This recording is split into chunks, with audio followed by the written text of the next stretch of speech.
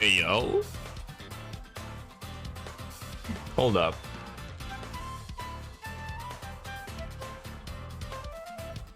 Gotta turn down the music.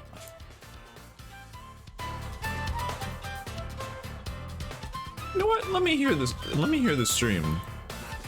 I never understand where to put the music. So this will help me decide that. How's everybody doing?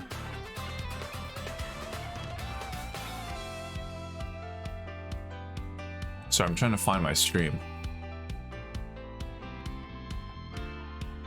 Okay. Let me hear it. Okay. Let me hear it. Bruh, I can't hear it over my own music.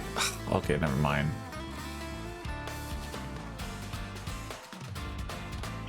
Does the music sound like... Okay, does it sound like... You can like... It's not like... I don't know. Anyways, welcome everyone to the stream. I'm sorry about the start of the stream. The start of the stream, yeah, I was trying to fix my microphone. But now we in a new stream, and yeah, so we're gonna be finishing Ace Attorney today. Well, like the first game, which is really exciting. I wanted to finish this last year, but we ran out of time to finish it, unfortunately. Welcome back. Hydrate. Got you, and I just got some water. Yeah.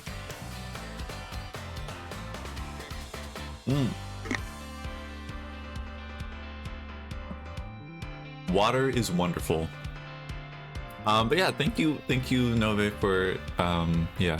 I always really appreciate when anyone has me do the eat or hydrate or stretch, because you know I just always forget to look after myself on stream. So, yo, CJ, welcome.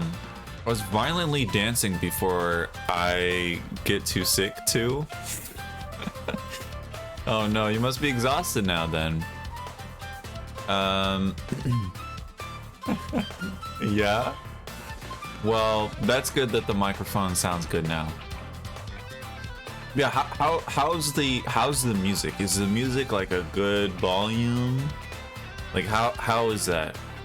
You're exhausted, I can imagine. You see the curvature here? Look what right here and here. You see that? The slight change from last year. Could be a tiny quieter. Well, I could just move the microphone a bit away. I'm a bit further away now.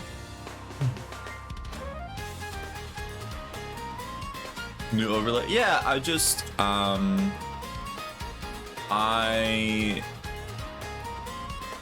Oh, you're saying the music could be quieter. Oh, okay. Yeah, sorry. I caught on to that like way too late.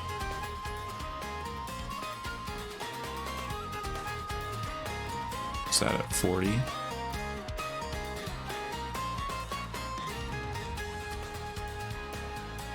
Okay. How's 40? Stay close. Oh no, the two daisies. Oh no. Well, I'm gonna have to change the stream avatars. They're slightly above the overlay. Did not realize that. I also have to fix stream avatars. I don't know how to fix this, but I'll pick up Raylene here. You can see it's like cut off. I don't know why it does that.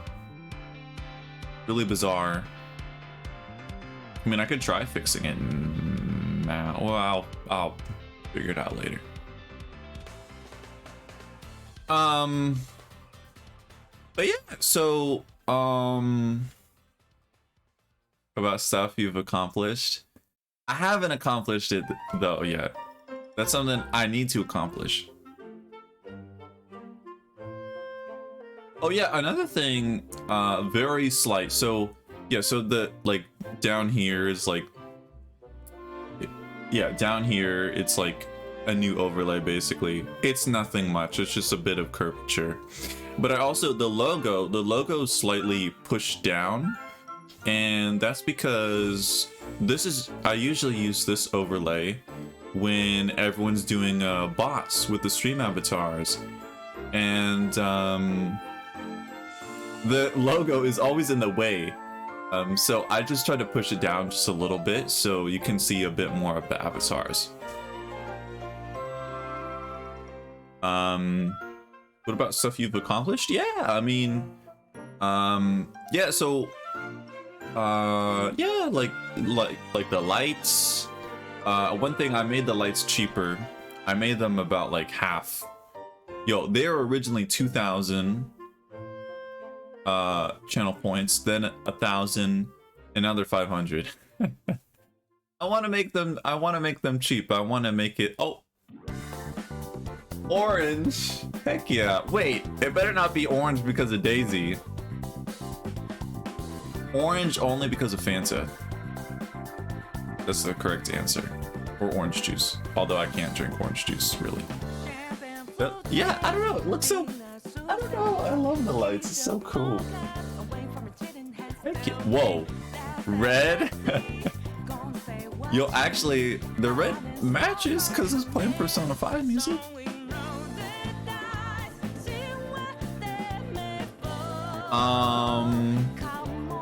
But yeah. I guess let's look at before we start Ace Attorney. I have some things to show. Let me just check this real quick.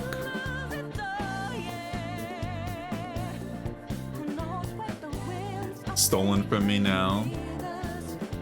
Whole 15 seconds.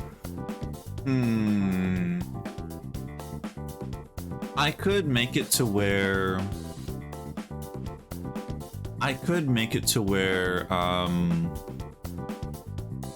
like you can only redeem it after a certain amount of time, like every 5 minutes or something.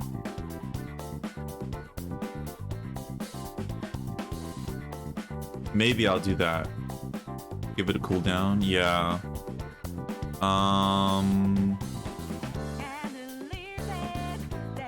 I mean, I think it could be fun if people are like fighting over a color, like they want it to be blue or something.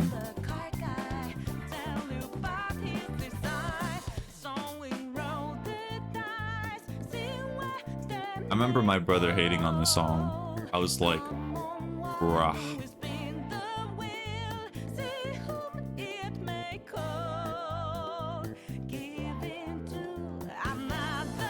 If I wanted to, I'll put like a minute thing on it. I'm trying to see where I can change that. I might have to change it in the program. Let's see. Yeah, I have to change it on Twitch. Okay. Wow, it is very red in here. It's kind of terrifying.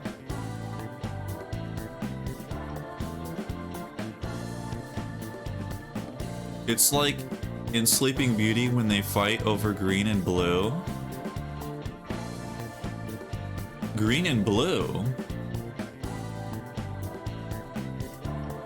In Sleeping... Wait, are you mean Alice in Wonderland? When they're like changing the roses? Painting the roses? No delay? What, are you saying the stream is delayed? And my voice is delayed? I hope not. Alright, where's the lights?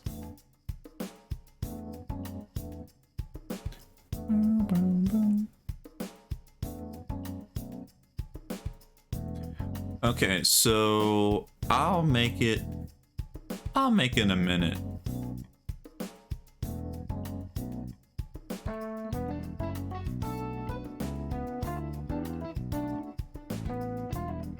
Berries keep changing her dress, different colors.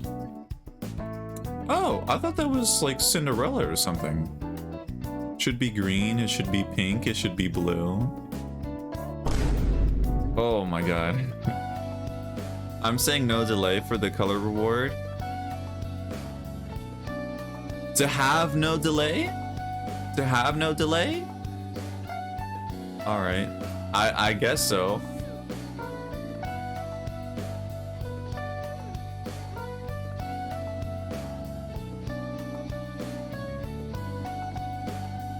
So much bass. Yeah. Alright. So,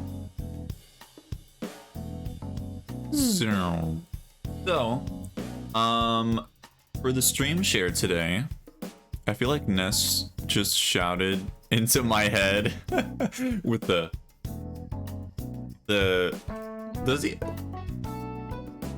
does he even have his hand up? He does, doesn't he? I gotta look at the emote.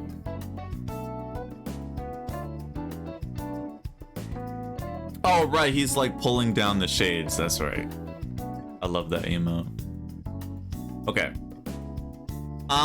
So one thing I just wanted to show is that Uno right now in America, unfortunately not outside of America, but in America it is free at the moment. So, and this only lasts for 3 days. So I was thinking, because I was like, I saw this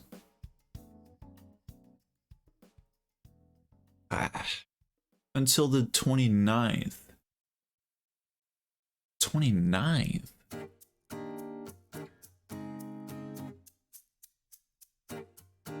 Oh, I guess because I downloaded it. Shoot, so once you download it, dang, so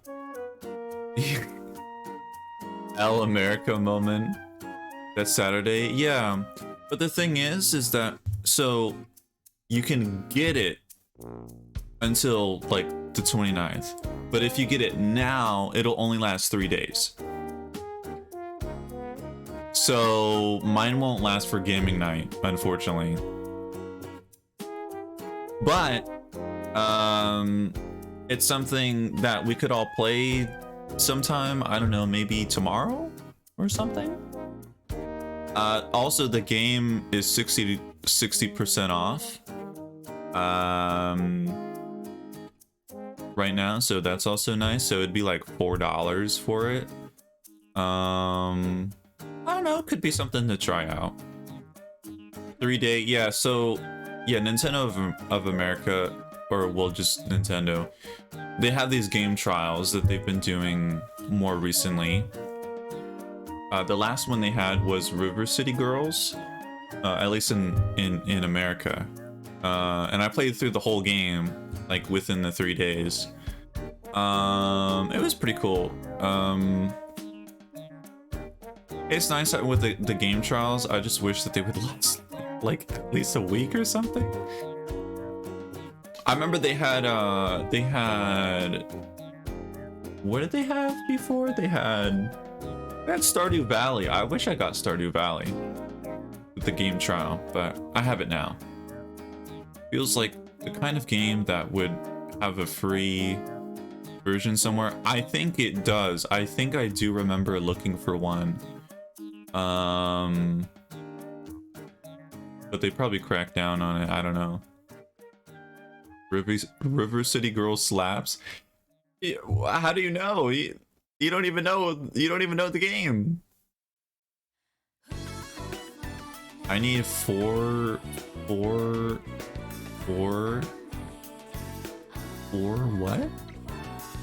4 player? Dusk plays it? Oh, you watched Dusk play it. Oh. Oh, I see. Yeah. Yeah, I was kind of disappointed. I've been going through like different soundtracks, like the song that's playing right now. This is from Persona 5, Persona Q2. So like I went through all the Persona soundtracks, but yeah, I've been going through a whole bunch of soundtracks to add for the streams. I went to like find the soundtrack for River City Girls and it wasn't on there. I was like, oh, because they had some pretty good music in there. Streamed it a lot, I see. They came out with the second one recently. The first game was good. The second one seems like it fixes a lot of problems that I had with the first one. Like if you want to heal yourself, you have to pause the menu, go doot, doot, doot, like through the sub menus, and then like eating.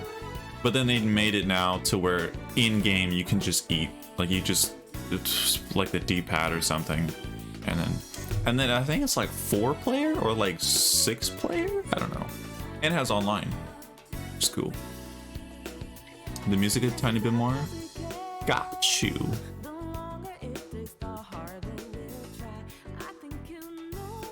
Okay. Whatever you did before didn't change anything. Dang. Well, maybe that will. I turned it down by 9%. But yeah, so this is free, so that's something that we could all do, possibly. And then there's this.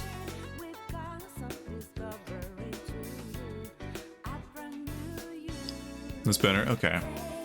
So, this is something new for like the next Minecraft update. So you go up to the smithing table, and what you can do is you can customize your like gear.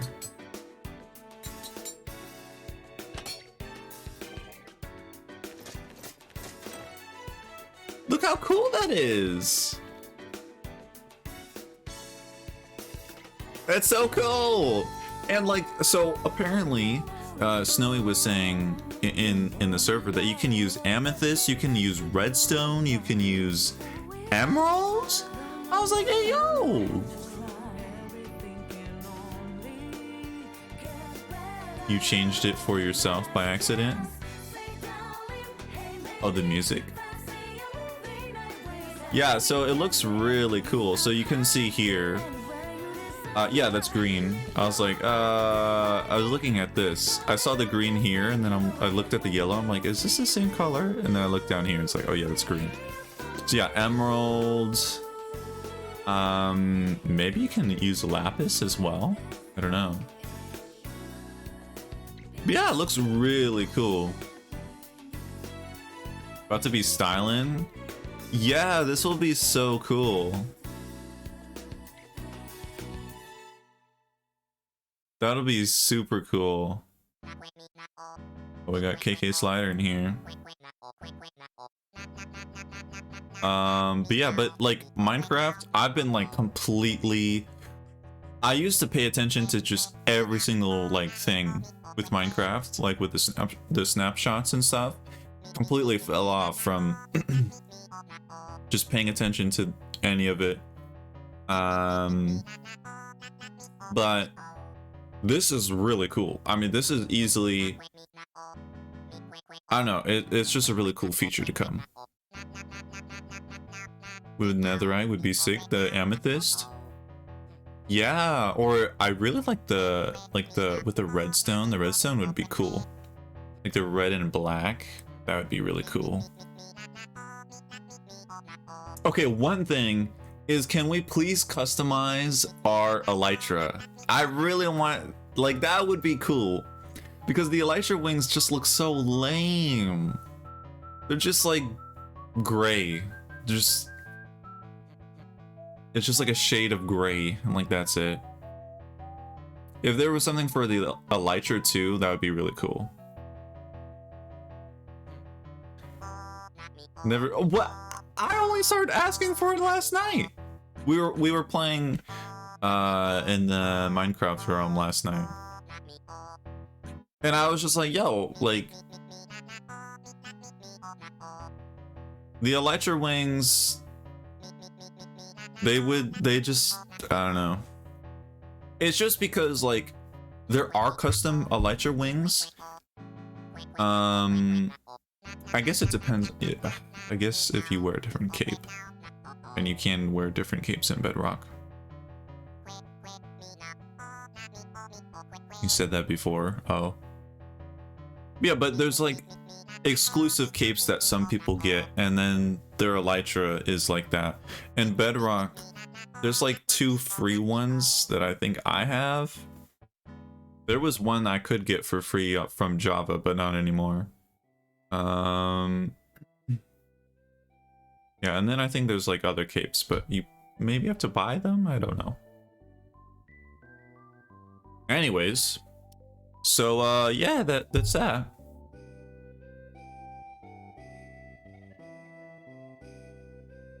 Another thing I wish I could show here, I don't have my phone.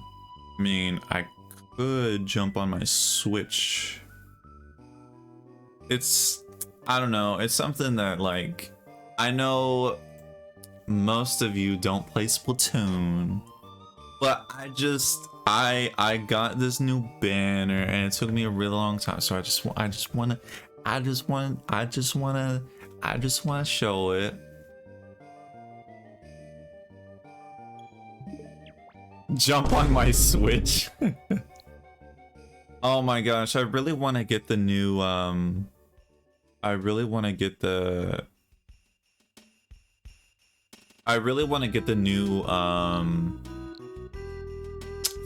Emblem. I really want to get it.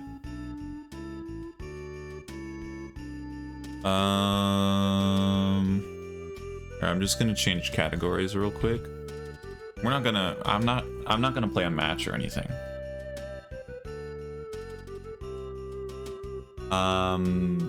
Oh, it changed color. I didn't even notice. I was so focused. Yeah, I just wanna jump on here quick. I didn't hear the Vine Boom. Did the Vine Boom play?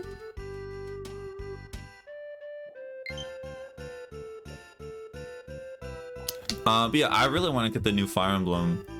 I didn't pre-order it, and if I have it ship here, it's gonna take like 4 days. So I'm like, yeah, no thanks.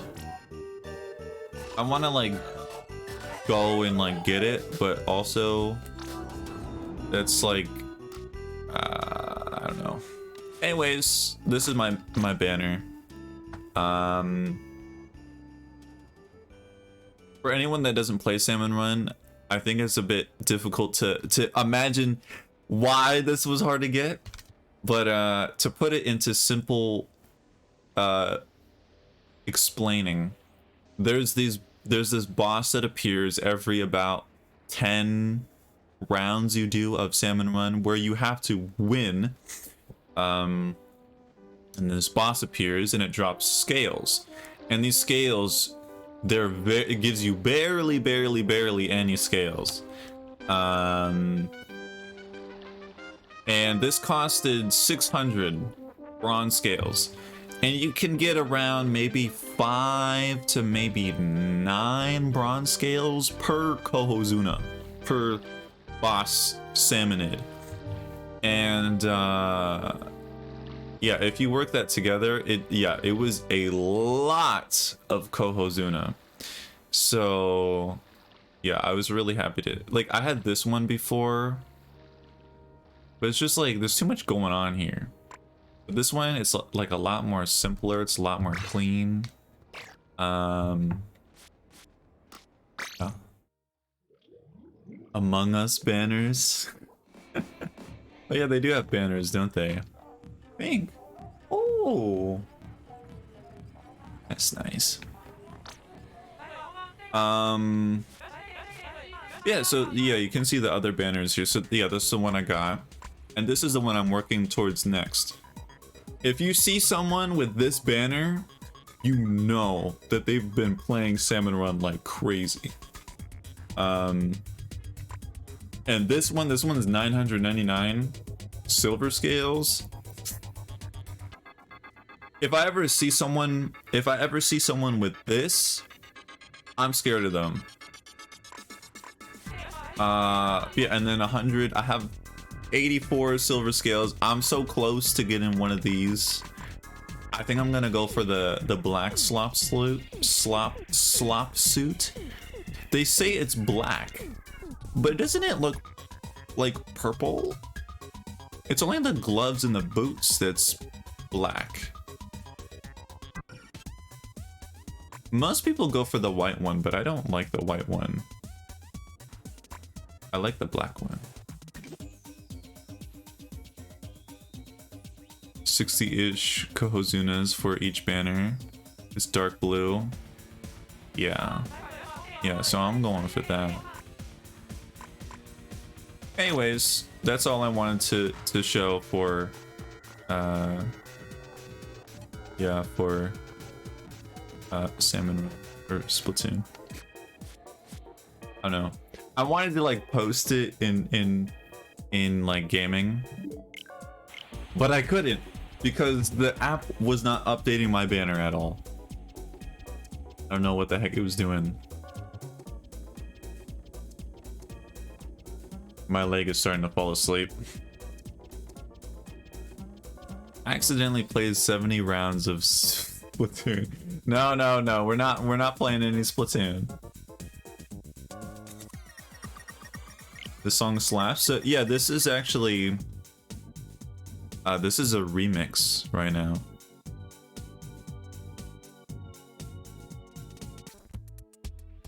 I'm all blue. Okay, there we go. Yeah, this is a mix. That's from the Mother 2 soundtrack. No. All right. Well, should we switch to Ace Attorney now? It sounds authentic. It is authentic. Yeah, it is official. It's an official mix.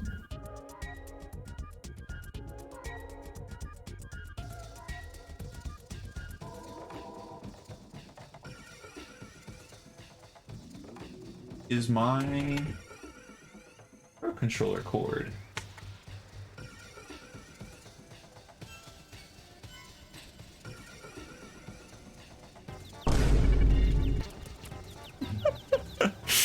I love that sound. Okay, I'm gonna go look for it. It should be here in this room. It's probably in this box over here. Oh, my leg is falling asleep. Oh, I was leaning too much on it. This looks like it right here. Let's see. That is not it.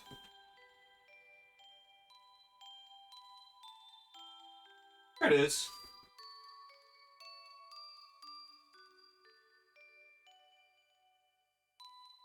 Got some pizza? Oh, heck yeah.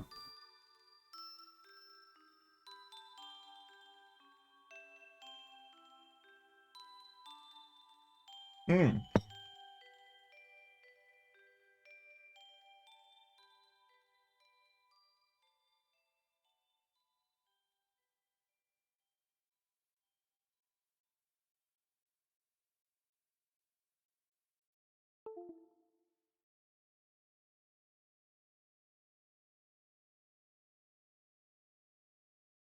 Good for me. Yeah, because you haven't been feeling too well. Speaking of pizza, it was my brother's birthday the other day. And yeah,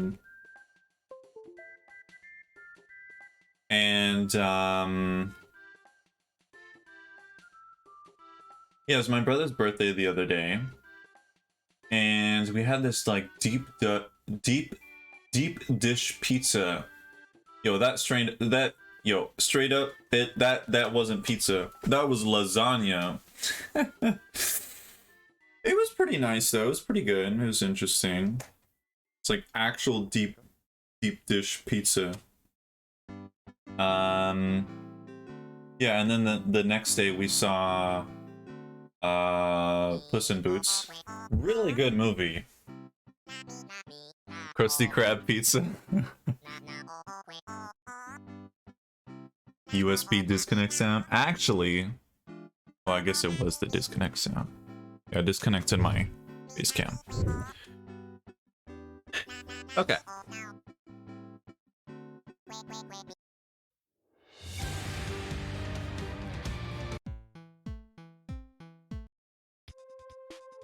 Okay. Actually, no, you were correct. Yeah, what was it? Oh yeah, yeah, in the Puss in Boots movie. Oh my goodness. Really great movie. I love seeing when animated films that are, you know, because animated films are mostly directed towards like children and stuff. But it, like, I hate it with like Illumination where they just like pump out just this like garbage animation where it's like they put like nothing into the animation at all, and like the story is just so bland and boring. Yeah, but Puss in Boots, yo, they went like way further beyond than like it's kind of like Spider-Verse. Both are just really good animated movies. And it's not just because it's animated well either. Like the characters and the story, everything's great. And man, is the movie scary. I didn't expect it to be scary. By DreamWorks, yeah. I'm not saying Illumination did it. Yeah, Illumination did. But I'm saying like because there's animation studios kind of like Pixar. Pixar used to be this like they were the top of like CG movies, like animated, like computer generated movies. But like now they're just kind of like, I don't know.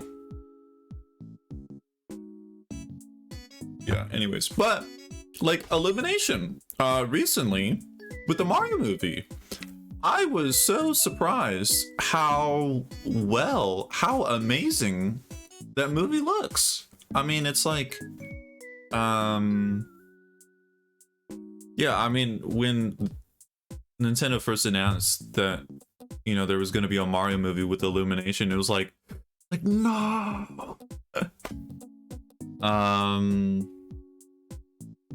Yeah, but so far it looks really good. So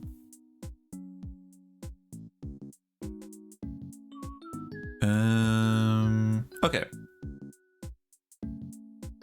I'm gonna start up Phoenix Wright, and it's just all my data is just gone. Heck yeah. Where the heck is it? Here it is.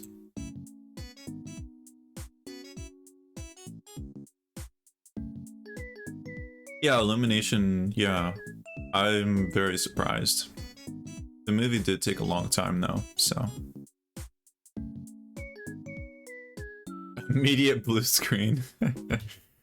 Hopefully not. Okay, so let's see here. All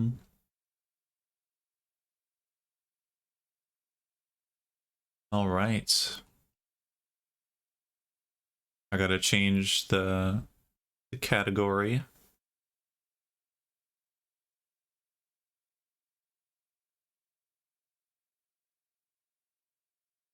Ace Attorney. There we go. Ace Attorney Trilogy.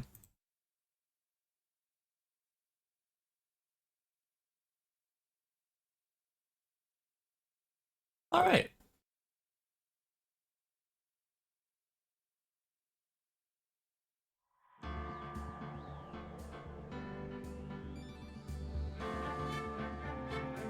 Okay. I don't know if this is a good volume or if that's too loud.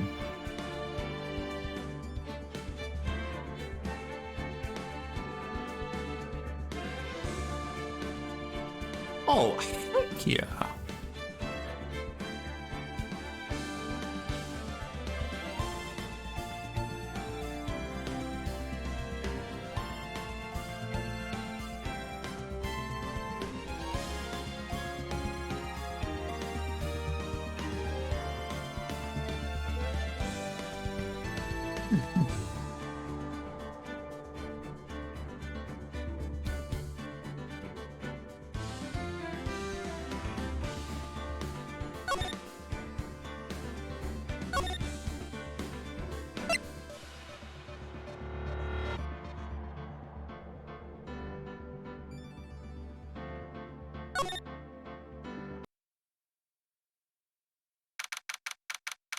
All right.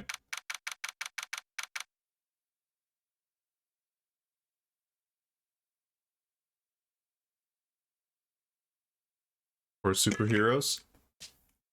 Very true. Okay. So it's been a while since we've played. Okay, so it's been a while since we've played.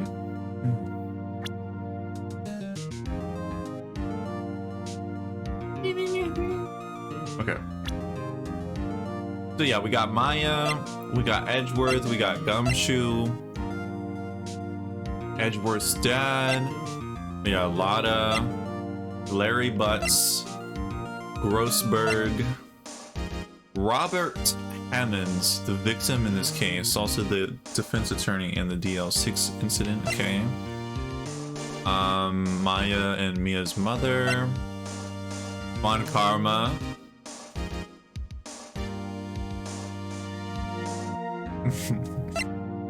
and then the old caretaker of the belt rental shop in Gourd Lake Park. He thinks he runs a restaurant. All right, and then let's just go over our evidence. So yeah, so the whole thing is that we're trying to figure out who murdered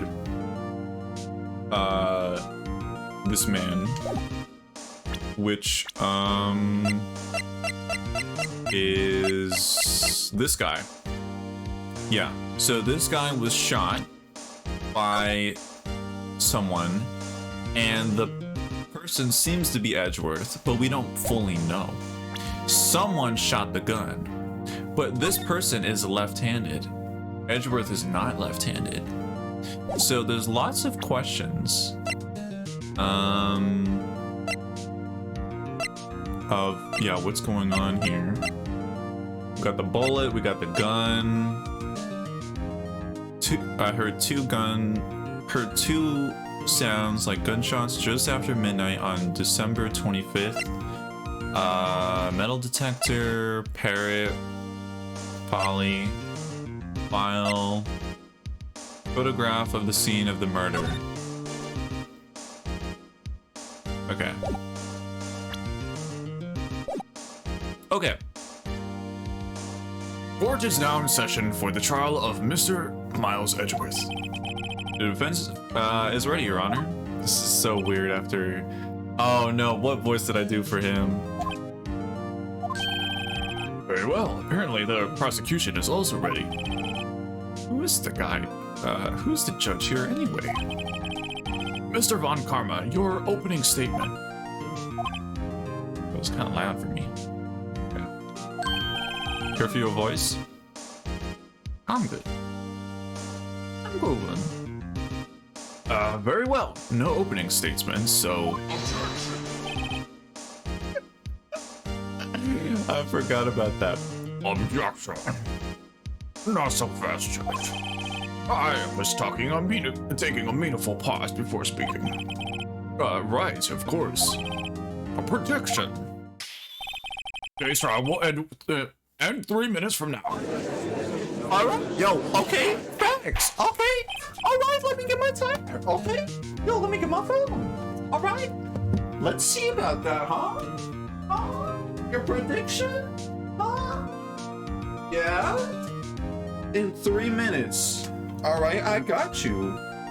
Yo, where's my clock? Where's my timer? Objection. Yeah? 3 minutes?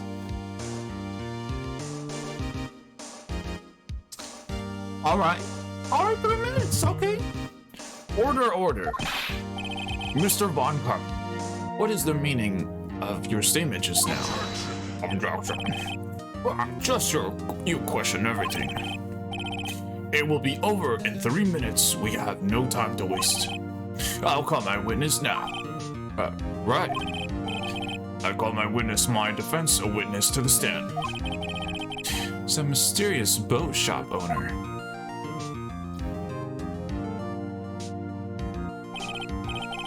Witness, state your profession.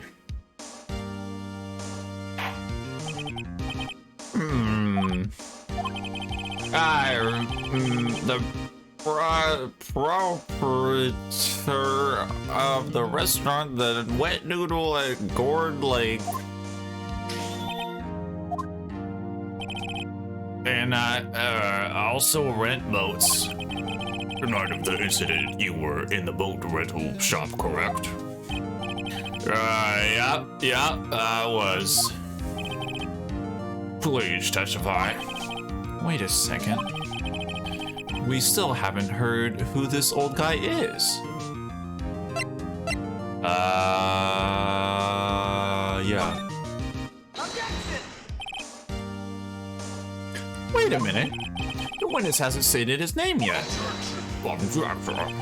Because I did not ask him, Mr. Wright. Bah! I have predicted this trial will end in 3 minutes. Yeah? Well, you got a minute left, buddy. But it'll take 3 hours. Stop asking trial trivial questions and cooperate. Yeah, right. The witness will state his name.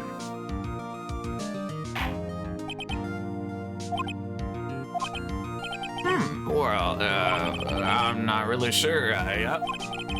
What do you mean? Memory. Honor. The witness does not remember anything beyond the last several years.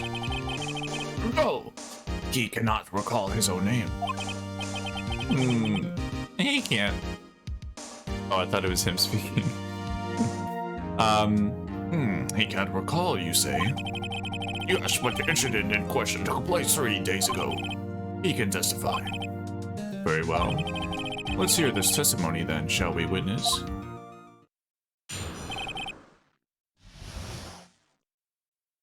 Yeah, you got 10 seconds left. Okay. 5, 4, 3, 2, 1. Yeah, 3-minute trial. Right. In common English should... What does ergo even mean? What does that even mean? In what instance do you even use that in? Ergo? What is that? It just sounds like Argo from like you're trying to get Argo on you from in Xenoblade. Or Argo off of you. Happy New Year. It was the night of the 24th, just after midnight. I was in the restaurant where I read boats as usual. I heard a bang.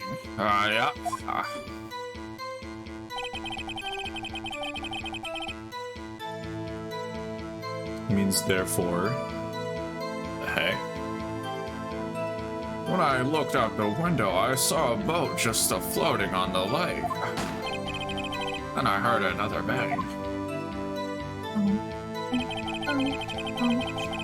Just about then, the boat comes back to the shore, and a man walks by my window.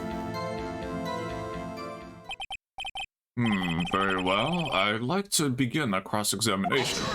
Drop shot. There is nothing to question in my witness's testimony. Ergo, no need for a cross-examination. Besides, there are only 10 seconds left before our 3 minutes are up. Yeah? Just a Latin word for that? Oh. Judge your verdict now. Yes. Is it right? Yeah, let's not cross-examine. I mean, let's just give up. Behind the bars. What are you saying? Of course I'll cross-examine the witness. Very well, you may begin.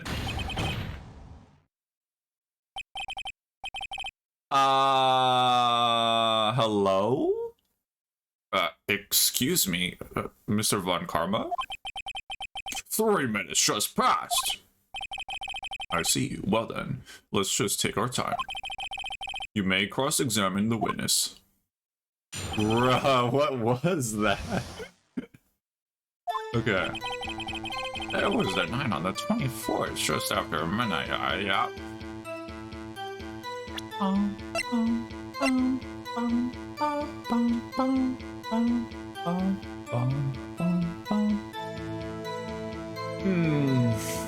I looked at sometime on the 24th or 25th.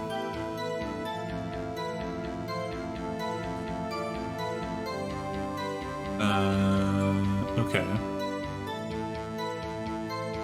Why did he destroy his hand? I don't know. I was in the restaurant where I rent boats. Yeah. Heard a bang. Saw a boat just floating on the lake. I heard another bang. Comes back by my window. He doesn't even say who. By your window? By my window. Right outside the window of my little shack. And could you see the man's face? Well, the fog was pretty darn thick, but he was right there in front of me. I saw him. This is a rather important detail. Please add to your testimony.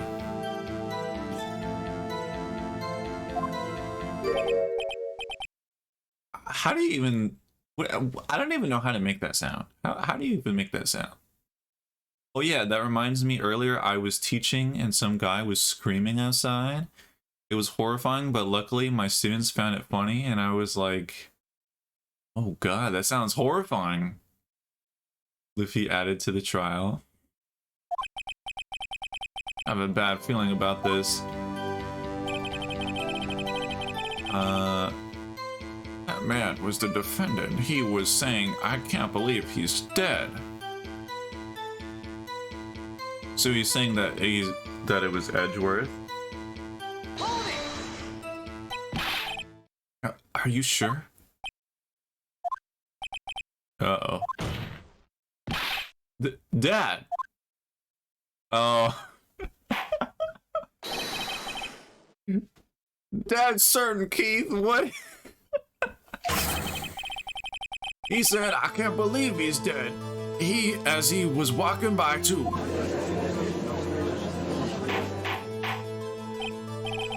Witness, are you sure about the person you saw was Miles Edgeworth? It was him! That Edgeworth boy!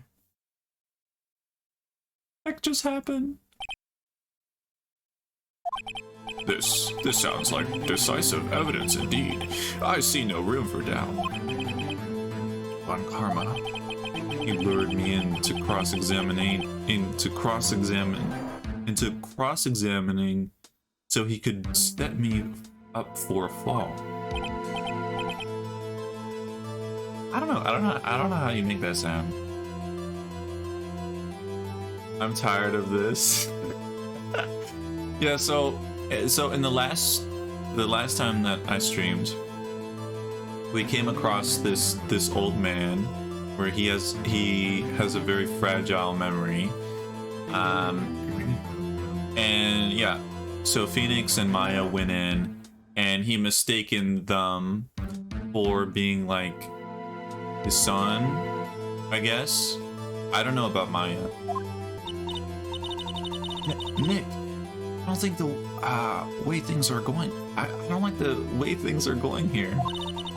One in the courtroom is glaring at us. Better act quick or this trial is going to be over. An objection?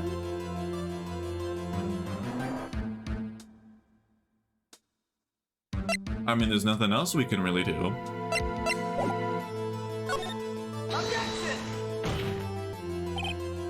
Your Honor, you proved in yesterday's trial that it could not have been Edgeworth who fired that gun, because it was someone left-handed. Mr. White, are you referring to the fingerprints from Edgeworth's right hand found on the gun, and the photograph showing a man firing with his left hand? Exactly. That is easily explainable.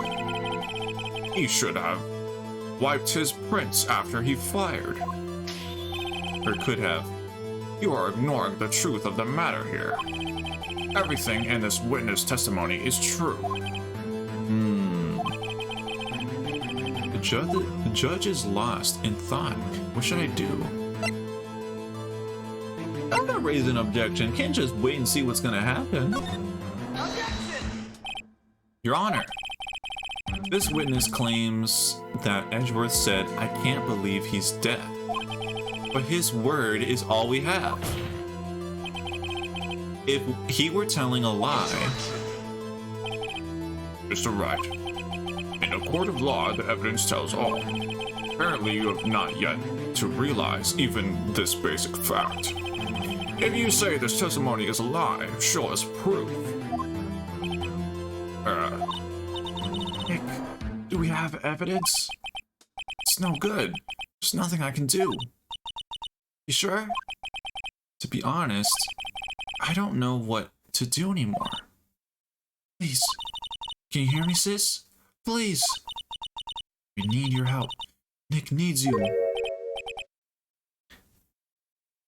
Whatever that is.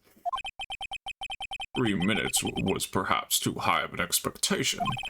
However, 15 minutes isn't bad. This must be a new record.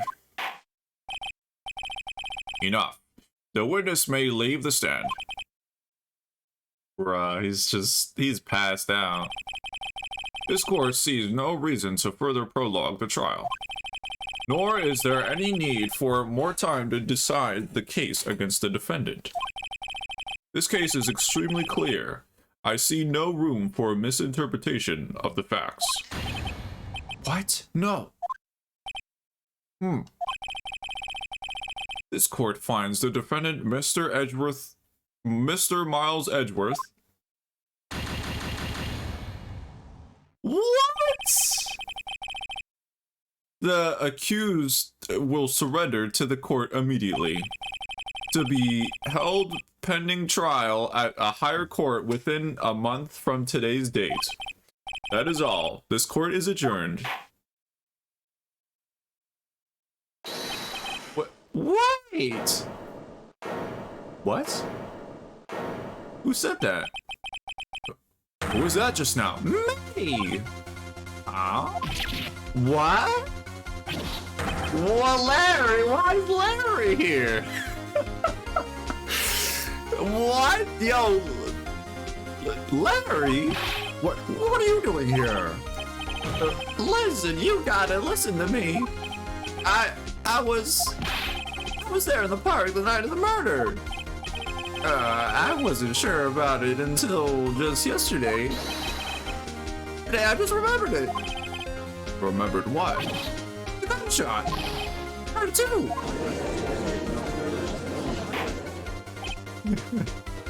YouTube thumbnail right there. It's the butts, yep. Order! Objection! What is the meaning of this?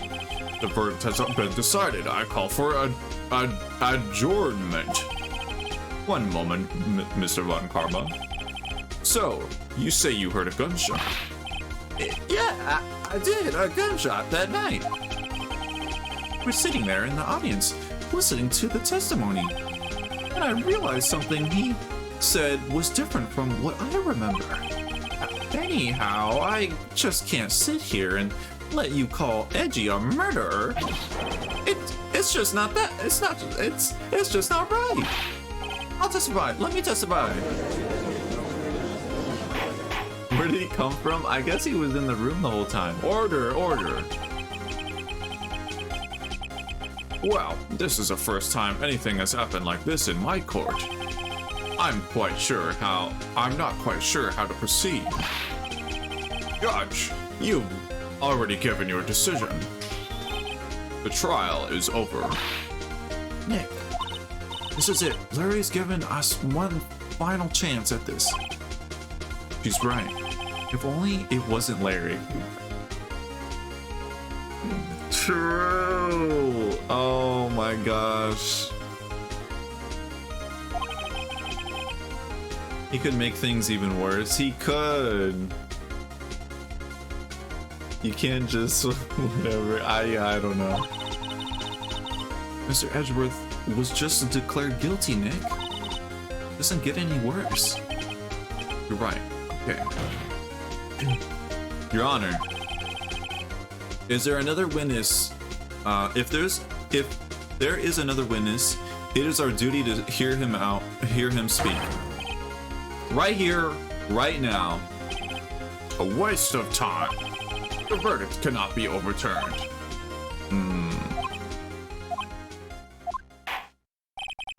Allow me to speak my opinion. Super Mario Sunshine is a garbage game. In my court proceedings, it is our duty to prevent an inaccurate verdict. In order to make no hesitation, what is going on with my reading? In order to make no mistake has been made, every witness should be heard. What is this? I withdraw my previous verdict of guilty.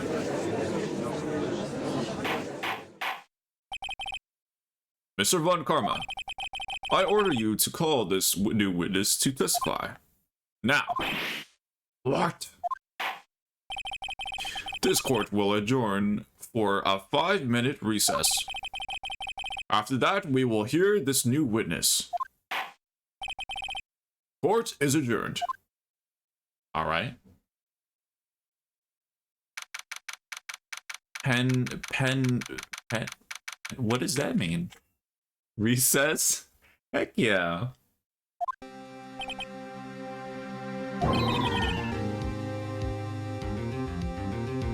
That was too close? Yeah. I was like, yo, did we get a game over? I was like, huh?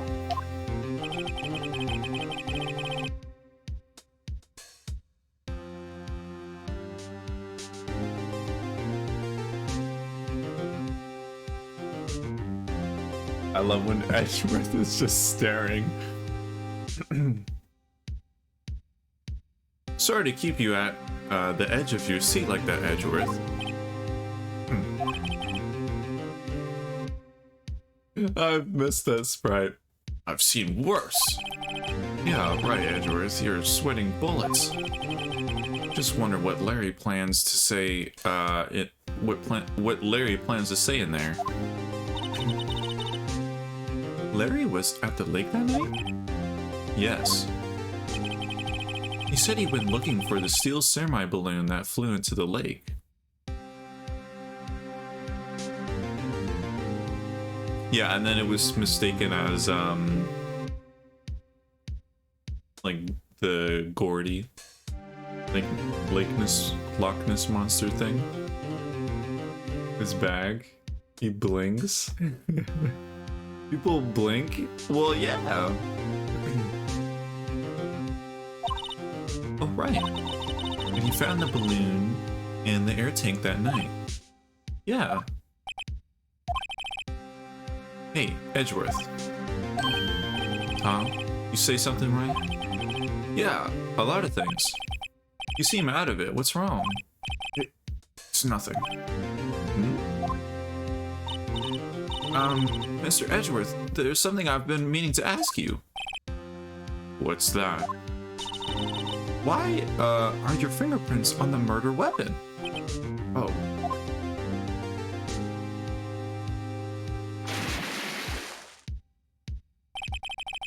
When he fell into the lake, I went into a daze. I couldn't understand what just happened. I couldn't think straight. Then I saw the pistol lying on the floor of the boat in front of me. Picked it up without thinking. I didn't have a reason, really. I see. Right. Yeah? This might be our chance. Our chance? Von Karma has only ever run perfect trials. Perfect trials? Perfectly prepared witness. Perfectly complete evidence. That's the secret to success. This is the first time he's ever had to deal with something unexpected. How does he even make it? What is that face?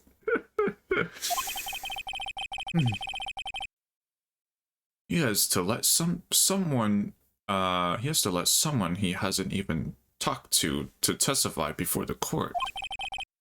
That someone is Larry. What are you getting at? It's likely his testimony will be full of holes, right?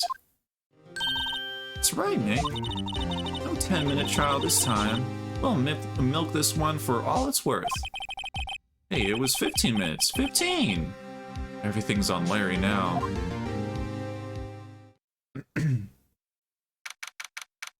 Intense form Animal Crossing? Animal Crossing? Oh, you mean with, like, oh, the intense reaction. I see what you mean. Yeah, it's literally just like that. Court is now back in session. Witness, please testify to the court about everything you saw.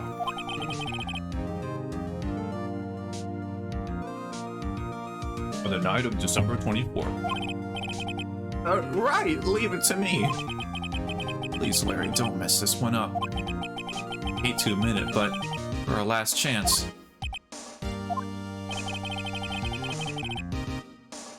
That's Von Karma. Von Karma didn't even have time to prep this witness, or his witness. I just hope Edgeworth is right about being our, this being our big break. All right, let's hear it.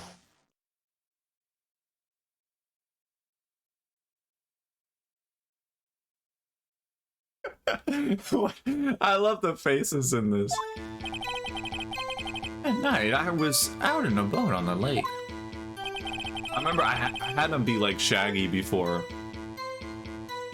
I don't know if I should again. Just looking for something and I found it. It was quietly. So I quietly slipped the boat back at the rental shop dock. Wait a second. Wait, so someone walked by the boat rental shop and someone said, I can't believe he's dead. Which means it could have been Butts. It could have been Larry saying that the balloon is dead. Why is everyone in this trial lying? I know, Butts is not even being like specific on what he was even looking for. Then I was just thinking about going home. I heard this bang. Okay, never mind. Okay, the old man was saying he heard a bang, and then another bang, and then the person walked by. But it could be that his memories just split up.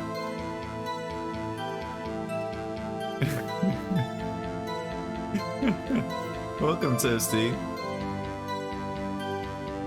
Larry killed him somehow. I mean, he has been sweating a lot. Right now, he's just kind of chill. But he's like, yeah, everything's all totally right, man. Yeah. So, he could be, I don't know, honestly, everyone in this is sus.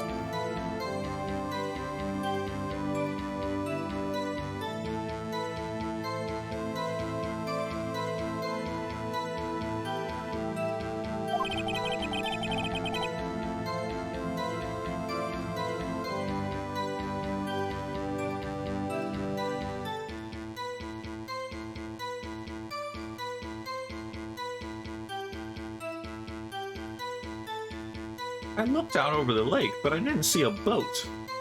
I mean, there was fog. It doesn't really make sense for there to be fog, though. Because if we have this photo, I guess it is it looks like a silhouette. But you would still see somehow. That's strange, no boat.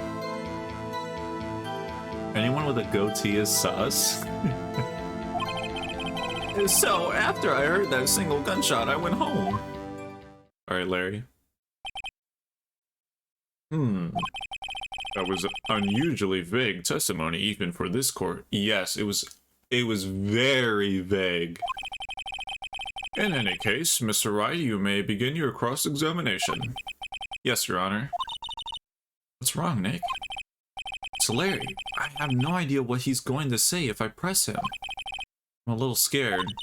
Well, we've come this far. There's no way to go but forward, Nick.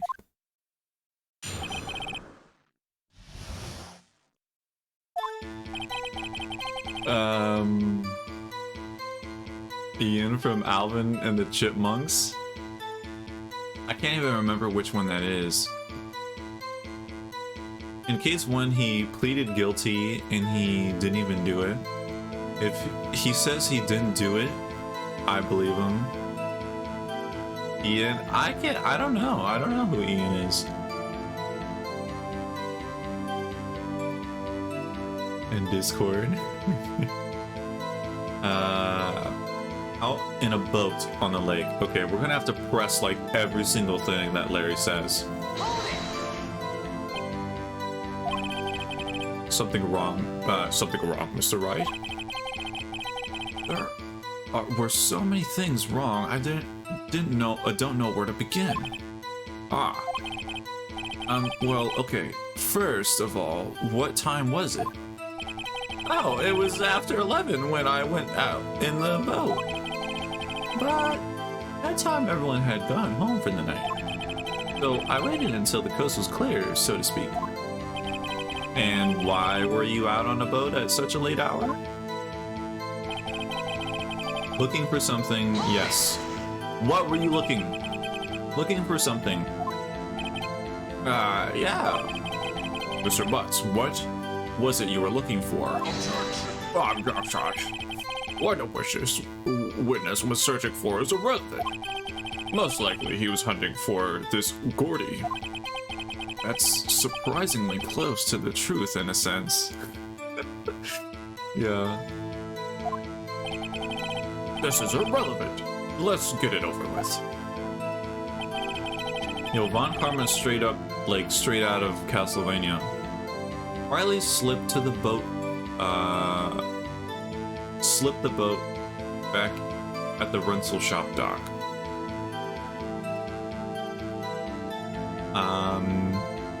It's in media share. Is this like the evil guy from... That's what I'm assuming. Is it the evil guy from... It is!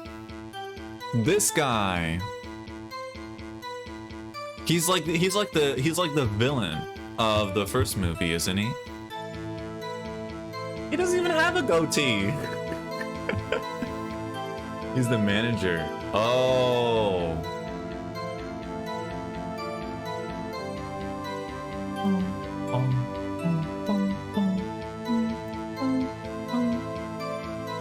He does? Well, there's like something here. This doesn't count as a goatee though. Isn't it like here where it's a goatee? Can't see it in that lighting? Oh.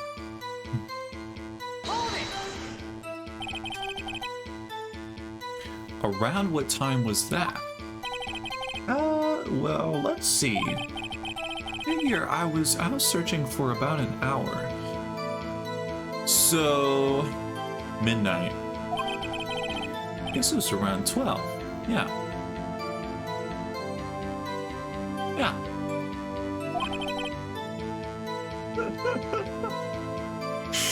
What is with Larry? I don't understand, because he's like, yeah, man. It was at 11. And then he's like, yeah, I was at 12. Yeah. But man, oh my God, I was out on the boat and I slipped it back. It's like, what's going on? What's going on, Larry? Sounds like actually, in fact, to me.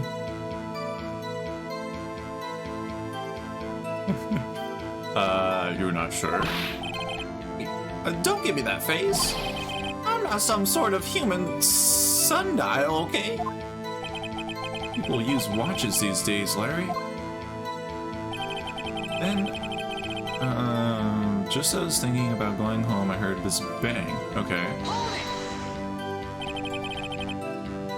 Where did the sound come from? Yeah, well, I wasn't too sure about that. I looked around, you know. Did you look at the lake? Yeah, I looked. What is with Larry?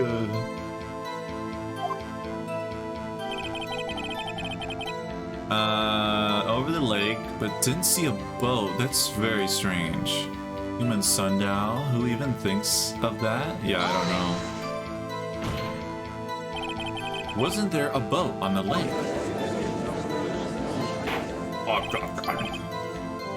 Order. Well, Mr. Butts?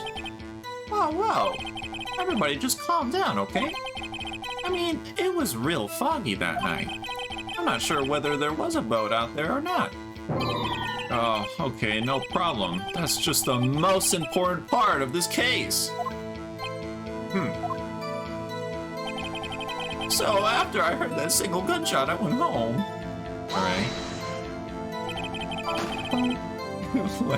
I don't understand what is like. He just changes emotions so quickly.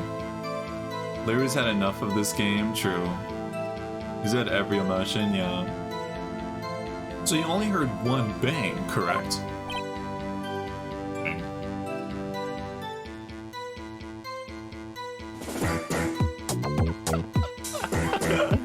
I added that to my soundboard. Yeah. Huh. Well, Nick. It's pretty wishy-washy testimony, wasn't it? I guess I should just start working on the contradictions. Sorry.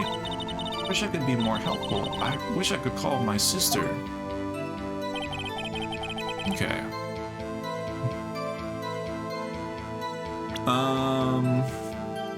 Why did you even play that at that moment? Because it was... He said like bang, and it's like... The song goes bing bing, but some people interpret it as bang. I don't know. Anyways. So originally for my stream, so you know, I started the stream, it was but originally I was gonna do the Bing Bing song. That I was gonna use that song for the first stream of the year. But then I was like, so I was adding music to my soundboard, and then I'm like, you know what? I think Specialist would be best. So.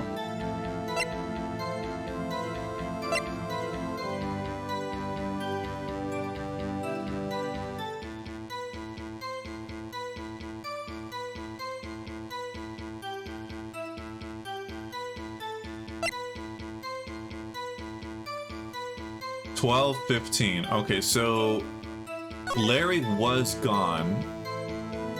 It's strange though, why was there 2 gunshots? That's what doesn't make sense to me.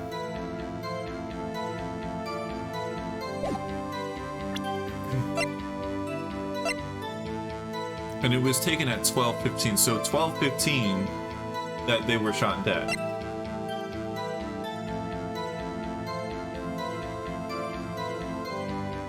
Shows an empty lake taken automatically. So 11:50. So Larry, I suppose, was telling the truth that there was no boat. And then there was a boat. But there was a gunshot. And where was the gunshot coming from? Giving yourself a break. Name break. Yeah, I hope you've been doing well. After all that, like, all those projects, that sound like torture.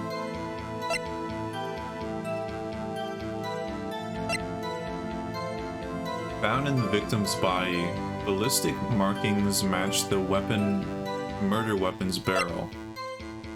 The murder weapon, whatever caliber, fired 3 times. That's the thing that doesn't make sense to me. 3... Ooh, you know what, actually? I think I know. I think I know why this shot 3 times. So it's not entirely that it shot 3 times on that day. or between days. I think this is the same exact gun that was used on Edgeworth's father, because he was shot, and you can see that there's a bullet that went through the glass of the elevator, and it shot Edgeworth's father. And I think the person that killed him wanted to use the same gun to then kill Edgeworth for some reason.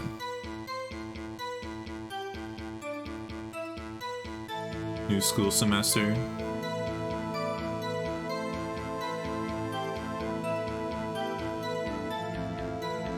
There's got to be a long time for a gun to just be sitting there without being used at all. I mean, when else would you use it? I mean, it's not like you're using it in everyday life.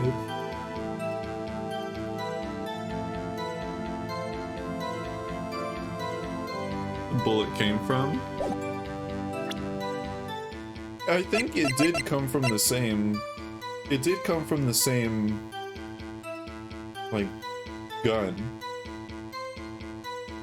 Why did the actual killer give the gun as evidence?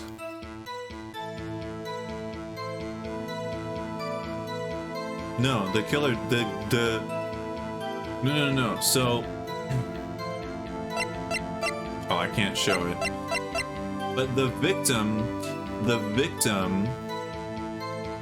is the person, I think, who was accused for... I think it was... The victim who died on the boat is the same guy that was accused of killing Edgeworth's father, I believe? Or something. I can't remember.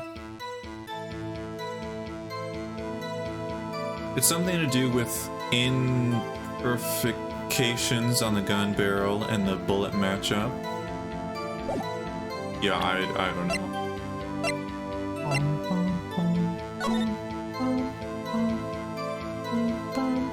Okay, so this is it. Aaron elevator was oxygen depleted at time of incident. No clues found on the scene. Defense attorney trapped in elevator returning from a lost trial with son, Miles Edgeworth, age 9. 1 bullet found in heart. The murder weapon was fired twice. Oh, okay, never mind. It was fired twice. Fort Balif trapped in elevator with the Edgeworths. Memory loss due to oxygen deprivation after his arrest. Fiance Polly Jenkins committed suicide. So the person that was trapped in here, Court Balif, trapped in elevator, or no, I think they're someone, yeah. What just happened? What just happened? That was weird. Okay. Yanni Yogi. So Yanni Yogi, yeah, so they were trapped in the elevator with the two of them, and he had a memory loss. Yanni Yogi is the old man. It has to be. Bailiff? Oh, bailiff. Okay, thank you. Courtroom cop. Oh, so... Oh, he was like a security guard, basically. Huh, okay. Interesting.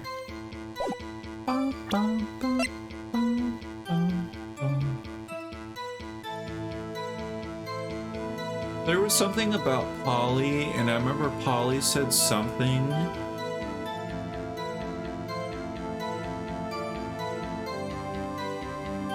$37. Yeah, 37 at the time.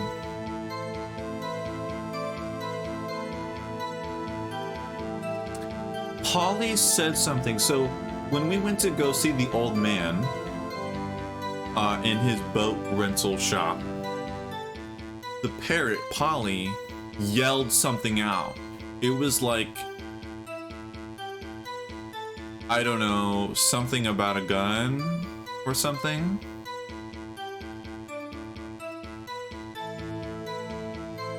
I missed the parrot stream. Yeah. Yeah, I can't remember what the parrot said, but it said something very important.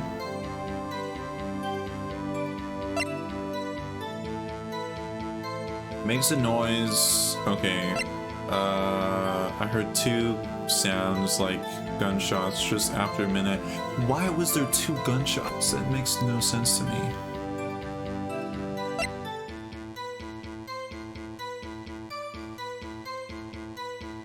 It said don't forget DL6 or something. Yeah, it was something like that. That night I was out in the boat on the lake, looking for something, or found it. I could present something and be like, oh, he was looking for Gordy.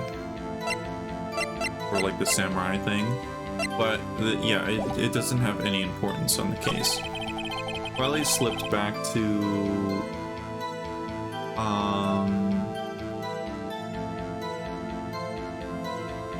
back in at the rental shop dock.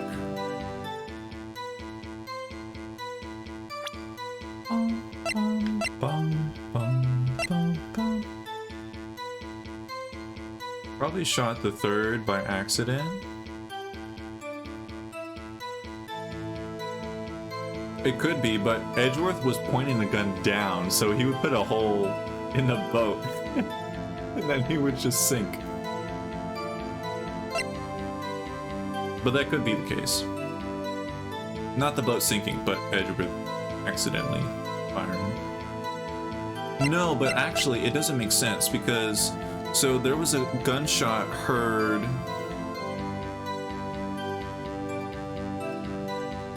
There was a gunshot there was a bang that happened that was not on the boat. Because this... Oh yeah, because there was this taken. Wait, so this is the second photo. Wait, so the first photo... Oh, no. Okay, so this is the first photo. So the first photo was taken, and there's no boat there. There's nothing there. The second photo is when the victim is shot, or at least it appears it is, but that's where they're on the actual boat. But when it's an empty lake, where is this bang coming from?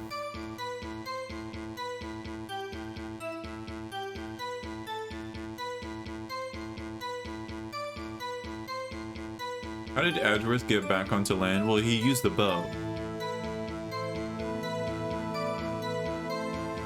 He'd know to tell his lawyer if he'd accidentally fired the gun.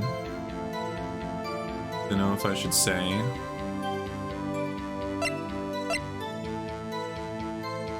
I mean, the only thing I can think of that would be like a loud noise is the samurai thing that Larry had.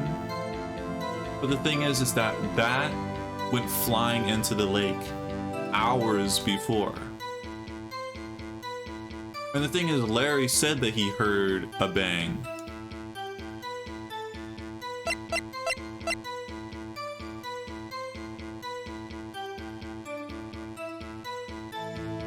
Heard 2 sounds like gunshots.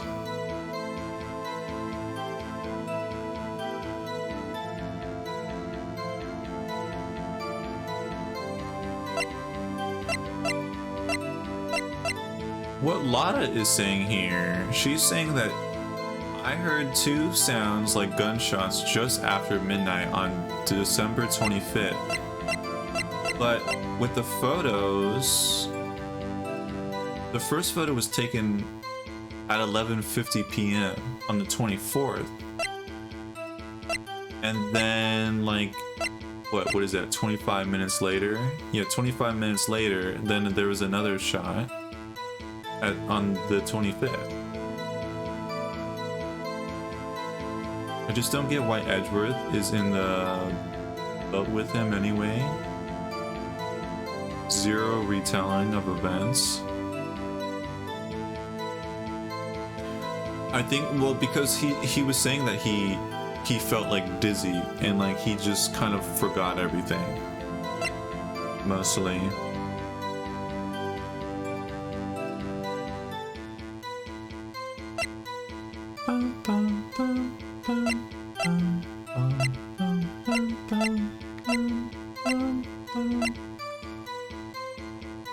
It's quirky like that. Okay, let's see what Larry has to say. I quietly slipped the boat back at the rental shop dock.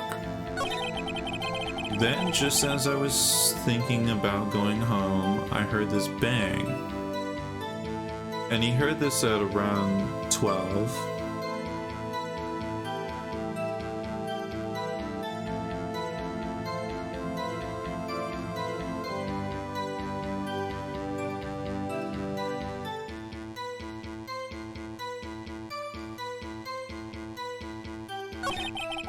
I looked out over the lake, but I didn't see a boat.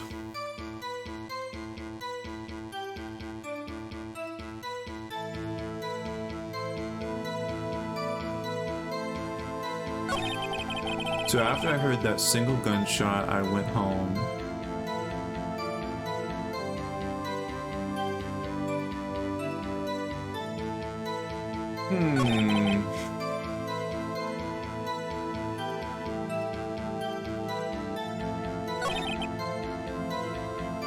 I could present like this and shows that it's an empty lake.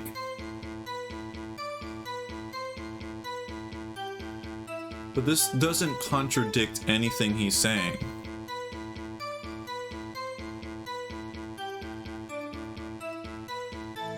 He does say that he heard it at around 12, but he didn't have a watch on him. So, like an hour or 50 minutes, or yeah, it's like 10 minutes between. So it's like,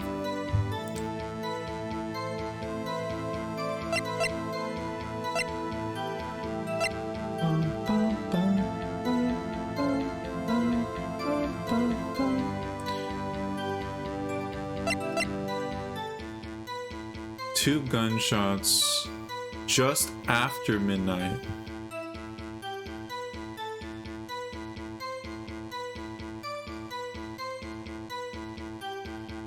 So confusing because people are saying different things. It's like, who's actually telling the truth? But it's like, I can't present this. I looked out over the lake, but I didn't see a boat. I went home. Over the lake, didn't see a boat.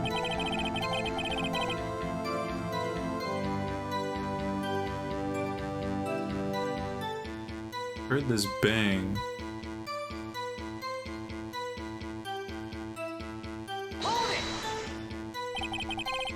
Where did the sound come from? Yeah, well, I wasn't too sure about that. I looked around, you know. Nothing in the lake. Yeah, I looked. Bruh! Oh my god, I looked over the lake, but I didn't see a boat. He went home. Wasn't there a boat on the lake? Order, well, Mr. Butts, whoa. Everybody just calm down, okay? I mean, it was real foggy that night. Not sure whether there was a boat out there or not. Okay.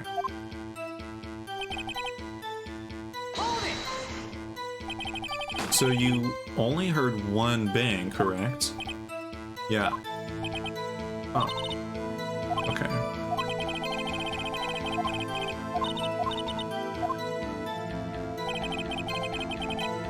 It's so vague. I know, it's so vague. It's like, that night I was out in a boat on the lake.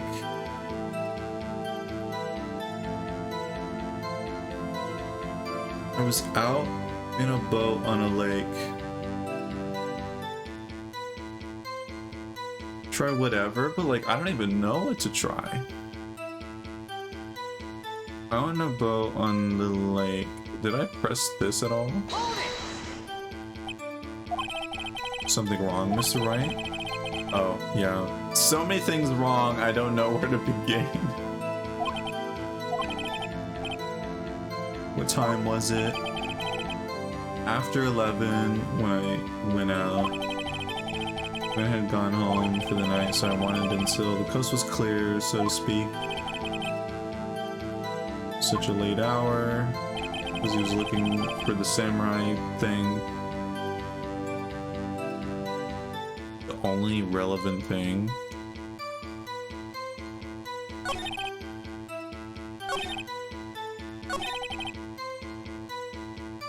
I guess so.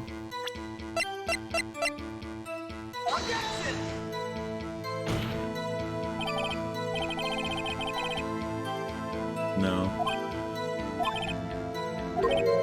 Yeah. Shoot. I think the paper's saying there was 2 bangs after midnight is important too. Larry did say he only heard 1. But the thing is he doesn't say, because if I could contradict him when I'm pressing him, then I could do that. You know, then I could show that evidence. Oops, I didn't mean to do that.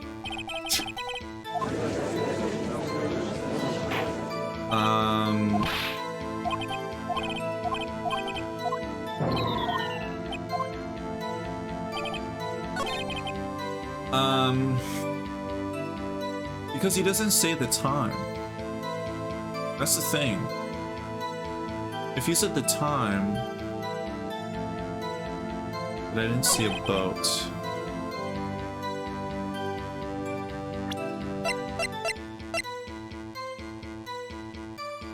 Time of death, sometime on the 24th or 25th, shot from approximately 1 meter away. From this photo, we know that it was taken, that there was one taken at 11:50 and then one taken at 12:15. So it makes sense he wouldn't hear the second one.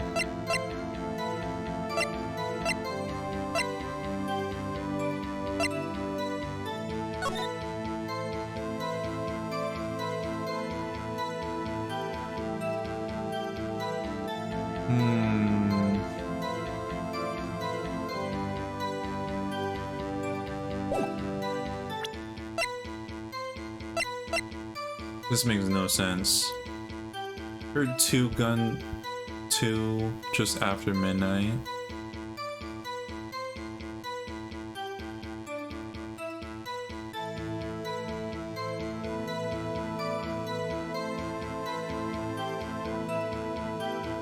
I guess I'll just present this. I failed.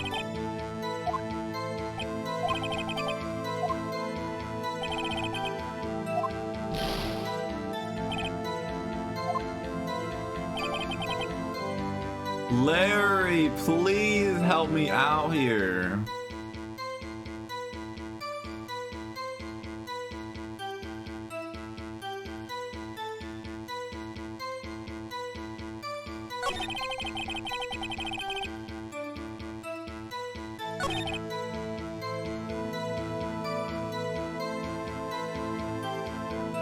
I was looking for something and I found it. Oh my god, this is like...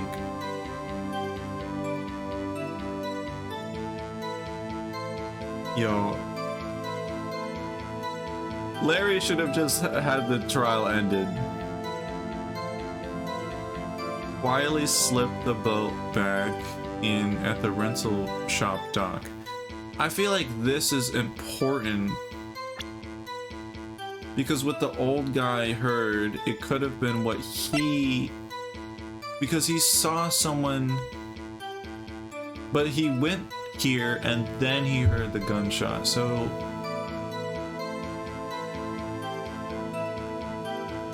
He was looking for, yeah, I pressed that. Living like Larry.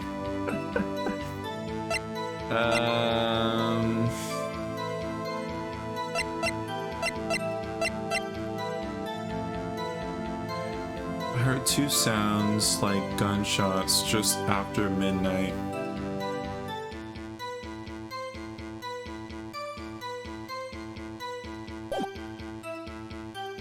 Yeah, let's start from the beginning. That night, I was out in a boat on the lake. I was looking for something and I found it. Or quietly slipped the boat back in at the rental shop dock. Then, just as I was thinking about going home, I heard this bang. I looked out over the lake, but I didn't see a boat. So after I heard that single gunshot, I went home.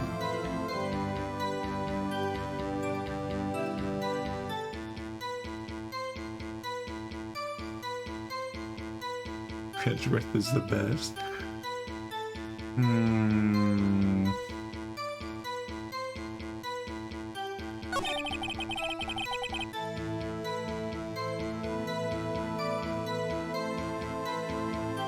But I didn't see a boat.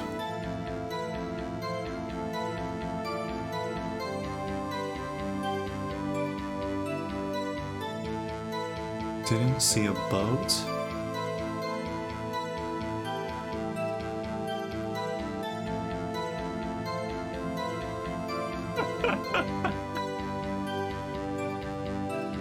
I looked out over the lake, but I didn't see a boat. Oh, Larry, why did your trial have to be so garbage? This is the worst trial I've ever seen from anyone in this game.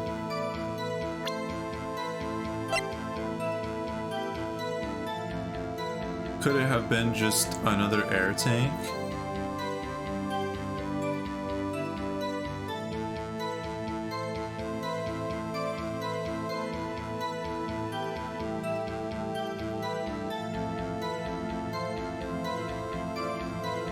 Doesn't make sense for one to explode though.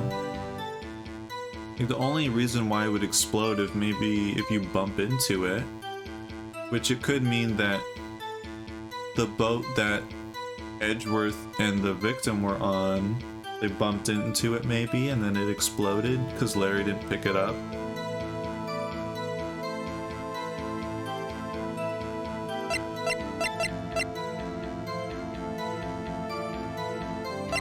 Oh my god. I feel like I'm going insane. Shows an empty lake. Because the lake was empty. But like, what was the gunshot? It doesn't make any sense. It couldn't have been an air tank. I remember there was something about the air tank before. I think where it like made a bunch of noise. Because I think we were like messing with it in like the very start.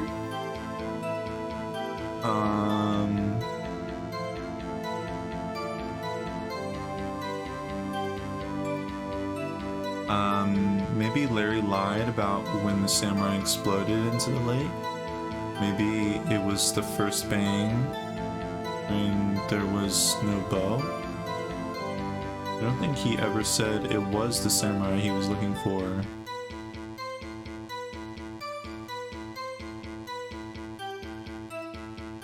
No, he said it before, that he was looking for the samurai. He could have done it.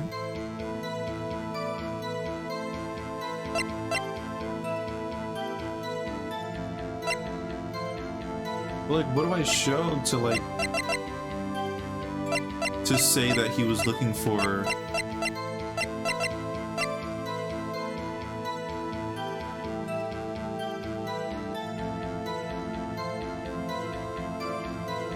No, he didn't say it to the court.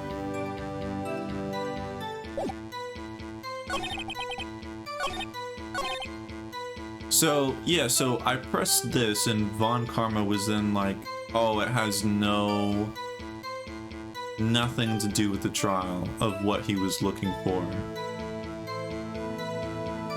Maybe the first contradiction is just proving that Gordy is the result of Larry's tomfoolery. I don't know, I guess we'll try it. This is the only thing I have of Gordy, I think. Yeah.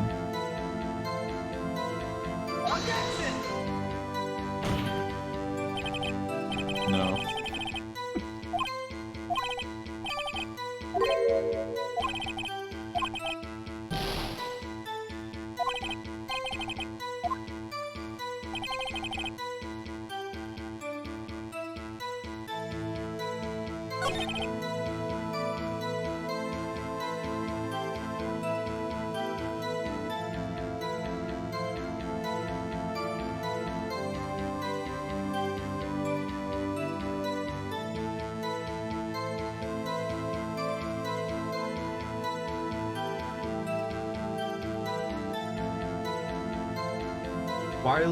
Quietly slipped the boat back in at the rental shop dock.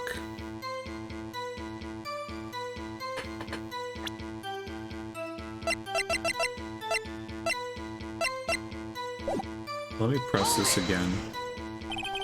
Around what time was that? Well, let's see. I figure I was out searching for about an hour. I guess it was around 12, yeah.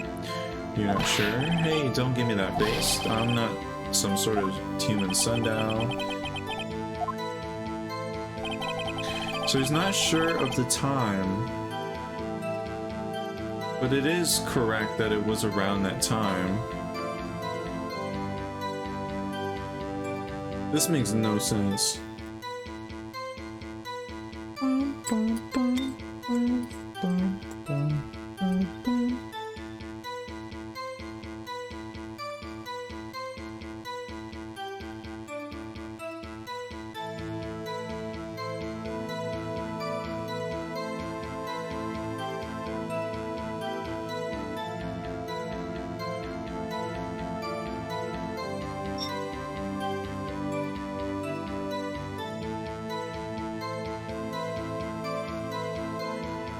Then I head out.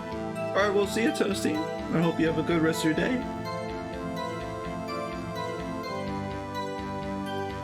Alright.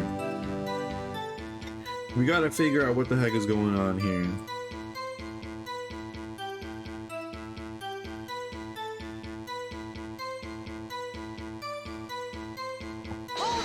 Oops. Oh my god.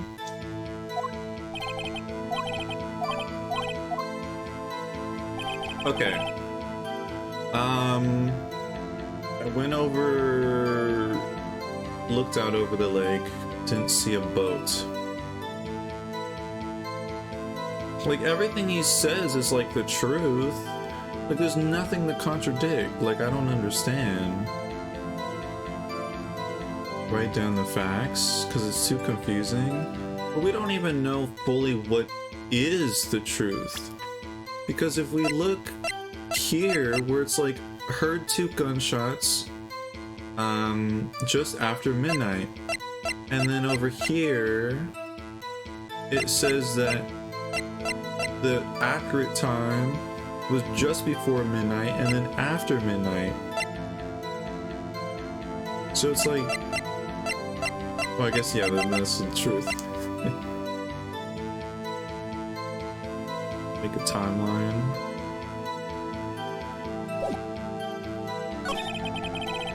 There's nothing that contradicts here, though. Oops. Oh my gosh, please. I'm trying to go to the start. I was out in a boat on the lake.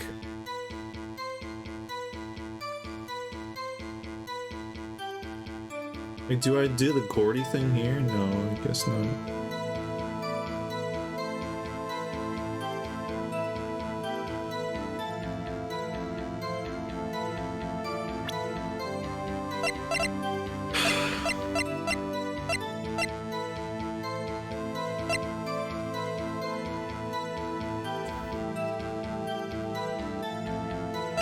How many gunshots? So this one, it says time of death sometime on the 24th or 25th. Shot from approximately 1 meter away.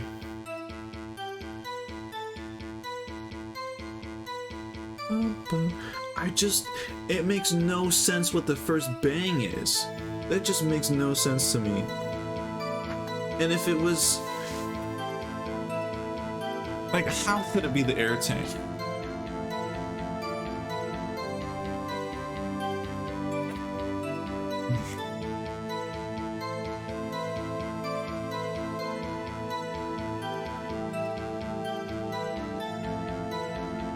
Oh my gosh.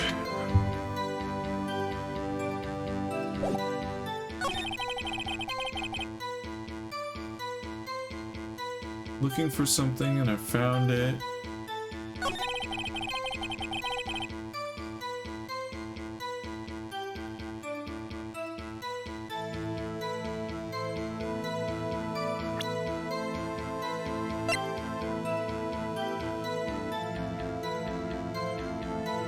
Like, do I show the camera?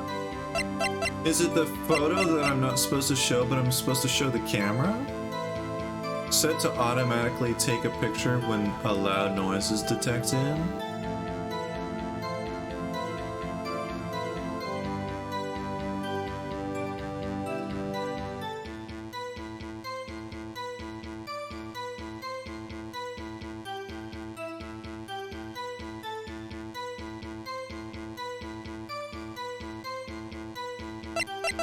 It's the only thing I can think of.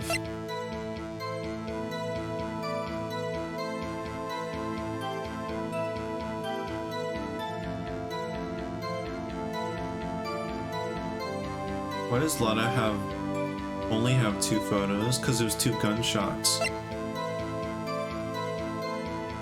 But the pistol, it says that it was 3.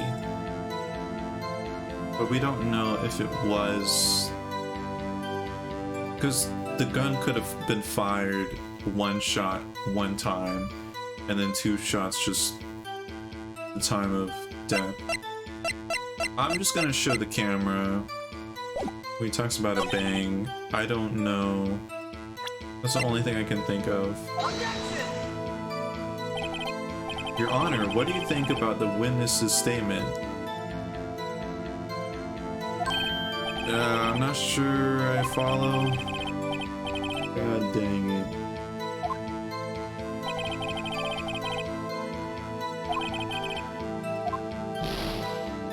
Bro.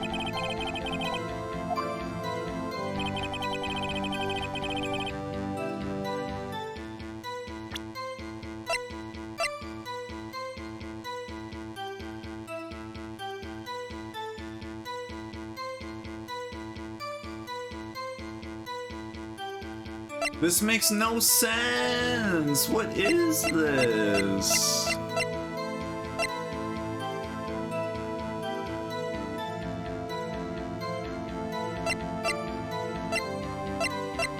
Oh my gosh. Write it out? But it doesn't matter if I write it out. I know what the truth is. What I'm trying to figure out is there's nothing he says that contradicts what he's saying. I looked out over the lake, but I didn't see a boat, which is true. After I heard that single gunshot, which is true, there was only 1 gunshot at the time he was there.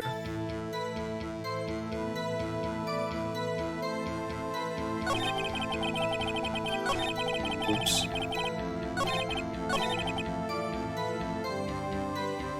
Heard a bang. And it makes sense that he quietly slipped the boat back, because then the old man didn't hear him.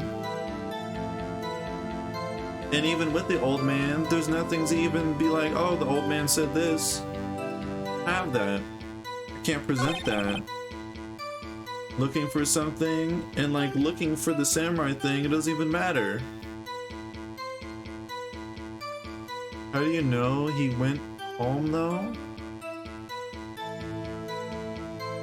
I have nothing to prove that though. Like, It doesn't matter with the timeline, it matters with what I can contradict. I can't prove he went home. I can't prove that.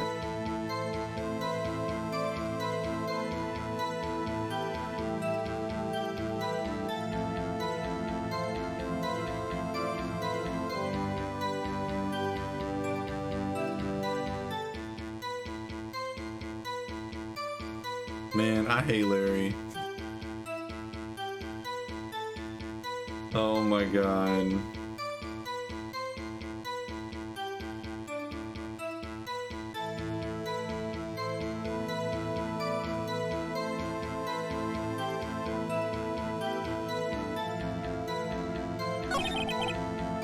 I was out in a boat on the lake. This makes no god dang sense. Yo, I hate Larry. Literally like the worst character in this whole game. Like the grandma is better. The old security lady. That night I was out in a boat on the lake.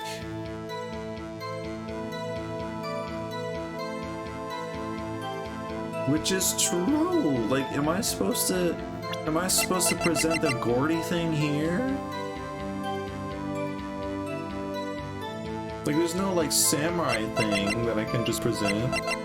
Like, there's nothing. This is useless. This is useless. This is useless. Metal detector makes a noise when metallic objects are near. A useful detection device.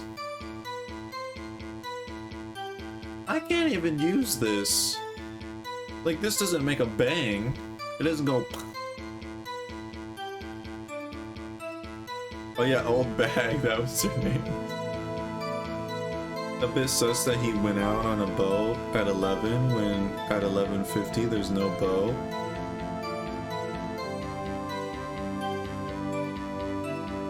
It was because he left.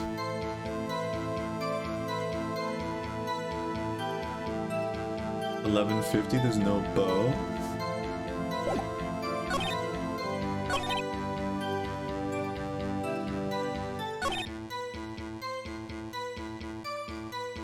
But the thing is, I can't present anything with time. Because unless they explicitly say something at this time in their trial, then I can contradict them. But I can't contradict them if they're not saying the time. If like I can press them, I can press Larry and he'll be like, oh yeah, I think it was like an hour later or something. But I can't present anything when he's saying that.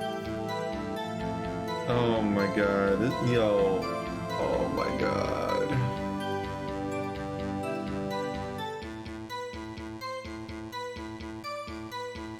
Yo, please, Mia, please help me, please. Maya, please get Mia to help.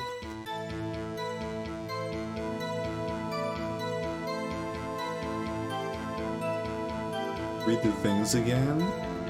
Read what? All of this?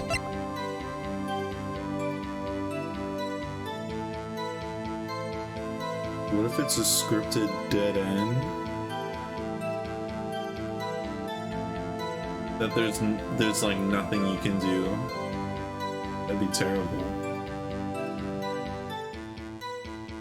Okay. Set to automatically take a picture when a loud noise is detected. Faces the lake. Time of death. Sometime on the 24th or 25th, shot from approximately 1 meter away. Taken automatically on December 25th at 12:15 a.m. Shows an empty lake taken automatically on 12/24 at 11:50 p.m. An old photograph, DL6 incident, Exhibit A is written on the back. Article about a monster sighted at Gourd Lake. Overhead map of Gourd Lake. Found in the victim's body, the ballistic markings match the murder weapon's barrel. The murder weapon, 22 caliber, fired 3 times, bears prints from Edgeworth's right hand. I heard 2 sounds like gunshots just like after midnight on December 25th. Makes a noise when a metallic objects are near, a useful detection device. The erstwhile companion of the boat shop caretaker answers to the name Polly. File on the DL6 incident. Photograph of the scene of the murder. The murder.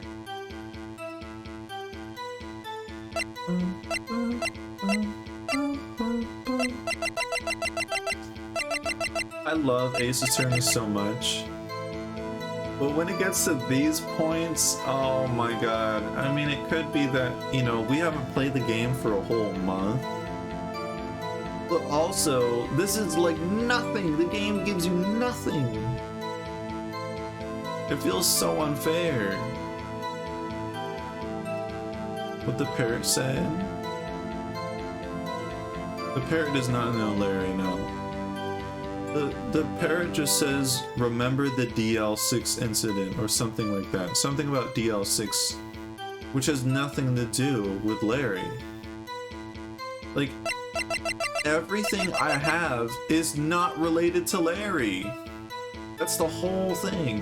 Like, all of this was related to Edgeworth and, like, the old man and all that, but to Larry, none of this, like, this whole thing, useless. This is useless. This is useless. This is useless. This is useless. Lotta's description is kind of, maybe, heard 2 gunshots, like, yeah, just after midnight. And the murder weapon, like, this is useless. This is useless. We have the map, which is also useless. Like, what are we supposed to do with this? And then there's an article about a monster sighted at Gourd Lake. This is like the only single thing that is related to Larry.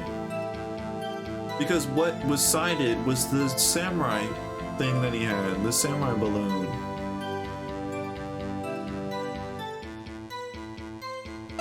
This is useless. These might be important, but they're kind of not, because it says the time, but he doesn't know the time.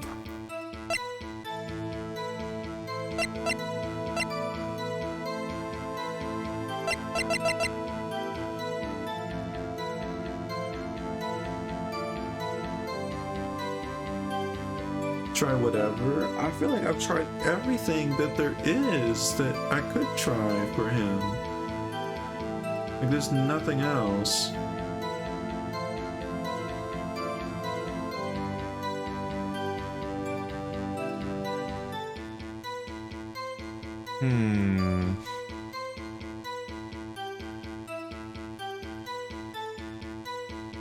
I have no idea.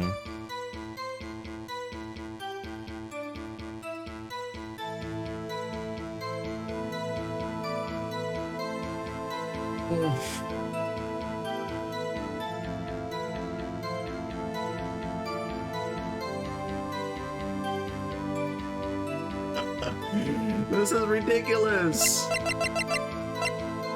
Yeah, let me show my attorney badge.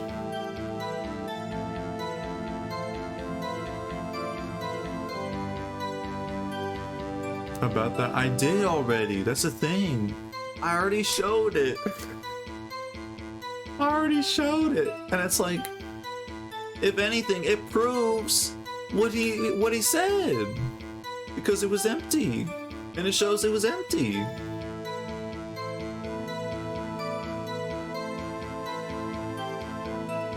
Contradicting?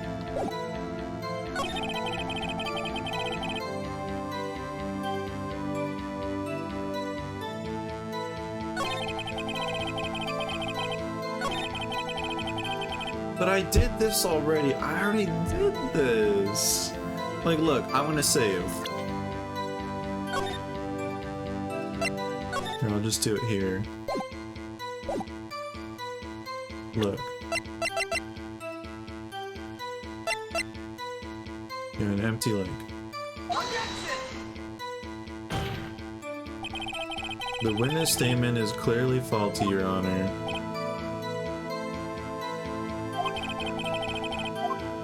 Yeah.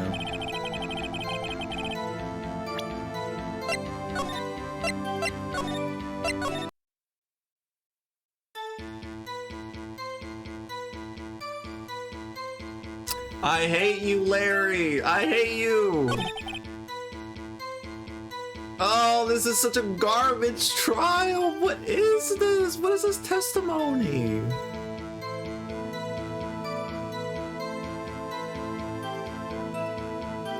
After I heard that single gunshot, I went home.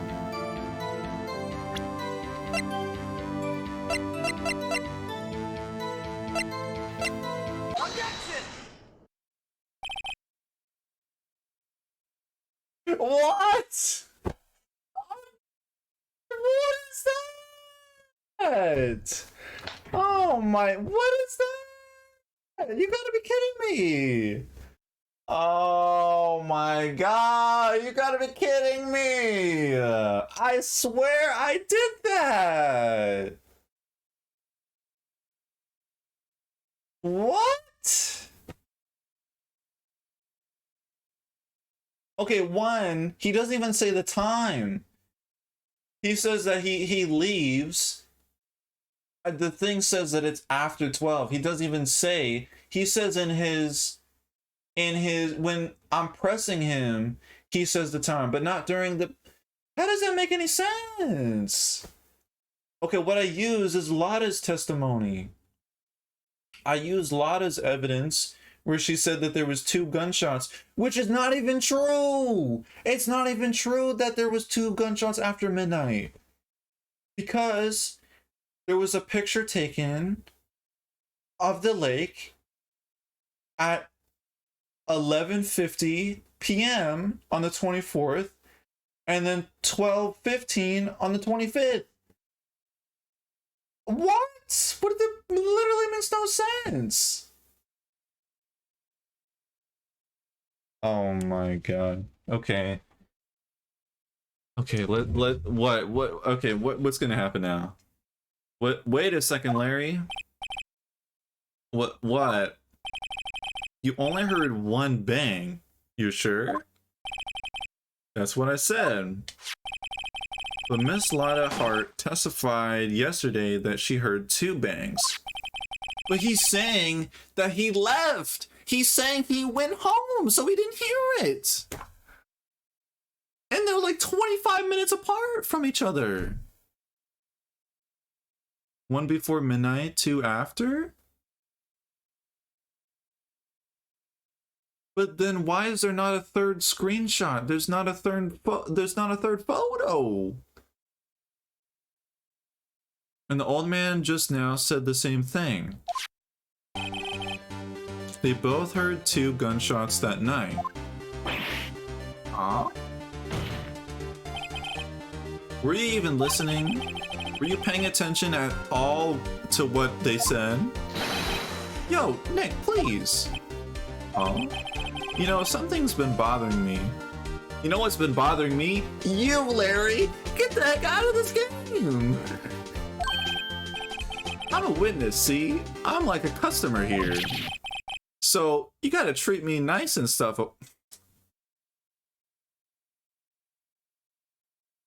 Yeah? You want me to treat you nice? Okay, okay.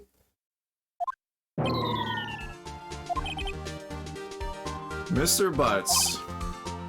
What? You only heard 1 gunshot, are you sure? Well, to tell you the truth, I'm not sure. Hate this man. I hate this man! Eh? Not sure? How could you not be sure? Yeah, well, I might have missed the other gunshot. I was, listening to something else. Something else? My radio dude with my headphones. I hate this man. Listening to... Oh my god, what is this man doing?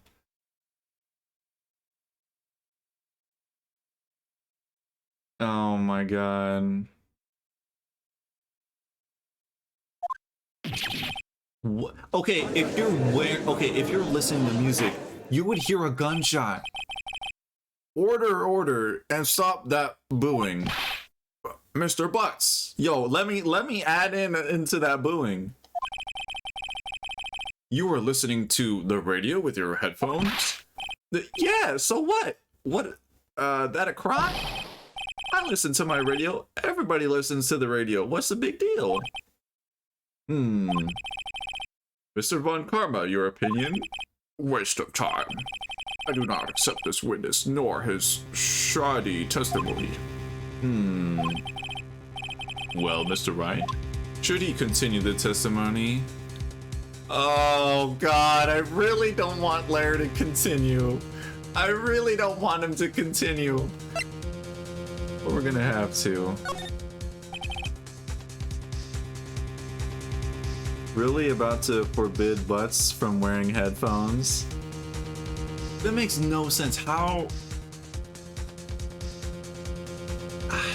Unless you have it on like full max volume, which why would you even have it on max volume? Like, what is that even?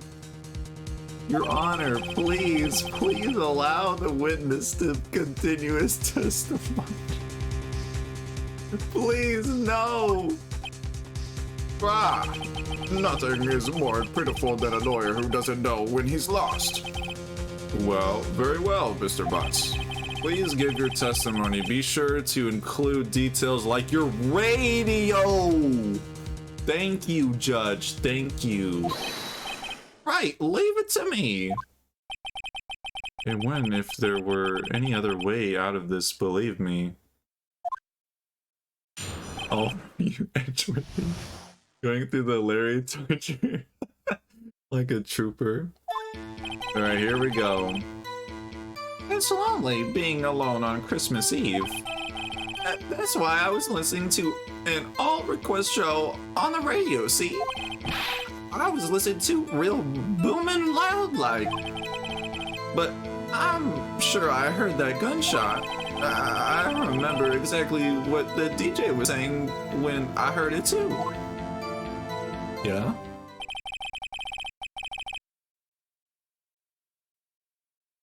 That was your testimony? That was it? That was your testimony? That was it? Come on, you gotta be kidding me. Oh my god. It was like 3 sentences.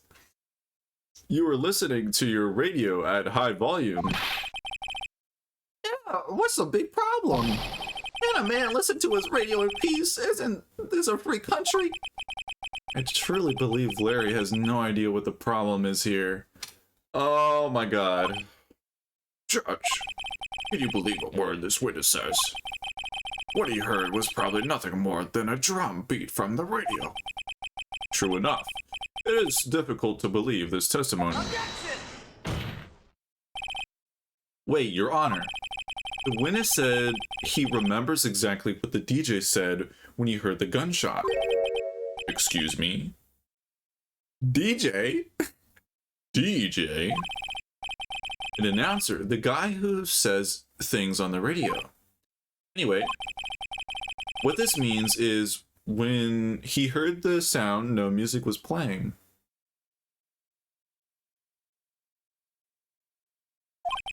The DJ only talks between songs, so he could have heard the gunshot from the lake. I like to cross-examine the witness, Your Honor. Very well, Mr. Wright. Can't believe I'm continuing this charade. How does the judge not know what a DJ is? I don't know. It's pretty surprising. Okay. Oh man, here we go. Okay. Oh man, I gotta prepare myself. Let me take a swig of water.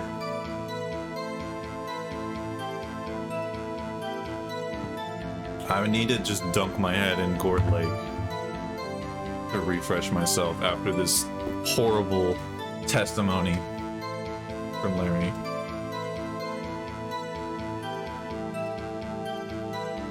Also talk over the end of every song, and I hate them for it. Yeah, they do that.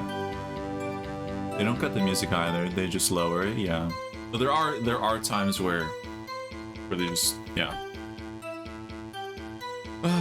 Okay, it's lonely being on Christmas Eve. So you turned on the radio. Right. I just wanted to hear someone's voice, you know. You don't know what it's like out there alone on Christmas Eve, alone. I shouldn't have said anything, yeah. Alright, that's why I was listening to an all-request show on the radio, see? Larry's hair. Nobody actually likes DJs. Man, it's always about garbage that nobody has ever cared about either. Like when they're like cutting in and saying whatever. Yeah, like listening to the radio. Yeah, I just want to hear some music. Do you by any chance remember the name of the program you were listening to? Objection. It has nothing to do with the case, Your Honor. Objection sustained. The witness was listening to the radio. That is all we need to know. Tell us, Mr. Butts, how loud was your radio set to that night? I was listening to it at a real booming loud, like real booming loud. Yeah, you know. And you had headphones on? Yeah. I wouldn't think you could hear anything going on outside at all. I'm sure I heard that gunshot, okay.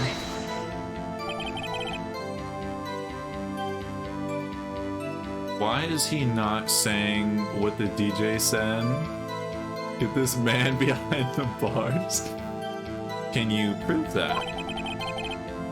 No, of course you can't. Nah, I can't prove it. But I remember that moment real clear. I mean, I was just talking about it. It came back real clear to me, you know? Sus. I remember exactly what the DJ said saying when I heard it too. Okay, what did he say? Oh, excuse me, what did she say? Objection. Mr. Wright, please cease these pointless questions.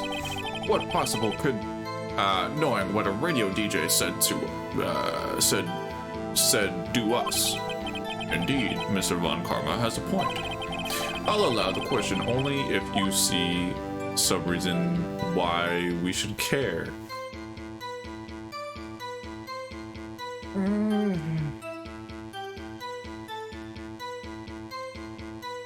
Do radio hosts at all say the time? Like in between songs at all? Like,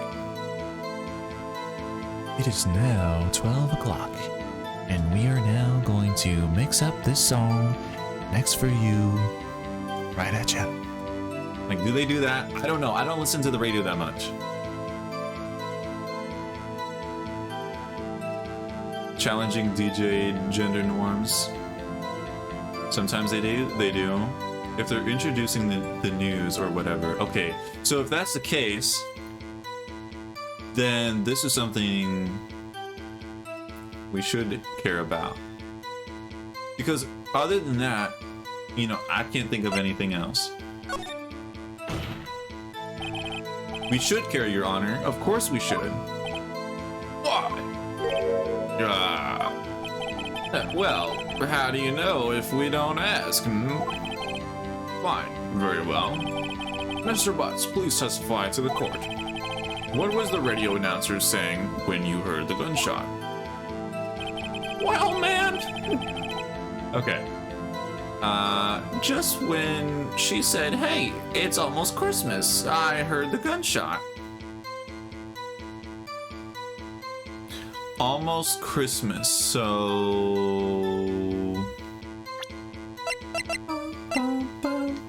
11:50 p.m.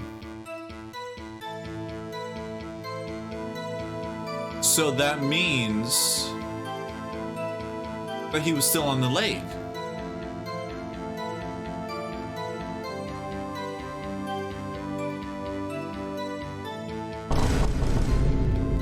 That's sus. Shows an empty lake taken.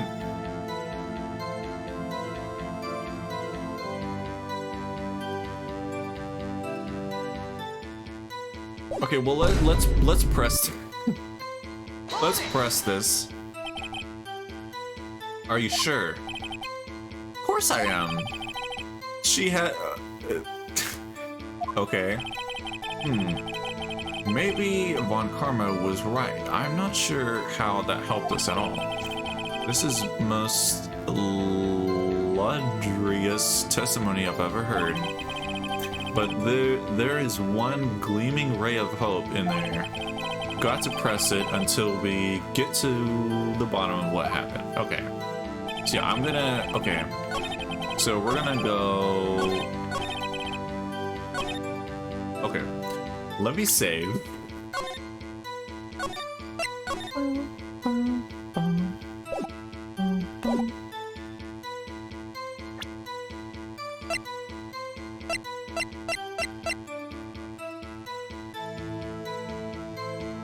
It's such a vague term. I know. He's so vague with everything.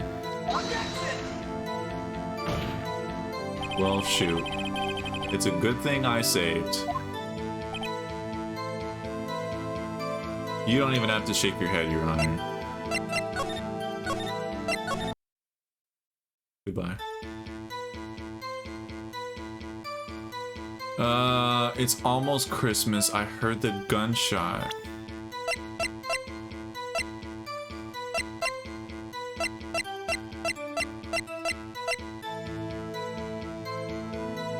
That means it's this. Yep. Because it was after midnight. Larry, are you absolutely sure what you're saying is correct? What did I pick? Oh, I picked, it was like the empty photo. What's with your face? You look scary, dude. Hey, if you're trying to scare me, you better know I don't scare that easy. Is something the matter, Mr. Wright? Your Honor, did you hear what the witness just said? The DJ, I thought it was Larry speaking.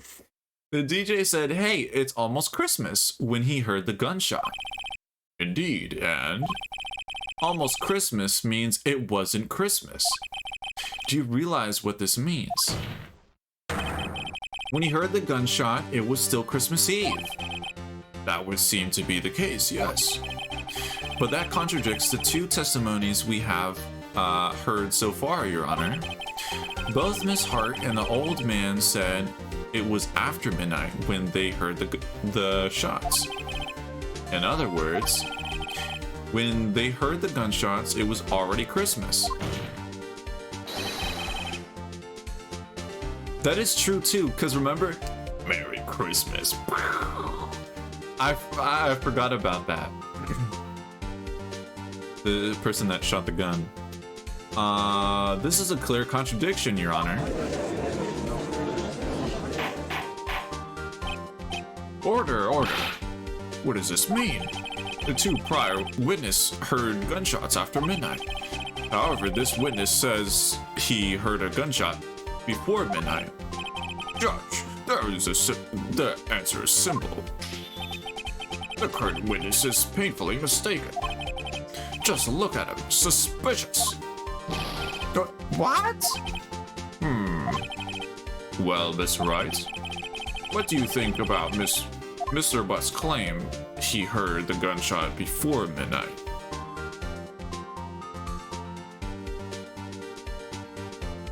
I think Larry is right because there was a sound.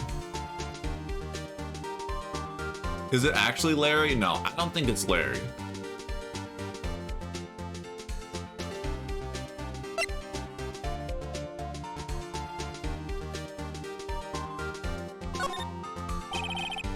Larry's not mistaken, Your Honor.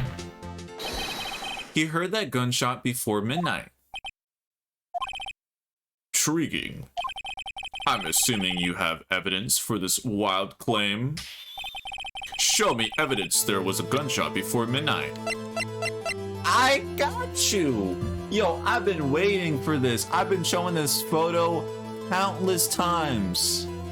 And now it's time for it to shine. So he would be the only one to know exactly when it becomes Christmas Day. Why he said Merry Christmas. That is true.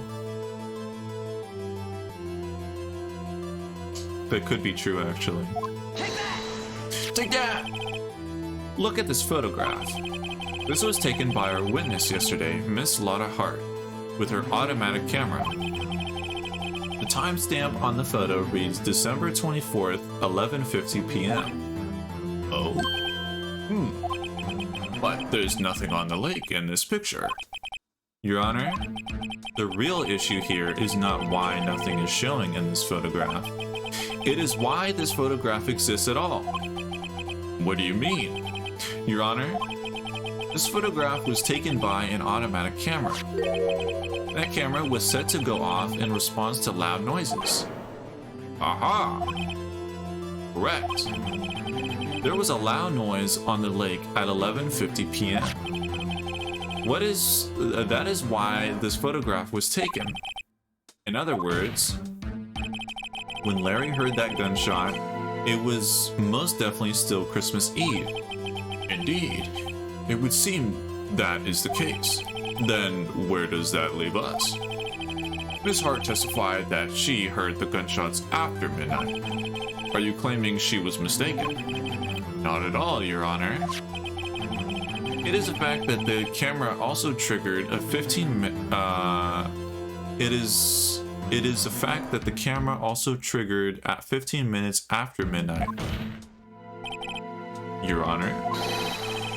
That night, there were two sets of gunshots with a 25-minute pause between them. Exactly!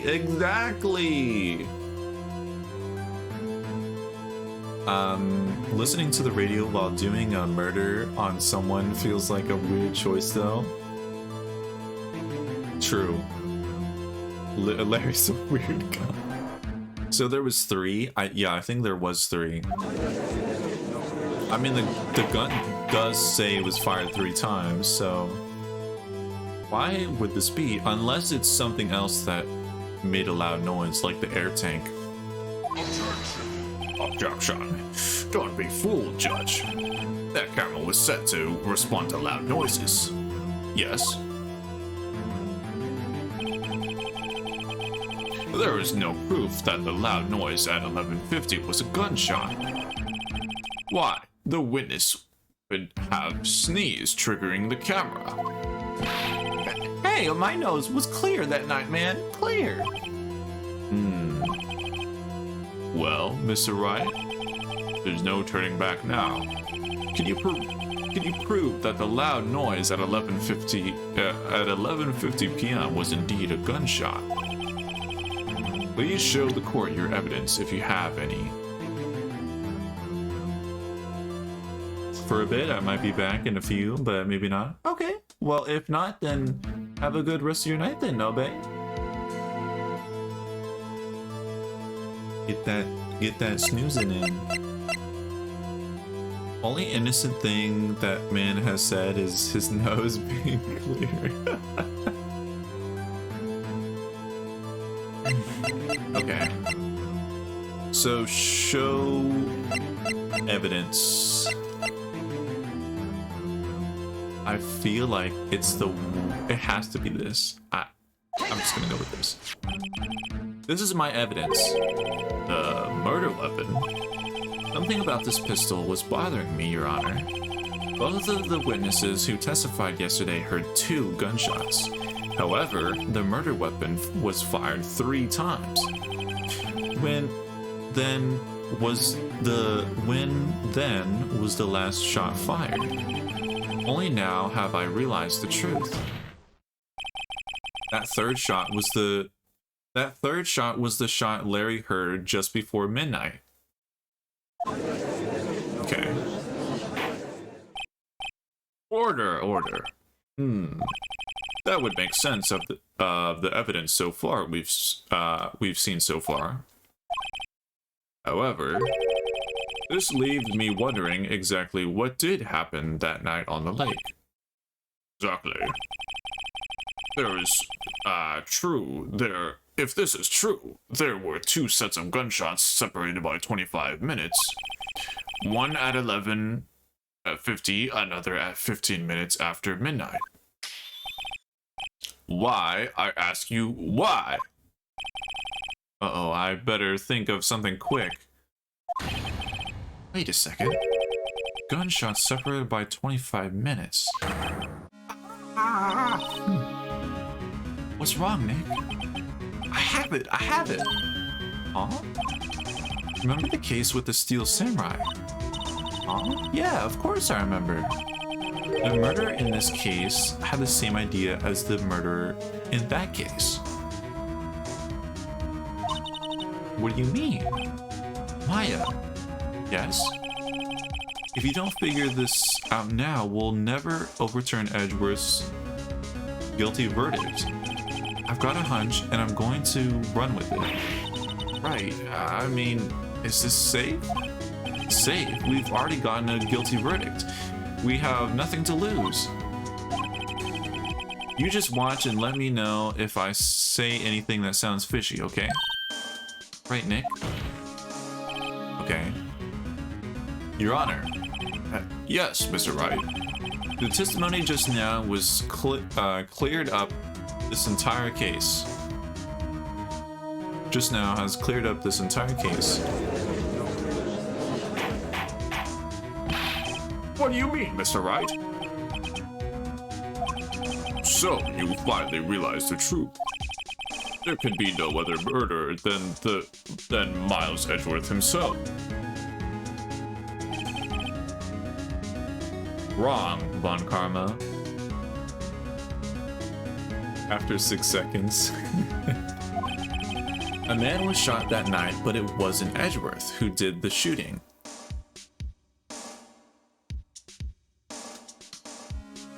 So, Phoenix is saying,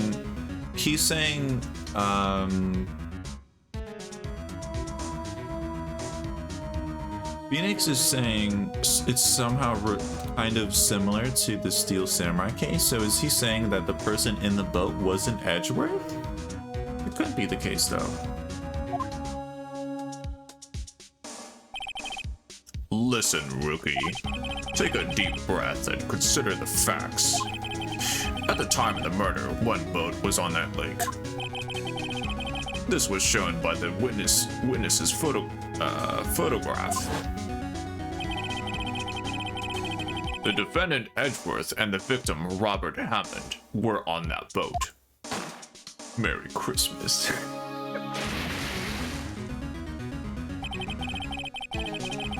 There was a gunshot fired on that boat, and Robert Hammond fell into the lake. The distance of the shooting was 1 meter. It couldn't have been a suicide. Well, the guilty party has to be the other man on the boat. I admit it is hard to imagine any other possibility.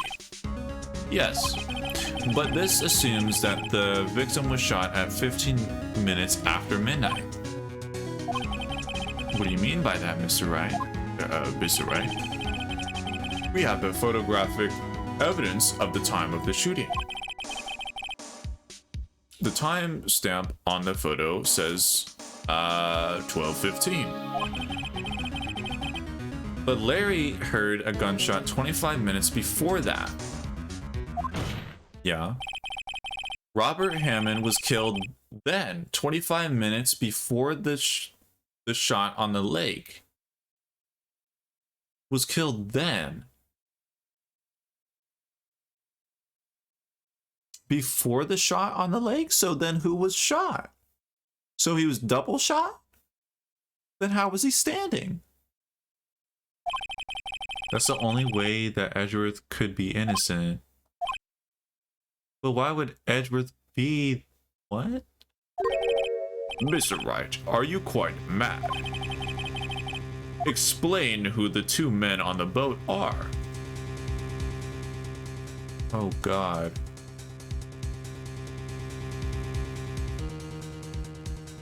The murderer and Hammonds.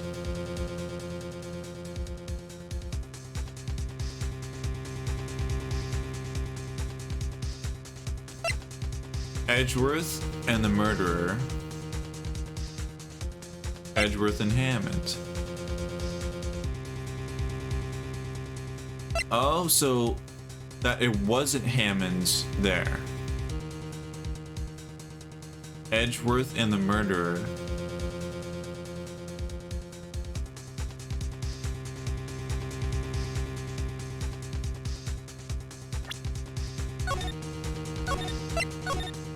Just in case. The murderer and Hammonds. So I don't think Hammond was on there at all. If Hammond was shot before, so it'd be Edgeworth and the murderer.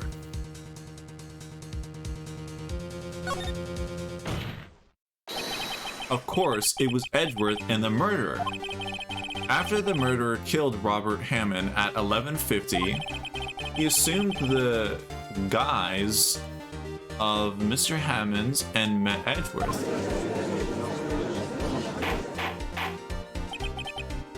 What? Are you serious? Oh no, that. Are you serious? Yes. Edgeworth won't tell us why he went to the lake that night. However, I have a hunch. That night, Robert Hammond called Edgeworth to the lake. Now, Edgeworth didn't know Robert Hammond's face that well. That's why he didn't suspect anything when the murderer took Robert Hammond's place. I'm not sure what to make of all this. Ludrigous. Mr. Wright, tell us the name of the murderer then. The murderer's name? Right, it's... Lotta Hart? Yo, if it was Lotta? Nah.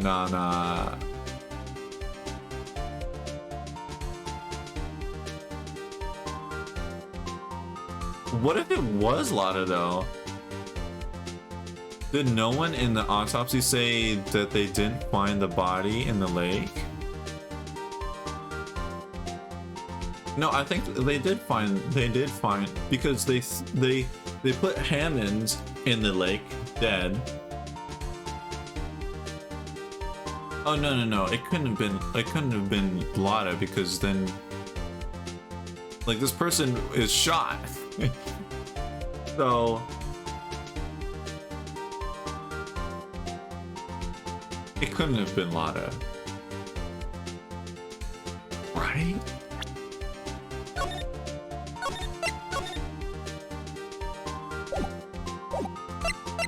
I don't know. Actually, I don't know the murderer's name. You don't know? Ah, again, you waste my time. I don't know because he never told us. The murderer in this is the caretaker of the boat shop, that old man. At 11:50, he was the one who killed Robert Hammond.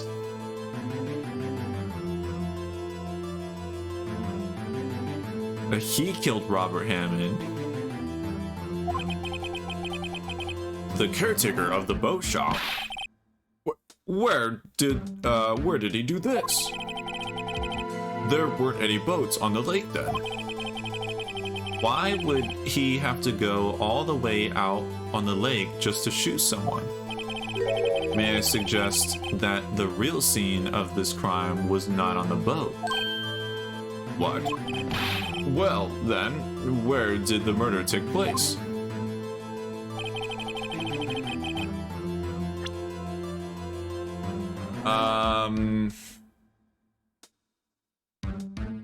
He was part of the DL6 thing.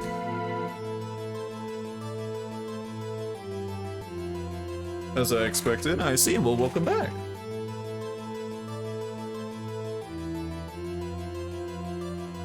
It had to be at the... It had to be at, here. Here, of course, the boat shop where he lives. That way he could meet with the victim without anyone seeing. Do you have any proof that the boat shop was the scene of the crime? Recall Larry's testimony, if you will.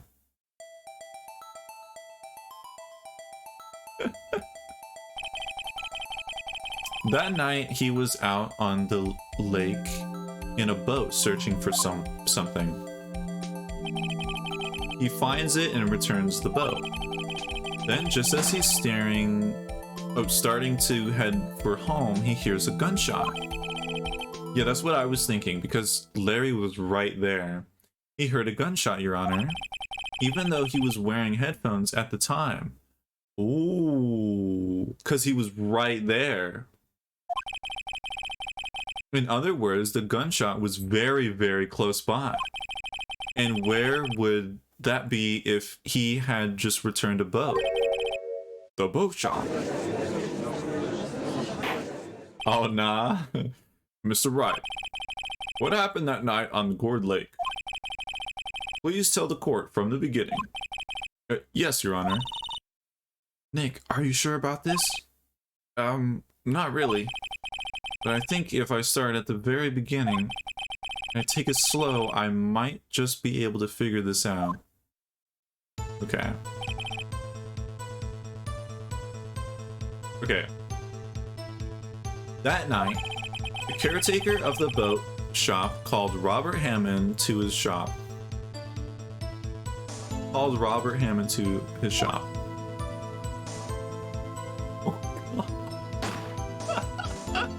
That's horrifying. Stop trolling. This was around 11:50. That was when the gunshot that Larry heard was fired. After that, the caretaker put on Robert Hammond's coat.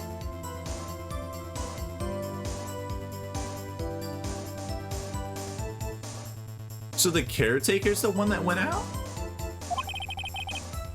He became Robert Hammond. Then he got in the boat with Edgeworth and went out into the middle of the lake. Then who fired the pistol on the boat?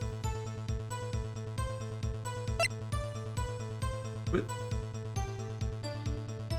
how would Edgeworth mistake? Okay, he hasn't seen the guy's face, but he's like an old man.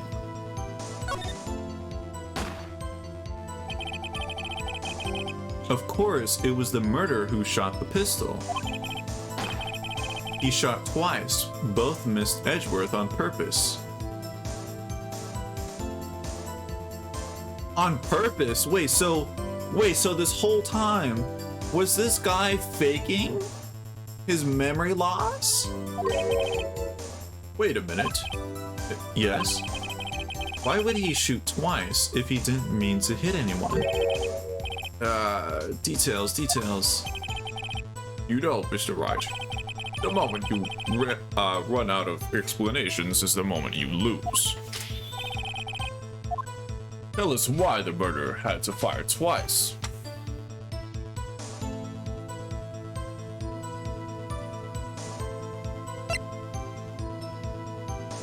To create a witness?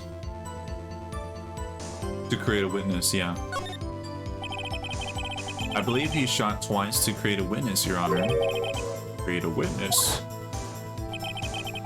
The murderer lifts his pistol and fires one shot. That ensures that anyone who heard the shot would look at the lake. Indeed, Miss Hart did exactly that after hearing the first gunshot. Next, the murderer waits a bit and he fires again. Then, he jumps in the water. The murderer jumps from the boat himself, leaving the pistol in the boat behind him.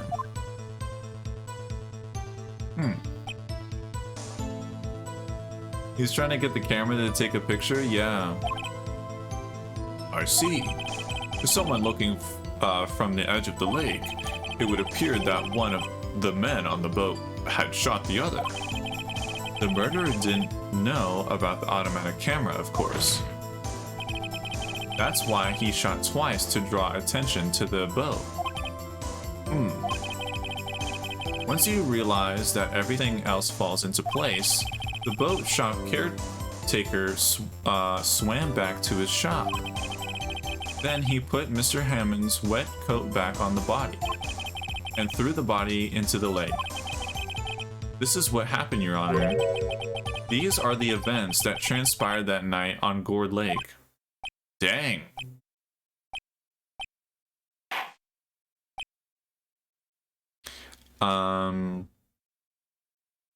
If I was Edgeworth, I would be like, what the heck did I just watch? Yeah.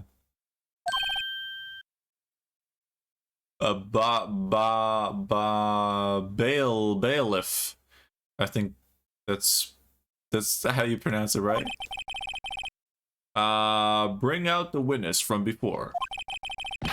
The boat shop caretaker, quickly.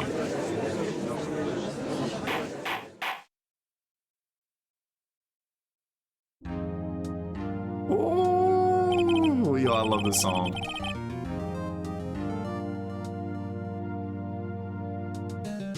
Very well. While we are waiting for the caretaker, I would like to ask the defendant, Miles Edgeworth, a few questions.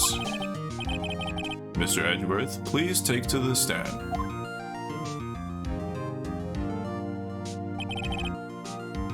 Mr. Edgeworth, you heard what the defense has said. Yes.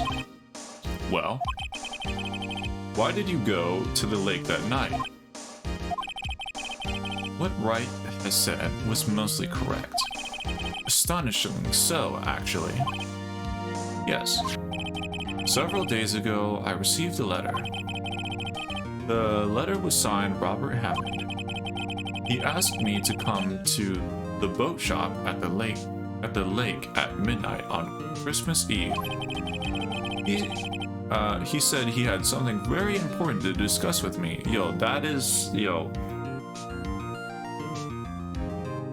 This is like this is like someone he's never even like really met before. It seems like he has, because it was someone that was defending like against his father or whatever. But like, dang, Edgeworth had nothing else to do on like Christmas Eve. I mean, I guess not. Naive. Would he go? Yeah, and at such a late time, too. Something important. I'm sorry, I can't say what it was. Your Honor, sir. Bailiff, we are conducting a trial here. I ask that you remain quiet. The witness has disappeared. He isn't at the boat shop either. What? What should I do? Find him quickly. We cannot allow him to get away. Oh snap! So man, yo, this man is on the run. Oh nah. Mr. Von Karma, your witness has disappeared. The search warrant has already been issued. It goes without saying that I cannot declare a verdict under these circumstances. I will extend the trial until tomorrow, the final day allowed. I request that the police department utilize all its forces to find that witness. Am I understood? One more thing. Just who is that boat shop caretaker? I think his identity has become very important to this trial. I want him, and I want to know who he is. Very well, this court is adjourned. Yo, this case just keeps on going. Oh my gosh.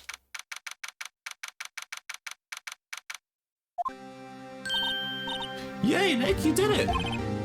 Yeah. Well, at least we got out from under that guilty verdict. And what about Larry? That was something else. Even Von Karma didn't know what to do with his testimony. He said I want him. Larry really helped us out.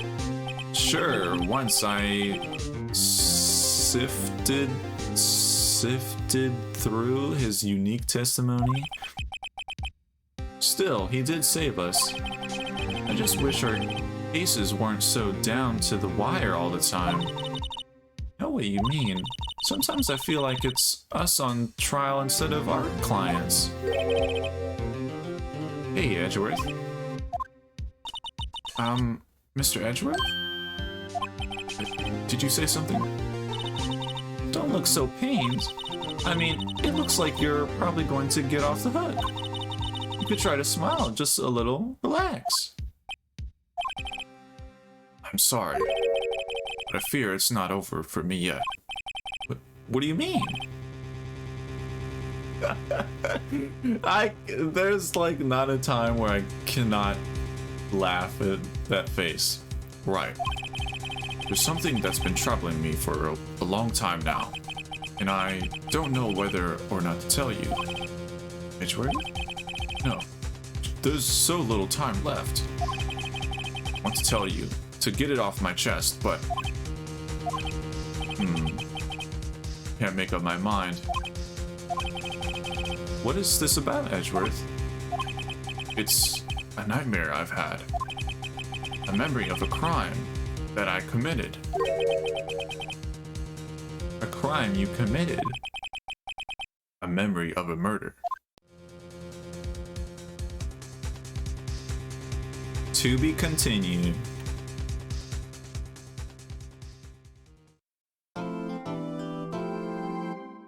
I'm looking for a new... Alright, we'll save.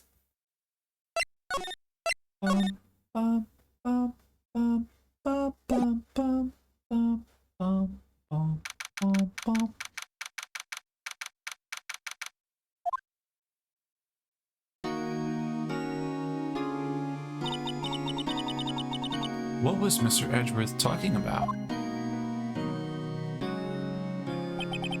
A memory of a crime that I committed. A memory of a murder. Finishing this, yup. Do you really think Mr. Edgeworth's killed? I don't believe it, not Edgeworth. Some painful memory has been troubling him recently. But he'd never take someone's life, never. Nick. Oh my god, no. Please get this man out of here! Yo, how's everybody doing?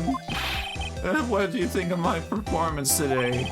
I had him swooning in the what? Maya? Swooning? Me? Oh, yes, I do remember feeling faint. Right on. Tell me the truth. Is it like love at first sight, right?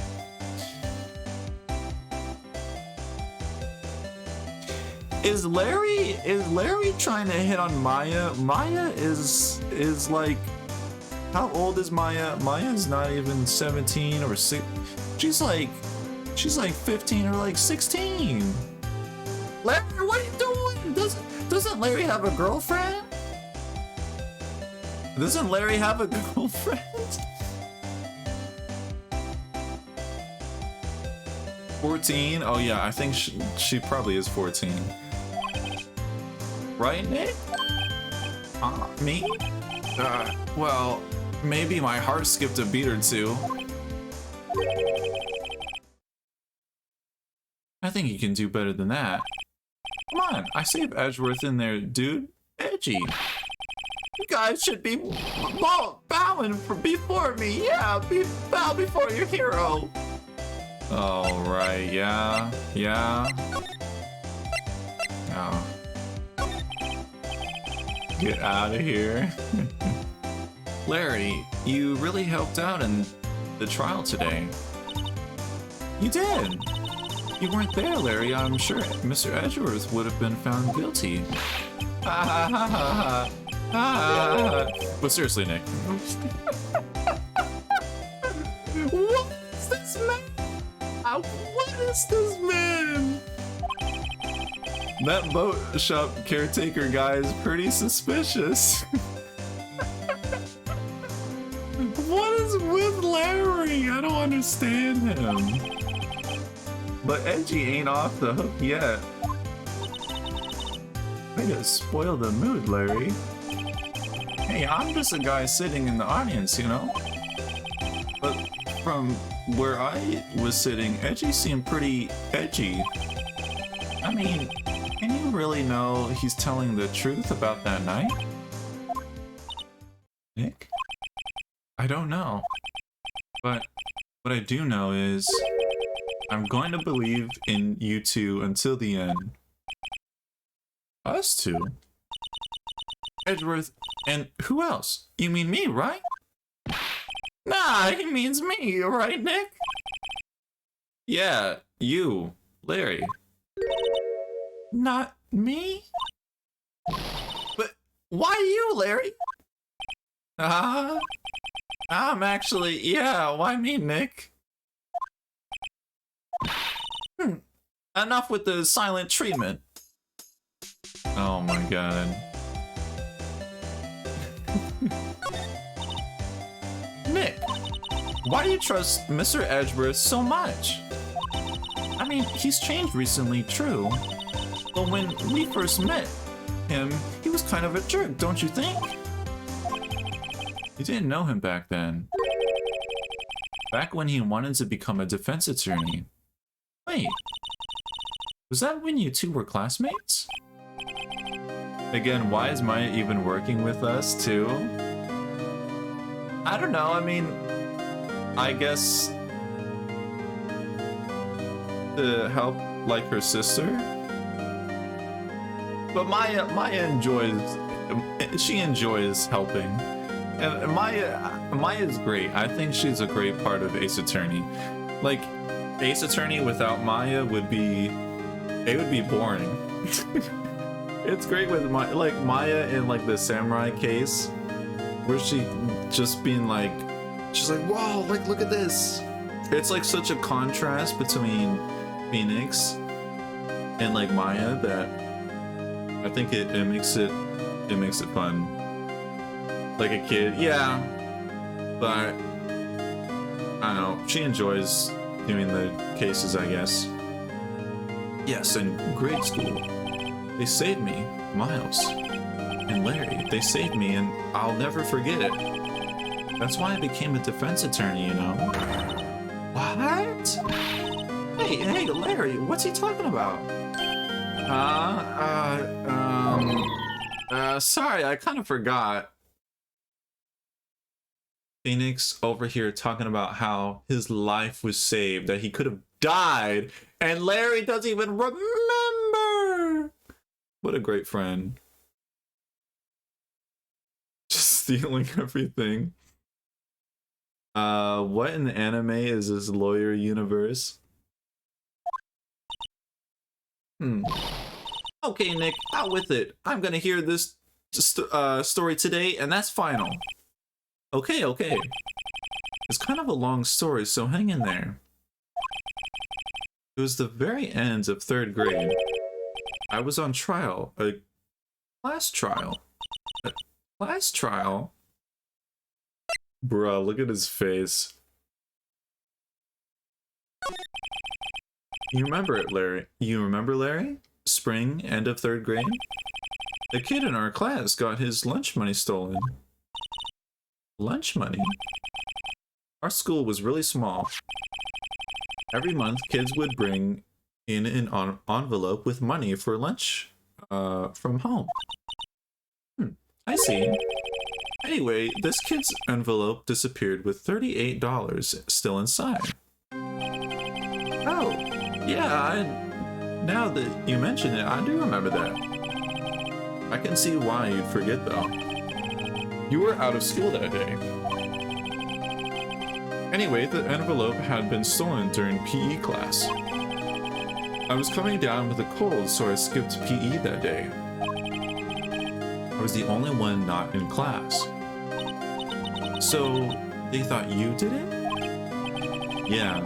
The kids in class said I should be put on trial. Trial? So the next day, we held a classroom trial with me as the defendant.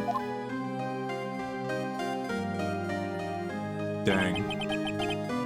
I didn't do it. Guilty, he did it. Guilty, it was you. Thief. Give the money back. You're such a meanie. No one will play with you. Just admit it, you did it. You can't hide the truth. Tell us the truth. You're not playing with anymore. Yeah. You shouldn't be allowed in the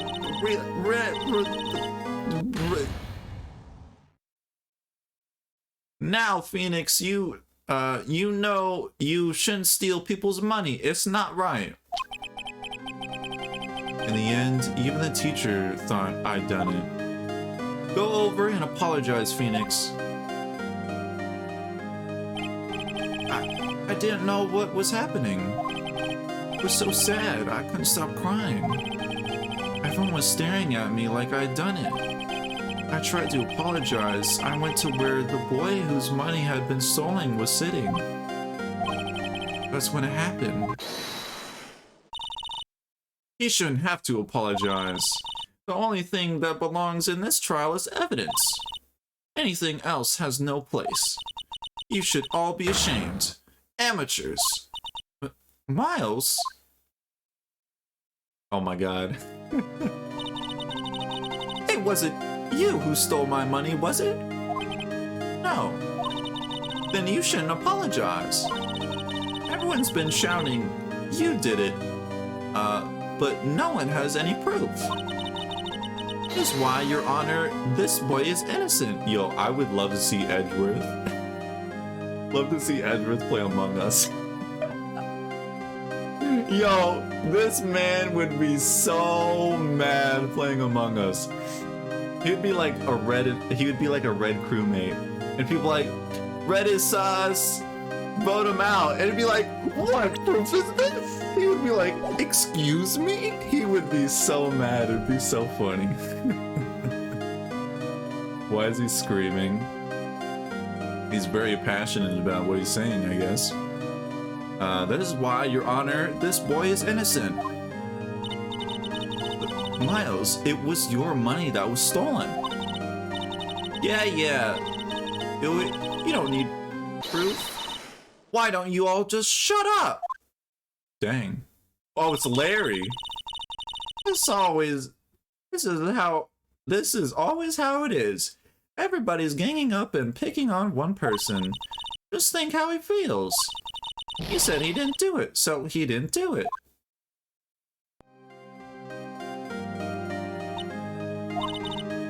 Very well.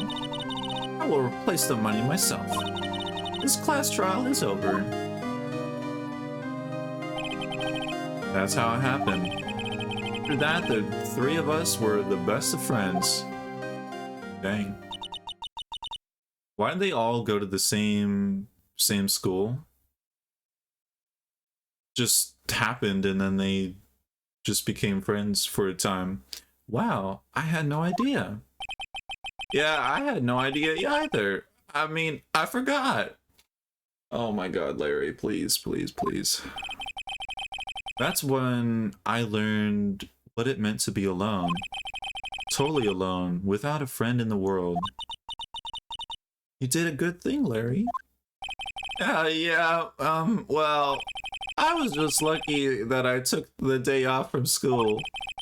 If I had been there, they would have thought I'd done it. So, I took it kind of personally, see? When something smells, it's usually the butts. Why does Larry get... why does Larry get with the models? Get with the models, though? Who only wants his money? No, the money was stolen from Edgeworth. The money was stolen from Edgeworth. The $38. And then Edgeworth was then saying to Phoenix that it wasn't him that did it, and he didn't have to apologize.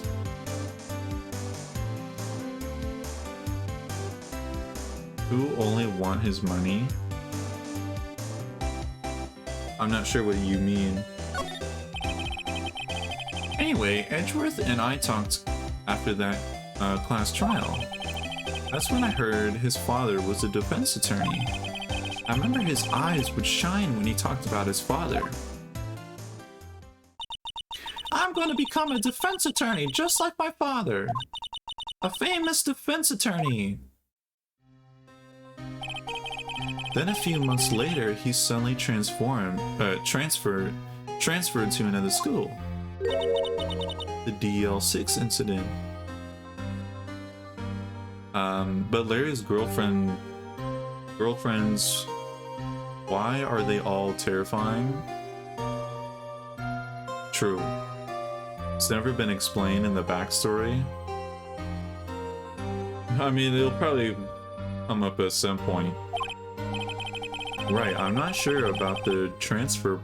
Probably had to do with his father's death. So sad. It was several years later when I heard Edgeworth's name again. There was an article about him in the newspaper. The headline was something like "Dark Suspicions of the Demon Attorney." Fabricating evidence, manipulating testimonies, covering up facts. The article said he'd do anything to get a guilty verdict. Anything. But why? What happened? I mean, that's not the Edgy I used to know at all. That's what I thought too. I tried to get in touch with him, I don't know how many times. He never replied.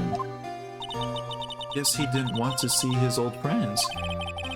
I couldn't just drop it though. I wanted to meet him to learn why he became who he became. That's when I decided. Wait, you don't mean that's why you became a defense attorney? To meet Edgeworth? His whole point, he became... What? Why? What? Okay. If I was a defense attorney, I knew he'd have to meet me whether he wanted to or not. In court. Edgeworth believed in me and I believed in him. It's a pain, and no one's on his side. I'm the only one who knows the real Edgeworth. I'm the only one who can help him. Wow, Nick. So, is that why you helped me out for free? Yes. I helped you because... Oh. I helped you because I believed in you. Except I don't remember saying I'd do it for free. Aw, Nick. Nick. We have to save Mr. Edgeworth if it's the last thing we do, okay? Right. It is very well may be. First, there's the rental boat shop caretaker. We need to find out who or what he is. I'll settle for who. I guess I can clean out some of this evidence I no longer need. Okay, let's go. All right.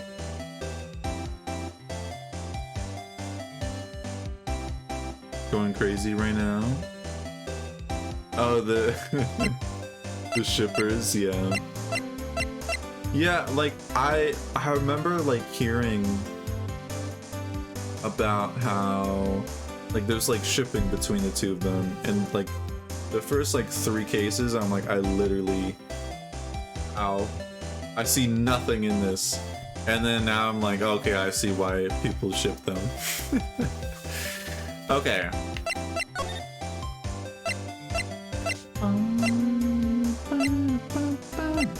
Okay, so I'm gonna fill up my water. Well, I'm almost out, but I want to fill it up.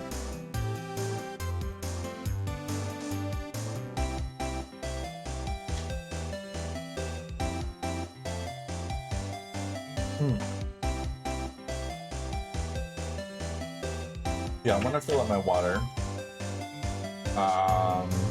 And I'm gonna eat this bar as well that I got over here. So...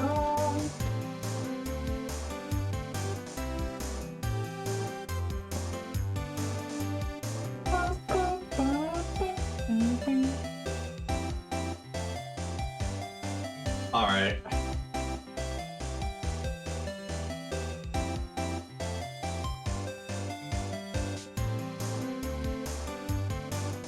Oh yeah, I forgot. I added like there's like a slight like border. You can see. Oh, I changed it to blue. You can be more specific with the color that you want. You can be like light blue. You can be like aqua. There's a. If you look at the, if you go to change color, and then it has a link, and if you it probably might be hard on mobile, but there's a whole list of every single color that you can pick. There's a lot. Yo, the blue looks cool. Heck yeah.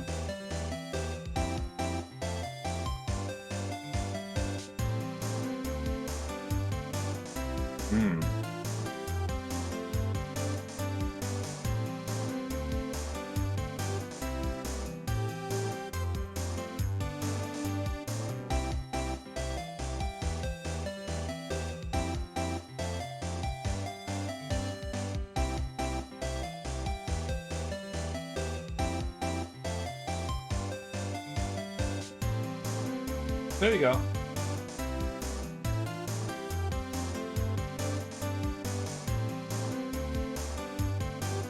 Uh-huh.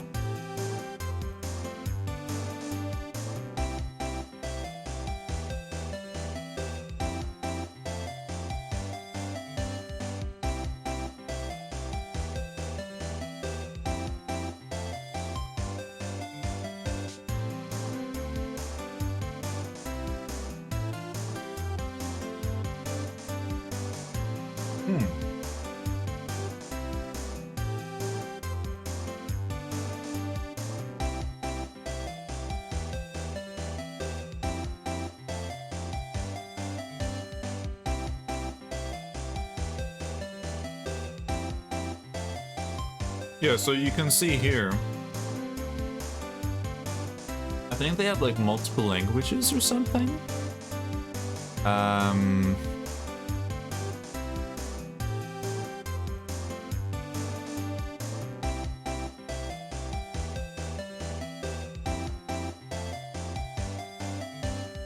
Yeah, there's like, look how many colors there are.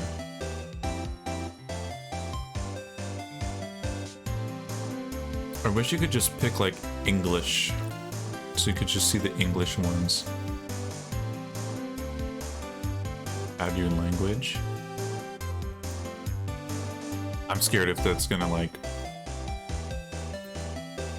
show personal information or something. Here, let's see. Ah, I see. Did that change color? It looks like it did. Is this like a... It looks kind of purple.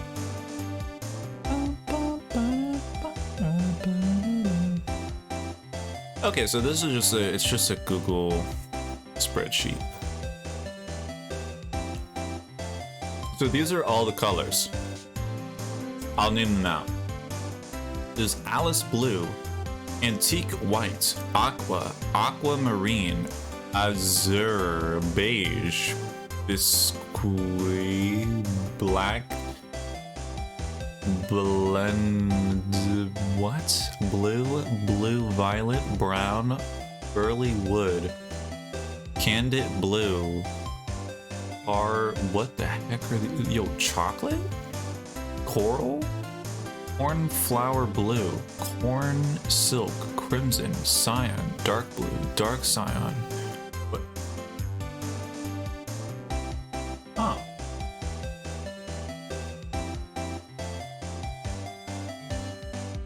Close the curtains so you can see the light better. I could turn off I have my main light up and turn that off. Yeah, dark blue and dark gold rod, dark gray, dark green, dark kahaki, dark magenta, dark olive green, dark orange, dark orchid, dark red, dark salmon. Yo, salmon rod? There's so many colors though.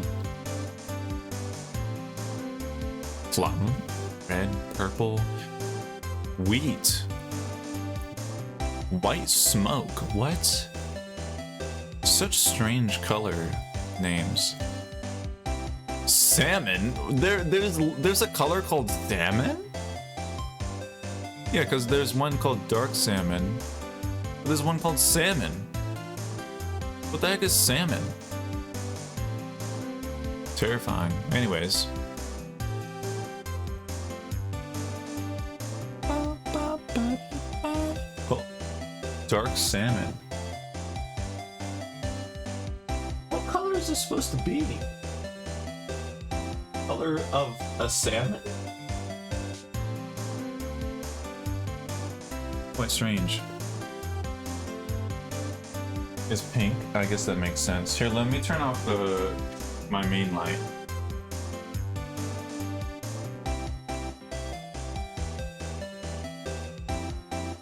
That doesn't make much difference.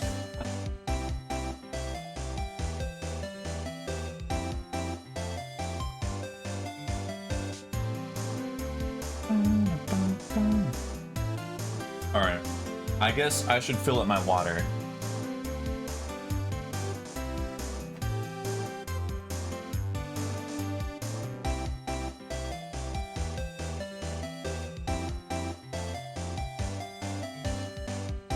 Yeah, I'll be right back. Zone.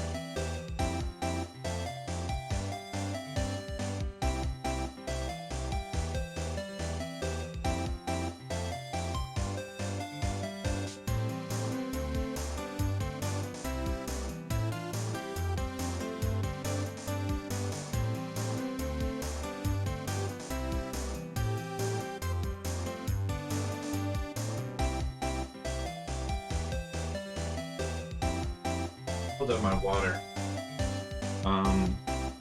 I'm gonna reheat some food real quick.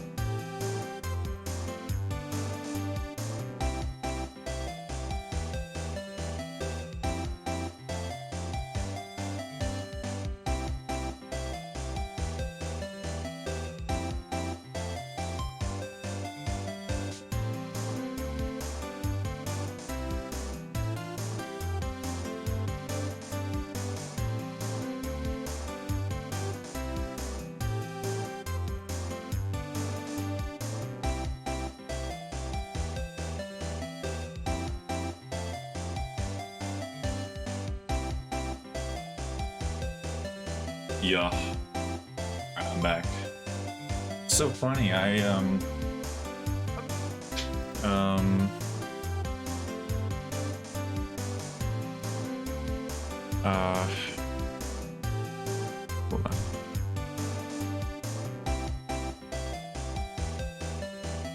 This song is still playing. I walk out into the kitchen and my cat Angel, she's just sitting on one of the chairs, the table.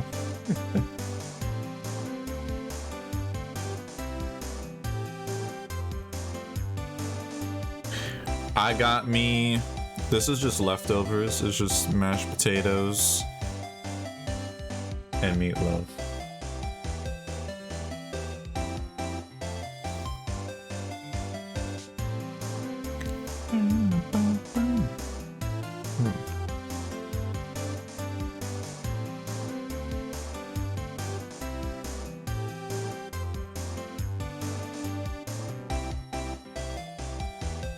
All right, let us continue. I did not expect the case to continue like to another day.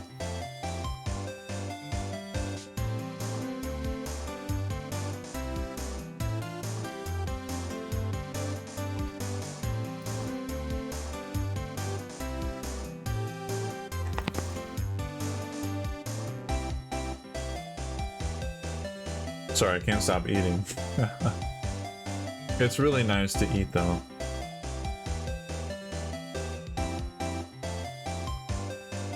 Very nice.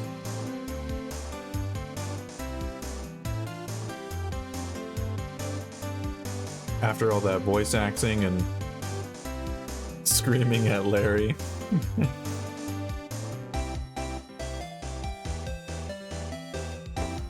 Okay.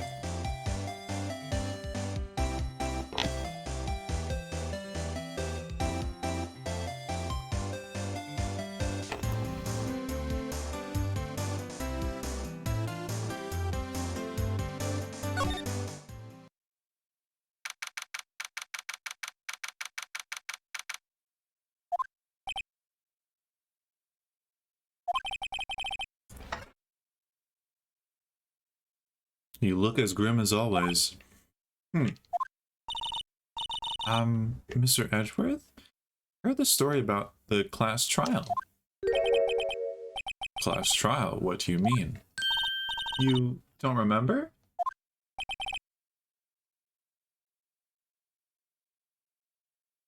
No, I don't. Your lunch money was stolen, wasn't it? In 3rd grade. Lunch money? He probably doesn't remember. I mean, yeah, like, having his father just killed right in front of him, how could you remember? You know, it's probably just really traumatizing seeing that. Yeah.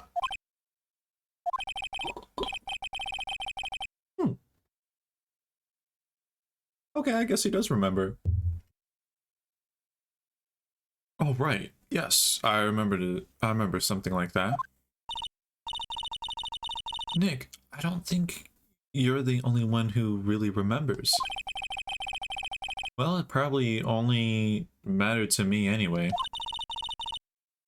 Mr. Edgeworth, didn't you know? That trial was the reason Nick became a defense attorney. Ridiculous. Gee, thanks. That said, it does sound like the thing you do. You haven't changed a bit, have you, right? So simple, to fault even. Well, maybe, yeah, but I think you changed too, Edgeworth. Perhaps. Alright. Hey, Edgeworth. Why did you become a prosecutor anyway? You used to look up to your dad. You said you wanted to become a defense attorney, right? I couldn't let myself deny reality like you. What do you mean? My father was taken from me, and you want me to defend criminals? I'm sorry, right, but I'm not that kind of person. One suspect was apprehended in your father's murder, right?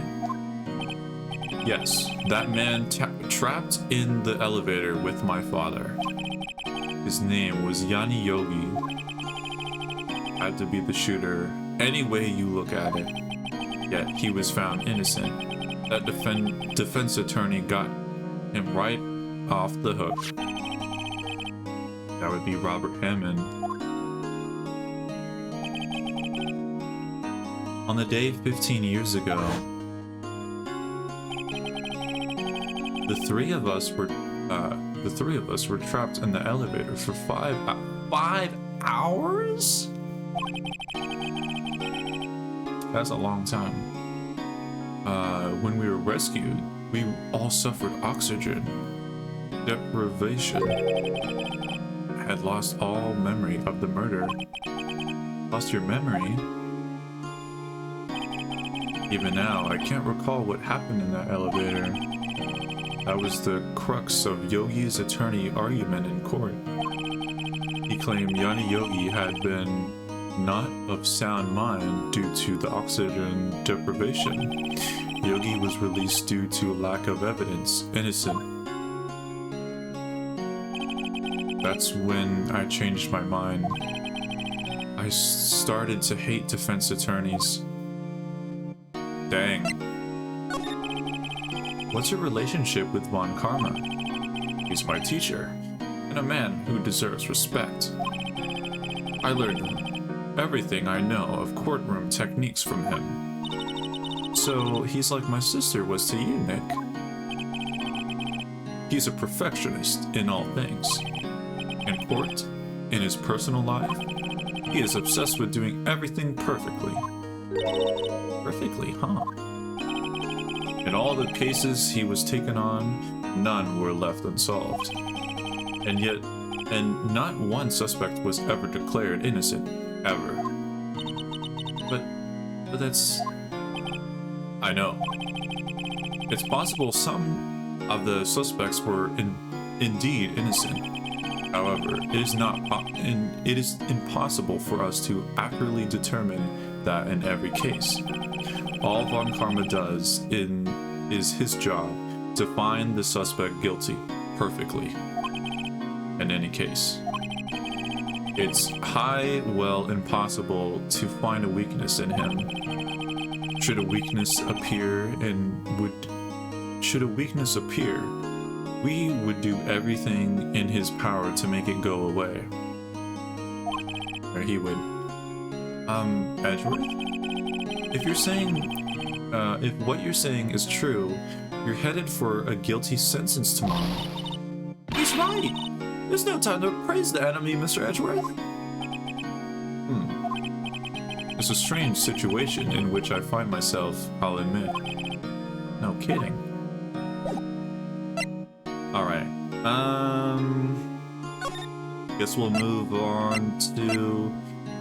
I don't want to go to Gourd Lake just yet.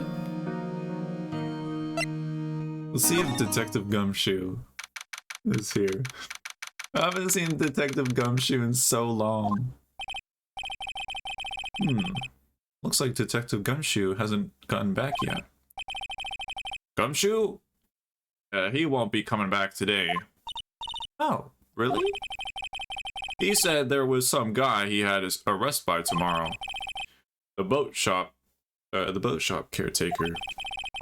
He shouted something about catching him if it's the last thing I do, pal. Good luck, Gumshoe. Okay.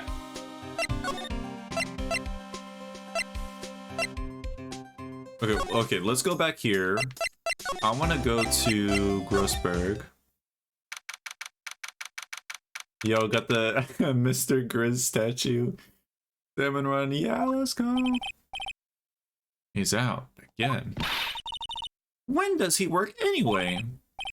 Now, don't be harsh. I guess we'll have to come back later. Okay. Alright. To Gourd Lake we go.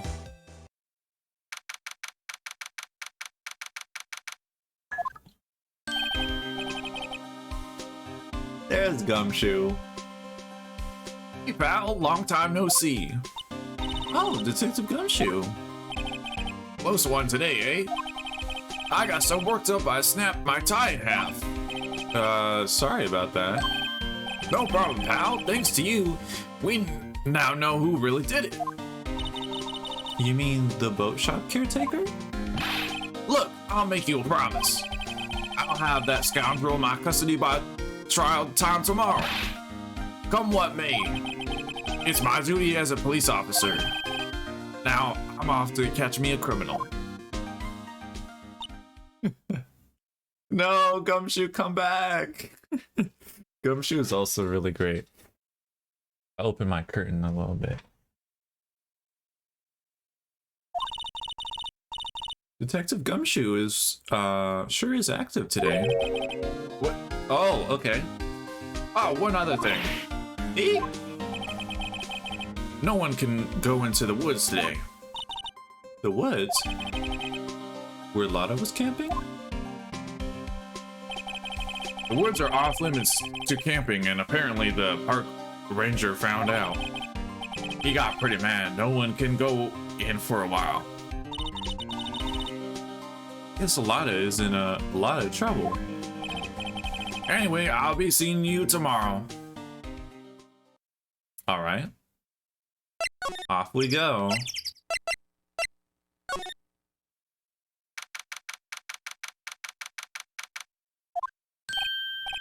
Oh, the steel eyesore is missing. Sore. Looks like the hot dog stand is closed too. I guess Larry's too busy worrying about Mr. Edgeworth to show up for work. Okay, so the only place we can go to is the rental shop, it seems. That old caretaker got away. Yup. Never imagined he might be the real murderer. I know that clearing of the throat anywhere. Ah, hello. What might you be doing here? Out for a walk, hmm? Ah, the days of my youth, like the scent of fresh lemon, you see? Mr. Grossberg, this is no time for idle reminiscing. Mr. Edgeworth's trial ends tomorrow. That is true, yes. But from what I saw of today's trial, Edgeworth should be fine, right? Well, I'm not so sure about that. Oh, what do you mean by that? Well, Sure. Hmm? If you find anything out, come by my office at once. I might be able to offer you some assistance. Thanks. Bye. What? Why did he say bye in his head?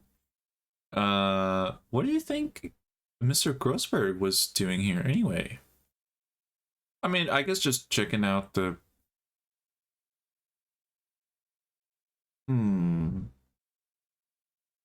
That is kind of strange. Who knows?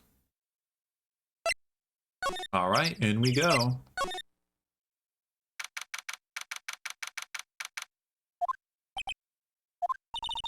Nobody's home. Hello! Hello! Ah! Hey, it's Polly!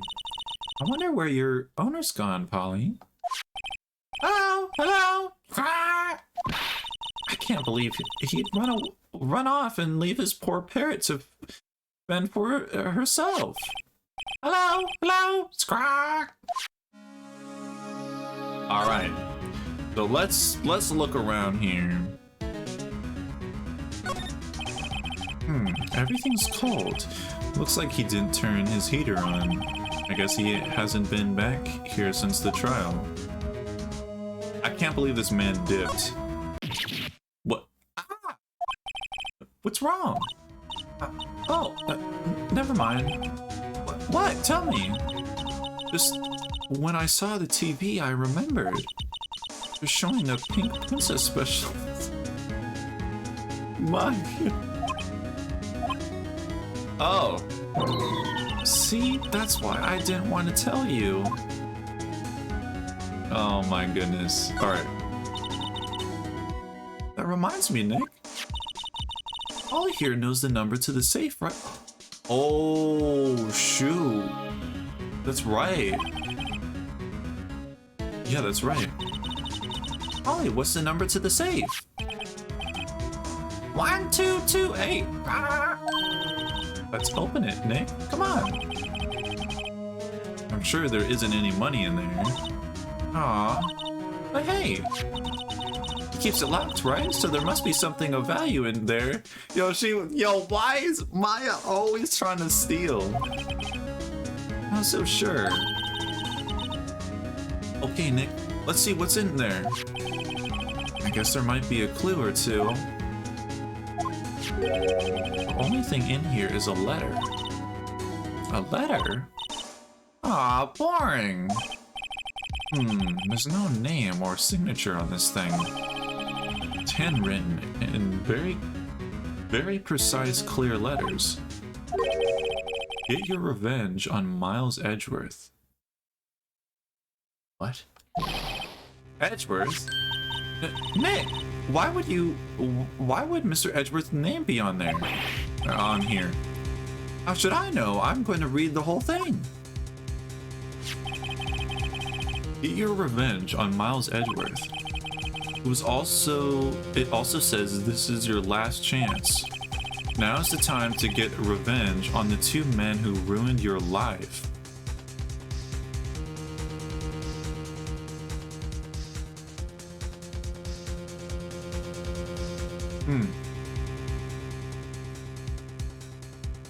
It has to be...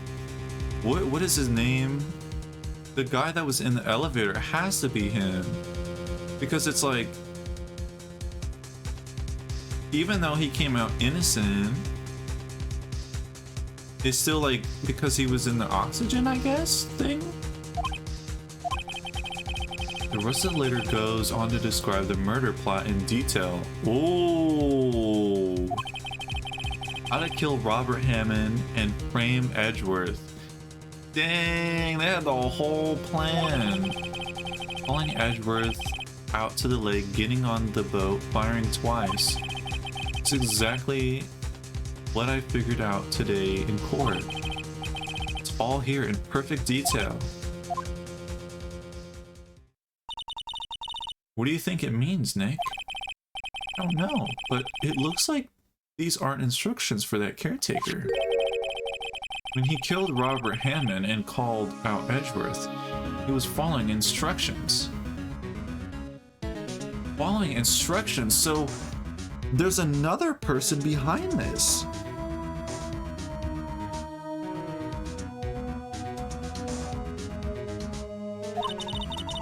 But who could have written that letter? And what does it mean to get revenge on Miles Edgeworth? Look, I don't know, okay? But one thing's for certain. This letter is an amazing clue. That is an amazing clue. I mean, talking about the whole, like, murder, like, in detail of, like, the plan. And talking about getting revenge. Dang. Say, Nick, don't people usually put pictures of fish up on the wall to boast about them? Yeah, I guess so. You mean pictures of the fish they caught, right? Right, but don't all the fish on the wall here look really puny to you? Well, you know what they say. You should have seen the one that got away. Dang. I mean, the thing is with fishing, you don't even see the fish. Because I've fished many times. I've fished a lot with like my dad, like in the mountains and stuff. You don't really see the fish until you actually pull it out of the water. I don't know, I mean, maybe there's some places like a really clear lake where you could see them. But, I mean, maybe, I don't know, you lift it up and then it's like this massive fish and then it just gets away. Except the one that got away from us was the caretaker and we did see him. Why do I feel like we're having two different conversations here? I'm very interested to see what Polly's gonna say, but I want to look at everything else first. Does it look like he used this kitchen much? You're right. Just the whole pasta restaurant thing was a lie. What? You thought he was telling the truth? Okay. Okay, so I think we've checked everything. Okay, there's this fishing pole. The fishing pole looks expensive. Maybe we should bring it to Detective Gumshoe. Don't you think the caretaker would mind? Well, we can't just leave him the metal detector in exchange. Maybe we better not. I don't think the caretaker would care. I mean, I think the caretaker can't come back to this place, because then he's just gonna get arrested. Maybe I should take care of Polly, Nick. You probably shouldn't just kidnap her. The police know about her anyway. I'm sure they'll do something. Well, okay. Sorry, Polly. He says I can't take you. Great, now the birds are going to hate me. Okay. So I guess we'll go back to Grossberg. Oh, forgot about moving around in Ford Lake. It's difficult moving around. Okay. And Gumshoe's probably out, still looking around. One day left, Nick. Yeah, I know. Well, no time to waste. Let's get going. Okay. So, we're gonna go to Grossberg. And he's not here. Wonderful. Okay.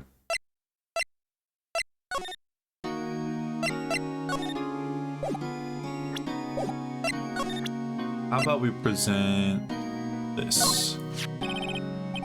Edgeworth, see this letter? This came out of the safe in the shack where that boat rental caretaker lives. I see. Ooh.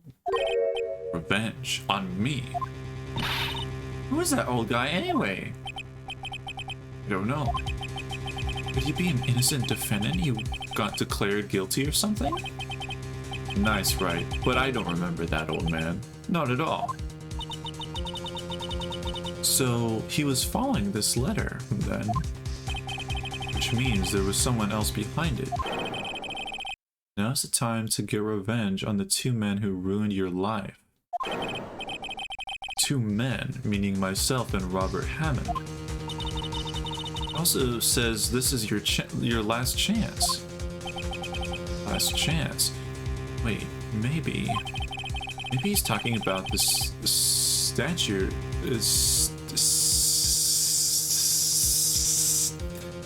Something of limitations on the DL6 incident. True, I didn't think of that. Wait, that old man. What is it?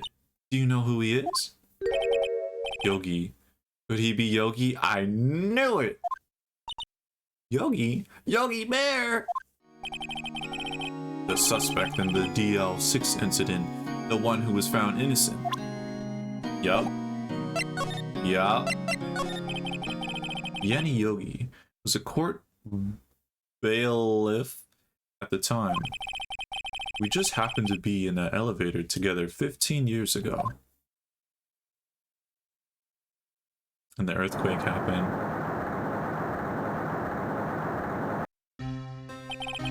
The quake was incredibly strong.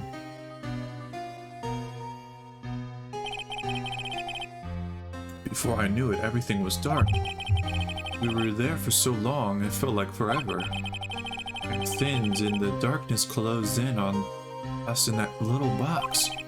We became unsettled. Help, I can't breathe! Quiet, I said quiet, you're not making this any easier. I want to get out, help, get us out! Don't shout, you'll just use more oxygen.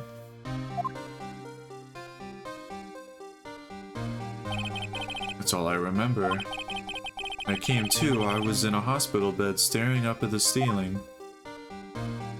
Dang. In court, Yanni Yogi's mental condition was called into question. They claimed the oxygen deprivation and stress had caused temporary insanity. In the end, the claim passed the court and Yogi was found innocent. Huh. But isn't that strange? This letter tells him to get revenge on Edgeworth. Why would he want to take revenge on you? Right. Yeah? There's something that's been troubling me these past few days. I don't know whether or not I should tell you. You mean the nightmare? Oh. Wait. It's a nightmare I've had. A memory of a crime that I committed. Huh. Crime you committed. A memory of a murder. I think the time has come to tell all. Okay. Oh snap. The last 15 years, I've had the same dream almost every night. Every night? It's gotta be painful. I wake up in a fearful sweat every time. What kind of dream? It's a dream about my father's killing in the dark. Ow! I can't breathe! Quiet, I said quiet. You're not making this any easier. I want to get out. Help! Get us out! Don't shout. You'll just use up more oxygen. I can't breathe. You're using up my air. What? Stop breathing my air. I'll stop you. Ah! What? What are you? Stop breathing my air! No, Father! He's attacking Father! Then I see the pistol lying by my feet. I don't know if it was evidence from that day in court or the bailiffs In a daze, I picked up the pistol. Get away! Get away from my father! Oh. Ah! And with that scream, I wake. It's a bone-chilling scream. Scream that has rung in my ears for the past 15 years. Dang. But that's just a dream, right? Right? That thought is the only thing that has kept me sane for the last 15 years. But what if I'm wrong? What if it's real? They say that sometimes people shout out memories in self-defense. Maybe it was I who killed my father. What? If you think about it, that way this letter makes sense. Get your revenge on Miles Edgeworth. Think about it. Yogi was really innocent. That's why he wanted revenge against me. Wait, Edgeworth, you mean... It was me. I was the true criminal of DL6. I shot my father. This is bad. What are you going to do, Nick? What can we do? I don't know. Don't think there is anything we can do, like it or not. If there's someone else who knows a lot about the DL6 incident, maybe. There is, Nick. There is someone who knows about DL6. Yeah, Grossberg. That's just so garbage, though, with Yogi.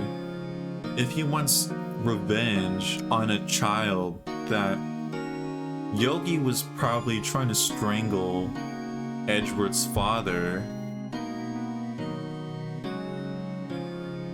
I mean, the thing, it doesn't make sense, really, because with a gun, you can't, like, throwing a gun, it's not just gonna shoot. I mean, unless it, like, got caught on something.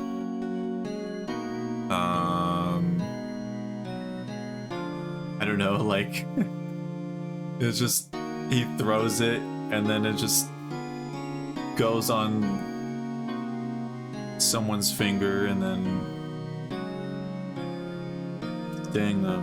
But, like, it's so garbage because Yogi literally walked away innocent. He didn't walk away guilty, he wasn't put in prison for, like, years.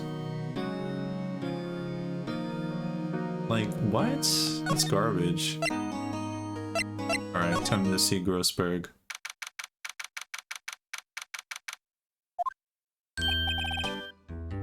Mr. Grossberg? Hello there. What's wrong? You look troubled. No kidding! I can't believe you're not! My. Just calm down and tell me what happened. It's Mr. Edgeworth. He...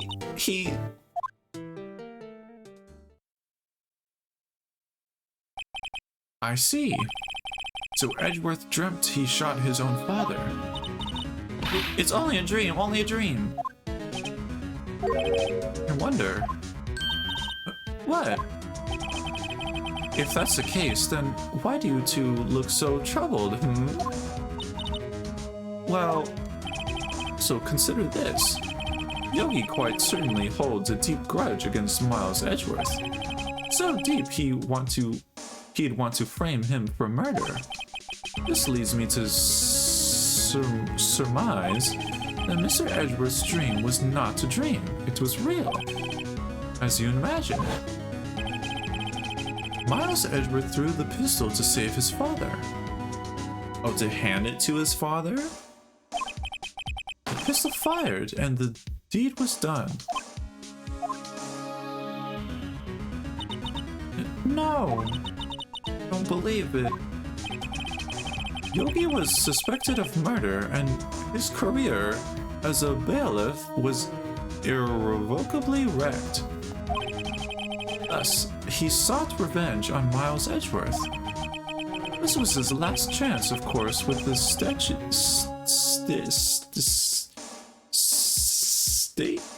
of limitations so close. It's just like, bruh, like, Edgeworth was literally a child. Literally a child.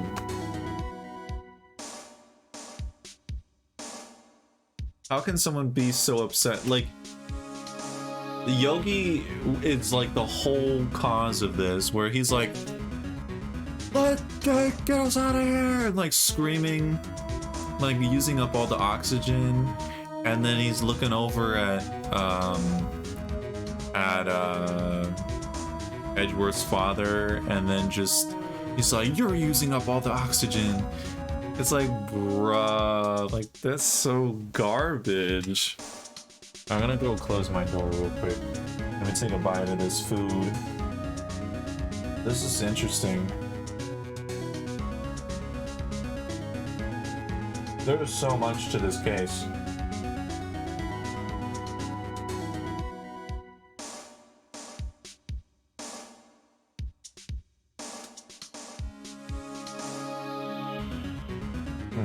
Darn.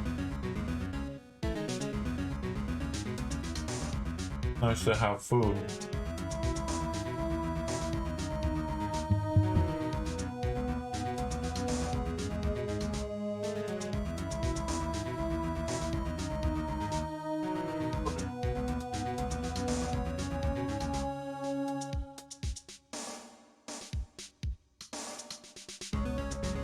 All right.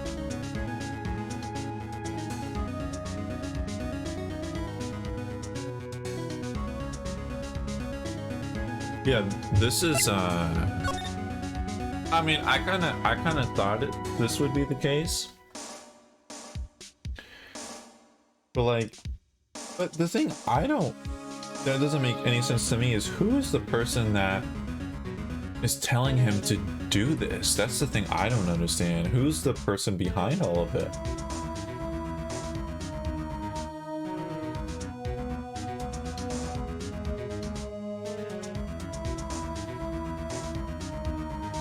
And wasn't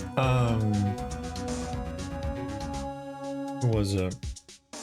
The guy that died, the Hammond guy, he was defending Yogi, wasn't he? I'll have to read the description.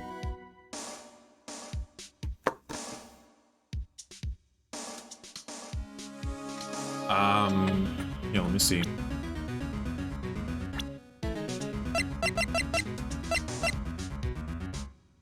The victim in this case, also the defense attorney in the DL6 incident. Yeah, so...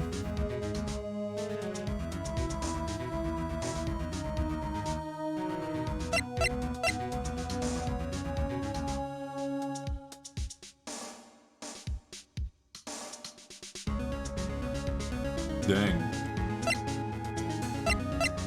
Maybe is it he feels guilty?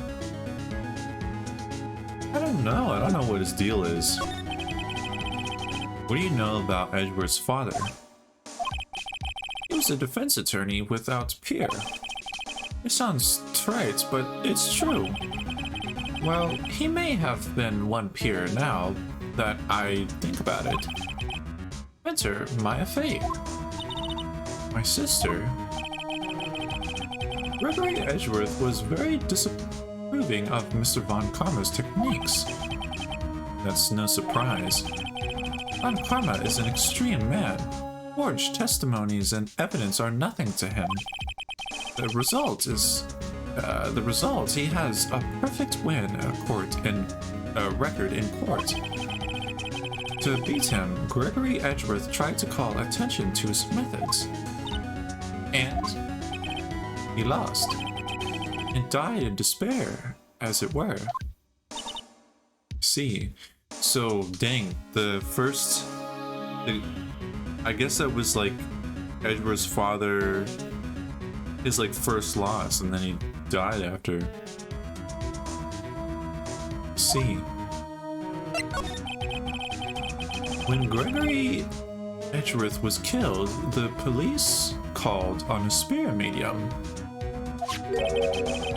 That was your mother, a Misty Faye. I am Gregory Edgeworth. I have been killed. The one who shot me was bailiff Yenny Yogi. Yet Yogi was found innocent. That's when my mother left us. Everyone called her a fraud. That's right, everyone thought she was, you see. Yet now that I think about it, it seems the one who lied was Gregory Edgeworth's ghost. Oh, that's true, because it wasn't Yogi. Gregory Edgeworth must have known who shot him. I don't believe it. So you're saying he falsified his testimony? That Edgeworth's dad lied to protect his son? It's only a possibility, mind you. But a possibility nonetheless. Dang! Yo. That would be such a garbage situation. Where it's like, I don't know, like your son like accidentally kills you. And it's like you know that they didn't mean that. Then it's like, because you know you want to protect them. Dang, that sucks.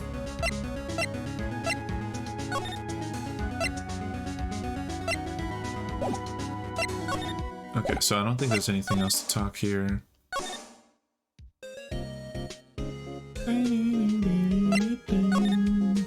Yo, I haven't heard that song in a while.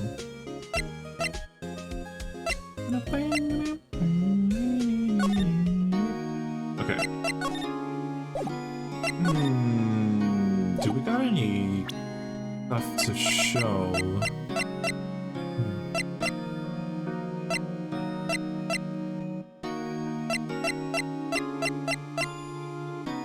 Dang, though, that's so garbage. Gumshoe's not there.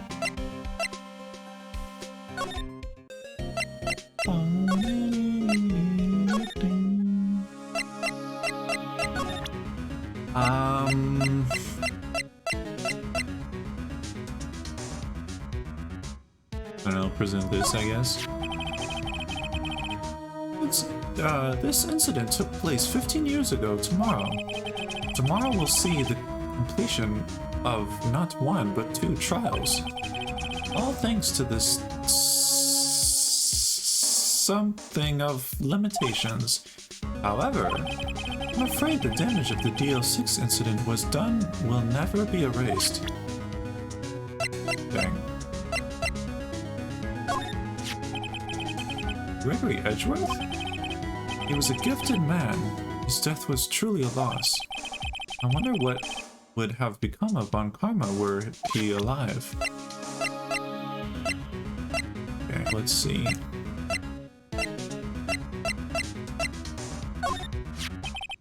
Ah, she was a beautiful woman. I'm truly sorry about what I did. Oh? Sorry about what? I think I'll stay out of this one. Yeah, what did he do? What happened?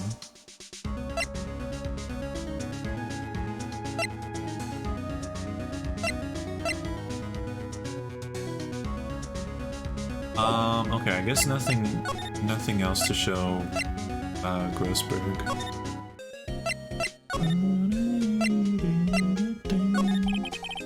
What do you think we should do now, Maya?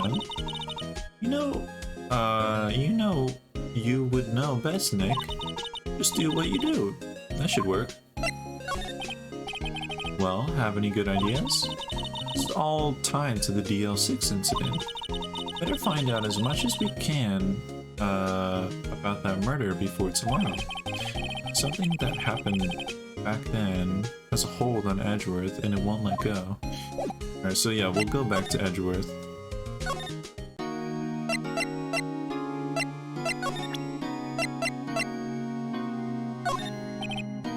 Sorry, I'm not sure I can help you with that. Alright.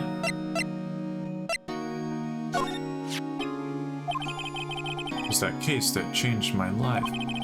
Tomorrow on December 28th, it's something of limitations runs out. Tomorrow? That be a coincidence? But even if the case is finally closed on paper, it will never be erased from my memory. Never. Or Mr. Edgeworth? Dang.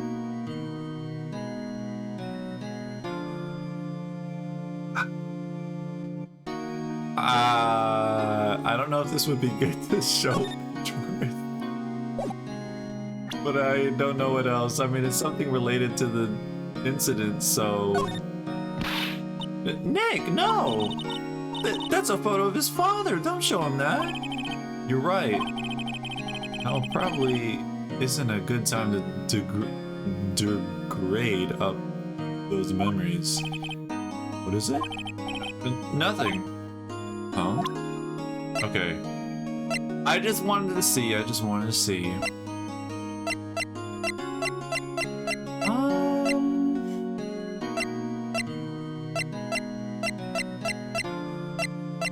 guess we can just try everything.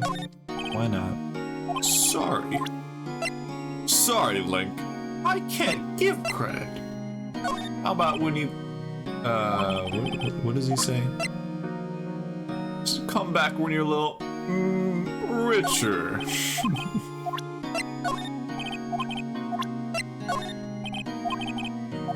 Lamp oil? Bombs? You want it? It's yours, my friend. As long as you... Oh. What are you showing me this picture for? No reason.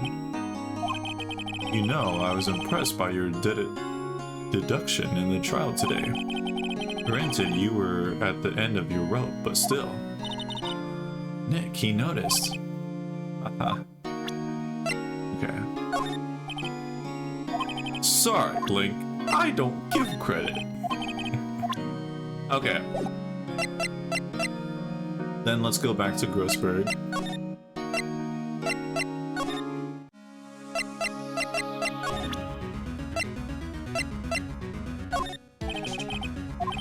Okay. In any case, it isn't good that the one shooting isn't Miles. You bet it's good. I can't believe the fiendish planning that went into this murder. He almost fell right into his trap. What a creep! Okay, we saw that already.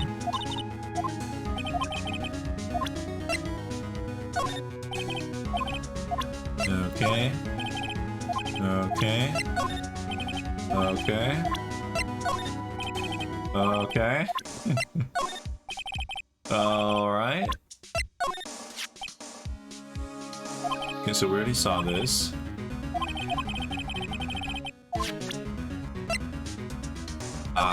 This. It's a man. Okay, so we saw that. Whoops. Oh, so this is the letter. It seemed that Yogi was following this letter. Oh, so did I not even show it?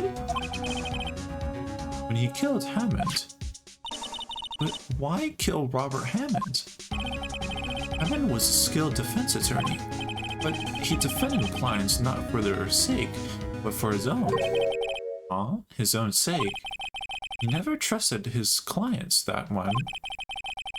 The only thing he trusted was his own ability. But he got his client found innocent, so why should it matter? Actually, my dear, it's quite different. He won the innocent verdict for no one but himself. Yogi was a free man, but socially he was ruined. Oh? You'll understand soon enough. Wait, what is it? This letter. I've seen this handwriting somewhere before. A long time ago. Whose handwriting was this? Do you have any idea who wrote this? Honestly, I was thinking it could be Von Karma. Yo, ain't no way it's Edgeworth. If it was Edgeworth planning for himself to be killed, I mean, maybe.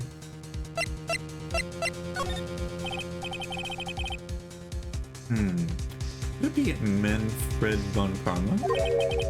Von Karma? Why would he have to do something with this? Well, I'm not sure. Von Karma. Wait, you're right, my boy. This is Von Karma's handwriting, I'm sure of it. I used to see it all the time on court reports. What? But that means the one who told Mr. Yogi to kill was correct. Manfred Von Karma himself. What does this mean then? Why would Von Karma want to frame Edgeworth?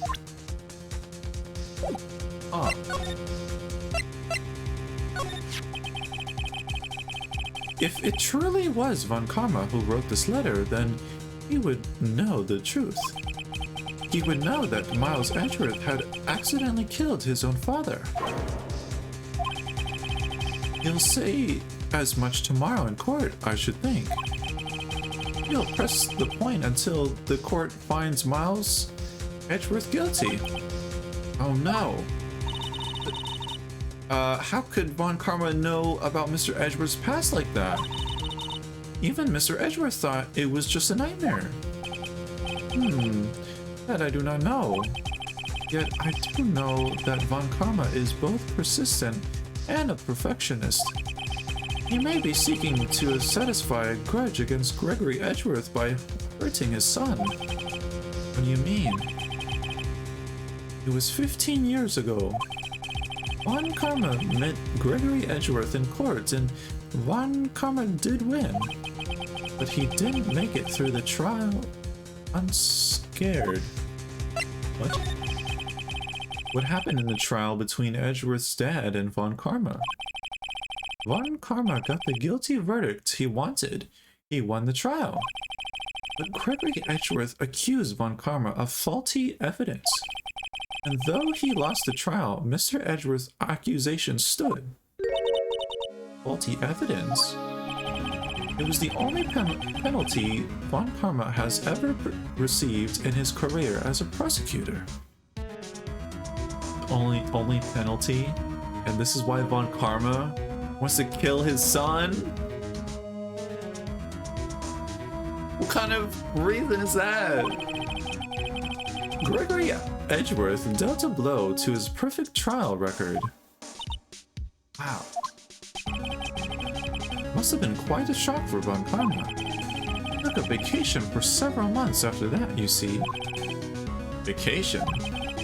Yes, an unusual event for the man. That was the first and the last vacation he's taken in his many years of prosecuting. Really? He doesn't take vacations? Like, go to the sea? Or, to the mountains? Don't tell me he's never been to Europe! You have strange ideas about vacations, Maya. In any case, that was the only time he took a vacation from work. I believe the penalty upset him quite a lot. Odd. If he wanted to keep a perfect record so badly, why would he take such a long vacation? What do we do now, Nick? Or what do we do? Von Karma going to bring up DL6. You can bet on it. What if Mr. Edgeworth pleads guilty to DL6? I won't let him. Yes, Mr. Wright. I hate to say this, but even accidental murder is murder, you know. I know that. I just believe in Edgeworth's innocence. I can't believe he'd kill someone. But Nick, Mr. Edgeworth admits it himself. His father must have lied to protect him from beyond the grave. I don't care. I know he's not guilty. Mr. Wright, if you say so, I suppose I could go check again. The police files might hold something of interest. Mr. Grossberg, thank you. I can't promise anything. In fact, I think the chances of finding something are slim. I understand. The police materials, Alright.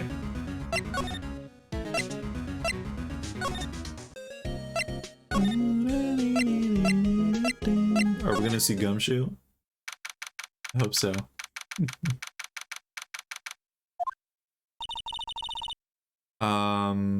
There's hardly anyone here.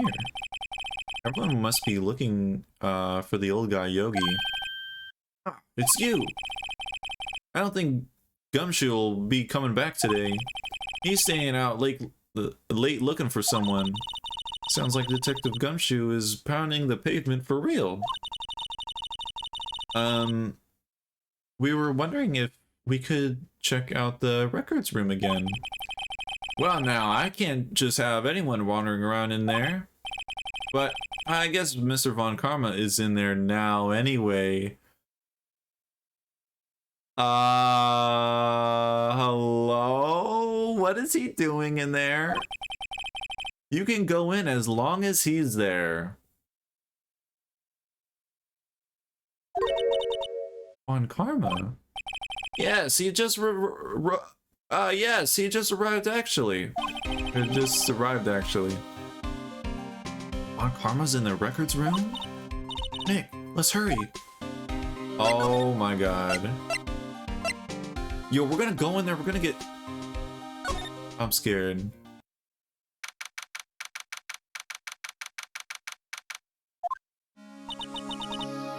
Dusty as always. We were only here just yesterday. I'm sure they just haven't had time to clean. What's wrong, Nick? Nothing. I was just noticing that he isn't here. On Karma.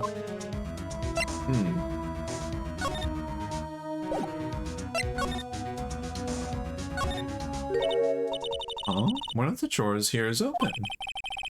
Someone must have been looking in it recently. The label says unsolved cases evidence. Unsolved cases.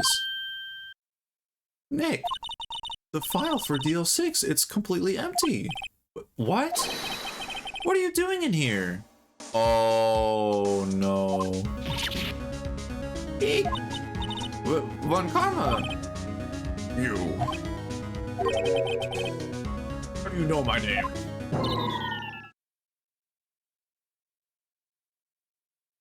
Hey! Huh? Have we met? What are you saying? We see each other every day, don't we? We're Miles Edgeworth's defense team. Defense team? I beg your pardon. You see, I rarely remember defense attorneys. They are like bugs to me. Needless. Oh. I can see how... Oh, okay. It just skipped all the text for me. Cool.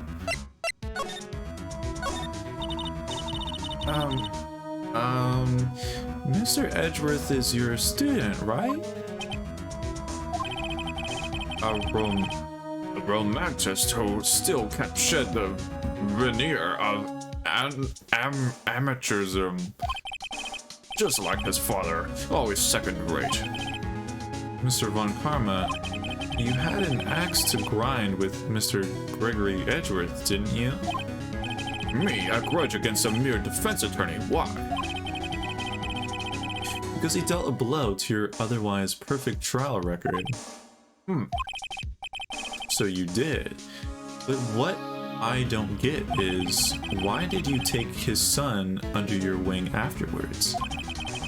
The son of your most bitter rival. That, my dear attorney, is none of your business. Tomorrow's trial will be the last day of this trial. It's been a while since I've had a defense attorney last this long. Still, you will lose in the end. Miles Edgeworth will admit his own guilt. His guilt of 15 years ago, you mean? You're quite the researcher. If you've done your homework so well, then certainly you must understand. You know that Miles Edgeworth will tell the court tomorrow. We were right. So Von Karma is going to bring up the DL6 incident in court tomorrow. Dang. I wish that there was like an L that you could just present. Just present and be like, L. Oh my god. Well, I guess nothing more to say to him. Goodbye. Let's go see Edgeworth here.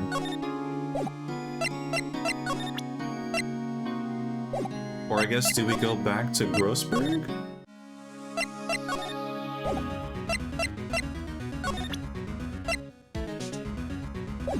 Oh, yo, oh snap. Or are we gonna, yo, what if we show the handwriting to Von Karma? Oh, he's gonna Mr. Von Karma, have a look at this. Oh no. I think we're dead. This was you, wasn't it? You instructed Yanni Yogi to commit murder. Yanni Yogi? How many years has it been since I've heard him called by that name? He's a fool. I told him to burn it after he read it. So you admit it? You wrote Mr. Yogi this letter? Yes, my dear defense attorney. Thank you for taking the trouble to bring it to me. You've saved me a lot of needless hassle. What? Nick, what is that thing? A stun gun! A stun gun for self-defense. Usually. Indeed. 600,000, I think, volts will course through your body like a dog touching an electric fence. 600... Oh, don't worry. People don't die from it, usually. Now, give me the letter. No. No! Whoa, what are you... Nick, run! Oh my... What? Stick... We got mine? No!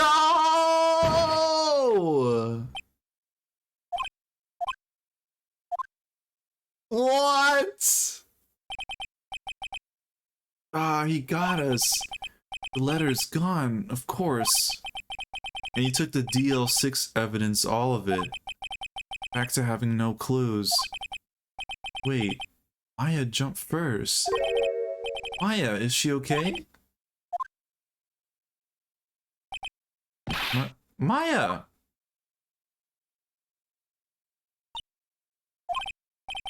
Maya, open your eyes. Maya! The letter, did he take it? Huh? Oh, yeah. Are you okay? I couldn't stop him. I jumped as fast as I could, but one shot from that thing knocked me out cold. Useless. I'm no good as a lawyer or a medium. Can't even call my sister. Not even now when we need her the most. Wish I hadn't woken up at all. Dang. Maya! Ah, there has to be some way I can help her. Better do something about her self-confidence first. Maya, she's holding something. What is that? A bullet? BL6 incident. Evidence number 7. Taken from the heart of Gregory Edgeworth. Oh, I don't like that. Remember, Von Karma was holding this when Maya jumped him. Interesting. I'll prove it to you, Maya. You're most definitely not useless. I'll prove it to you in court tomorrow. Yo! Oh my goodness. Wow. Who done it? Yo, Toasty, welcome back. Wait, who done what? Did you see what just happened? That was crazy.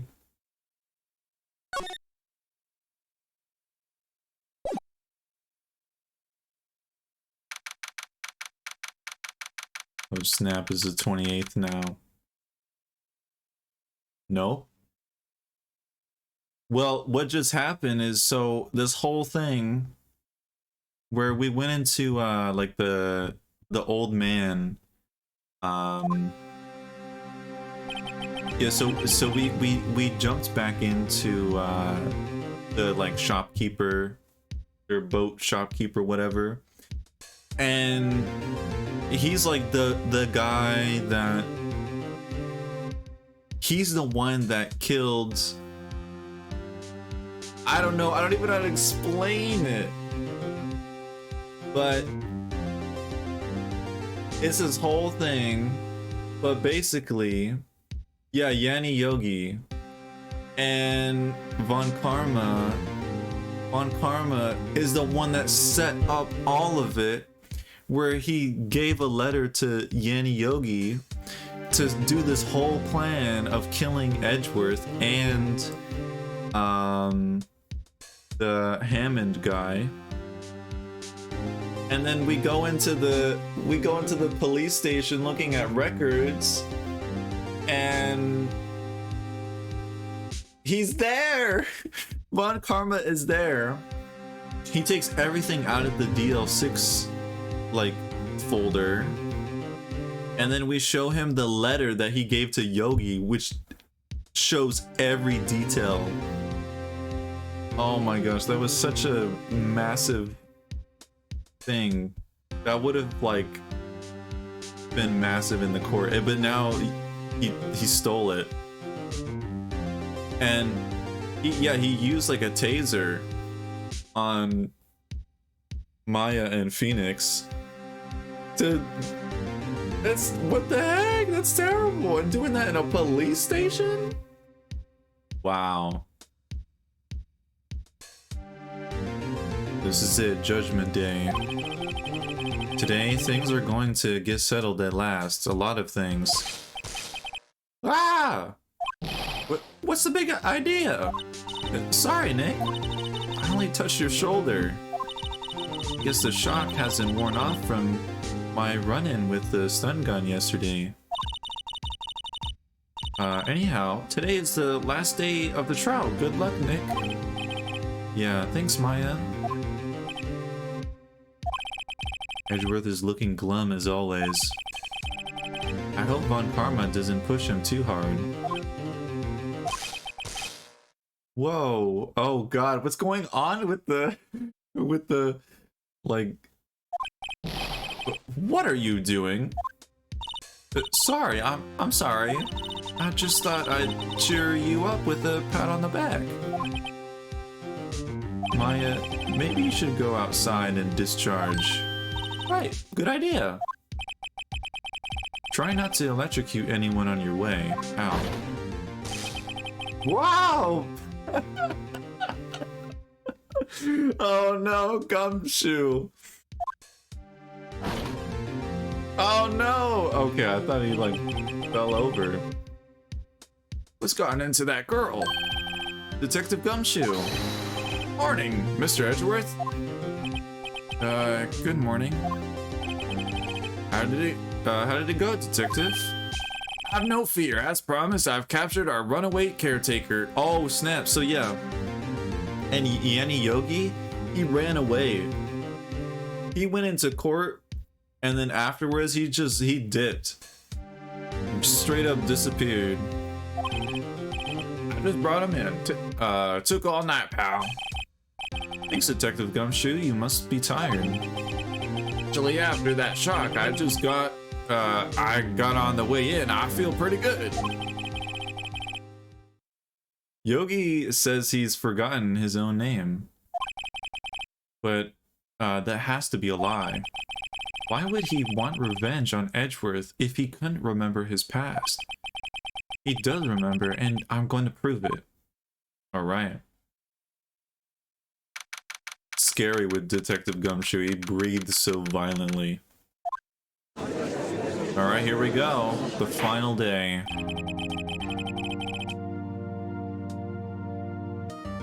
Court is now in session for the trial of Miles Edgeworth. The defense is ready, Your Honor. I'll bring it there. Yeah, basically. Prosecution is ready. Very well. We have reached the final day of our proceedings in this trial. I ask that the prosecution submit decisive evidence. Understood. Come on, don't be awed into silence by every little thing he says. Very well. Mr. Von Karma, your opening statement. Oh boy, here we go. Right. Thanks to Detective Gumshoe's efforts, the boat rental shop caretaker has been arrested. In yesterday's trial, the defense asserted that the caretaker was the murderer. However, the caretaker has yet to confirm this. I would like to ask the defense to cross-examine him as much as necessary. Whoops. Very well. Please bring the witness into the courtroom. Yo, this dude, oh my god. Ladies and gentlemen of the court, I believe you all remember our witness. He believes, he lives in the boat rental shop on the lake from where he witnessed the incident. In addition, he has certainly lost memory of his name and identity. Witness, why did you run away yesterday? I'm gonna Dripped up, yeah. The witness was not running away. He was, as he will testify. I see. Very well, please begin your testimony. Oh boy, here we go. Alright, here we go. Why I left court. Well, I'm really sorry about just leaving yesterday like I did. But I wasn't running away or nothing. I went to buy some food for Polly, see? I figured I got nothing to do with this incident anyhow. I mean, I'd need one of those motive things, right? I don't got one. So my testimony yesterday stands as is. He does. Falls back asleep. Very well. Let's begin the cross-examination, shall we? He has to know his name. Yanni Yogi. You're Yanni Yogi, and I'm going to prove it. Alright, here we go.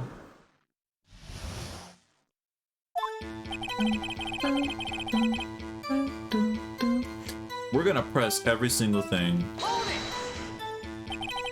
I'd call what you did running away and not just leaving. You heard Larry's testimony and realized you were in danger. Now, Mr. Wright, there's no need to rush into conclusions. As I said, the witness was not running away.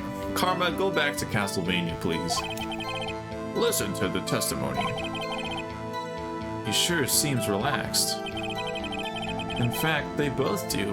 Von Karma and Yenny Yogi. But I wasn't running away or nothing. I'll press this. Why not? It's everything. Then why did you leave? He's just about to say why. Is it so hard for you to just quietly listen when someone is talking? If I sat quietly, Edgeworth would be guilty in 3 minutes. I went to buy some food for Polly, see? Okay. Food? Well, Polly is a bit of a gourmand, you see. She only eats those high-quality bird pellets from France. They only have them in the big pet shop downtown. You weren't arrested until this morning. Why didn't you go back to the caretaker's shack? Well, I kinda got lost, you see. The witness has trouble remembering things sometimes. Then the police apprehend him, and he was on his way back to the shack. Yeah, right. Nice try, Von Karma. No one's gonna believe that. I see. So he was lost. Please, Your Honor, come to your senses. Okay. I figured I got nothing to do with this incident anyhow. You've lost much of your memory, is that correct? Yeah, seems like it. Then how could you know that you didn't have anything to do with this incident? Or maybe you're lying about not having your memory, You know exactly who you are. The witness has testified quite clearly that he has no memory of who he is. If you claim he's lying, then show the court proof. How am I supposed to prove what's going on in that old codger's head? It's impossible. I'm glad you come to your senses, Mr. Wright. Very well, witness, please continue. Objection. Is a robot. Yeah, I mean, the caretaker, he was gone for like a whole day and he didn't come back to see Polly at all. He only came like, I guess at like late night maybe, or just this morning, like early morning.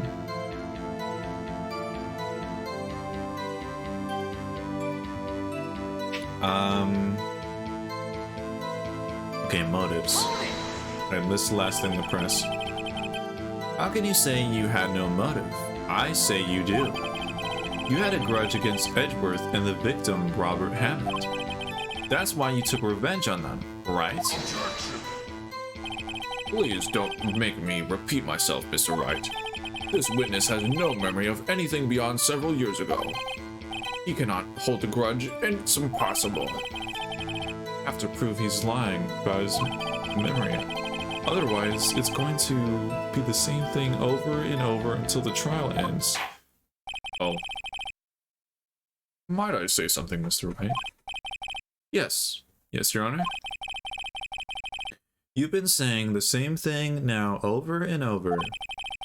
You've been calling the witness' memory of the past or lack thereof into question. But does this really have anything to do with this current case? Of course, Your Honor. The witness has said he has nothing to do with this case and no motive. But both of these statements are lies. So this man is dripped up in here. Order, order. Mr. Wright, there is a serious problem with your claim. Or are you saying you know who this witness is? Of course, Your Honor. Oh, now this is interesting. I would like to know myself. So, who is he? Don't play dumb, Von Karma. Mr. Wright, please tell Witness's name.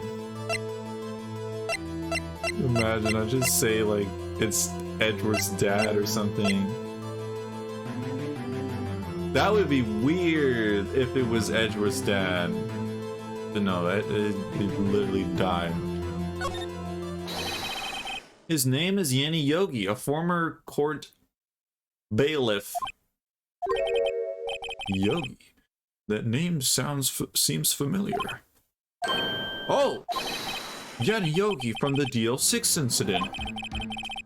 It figures the judge would have heard of it. It was such a famous case. What does this mean?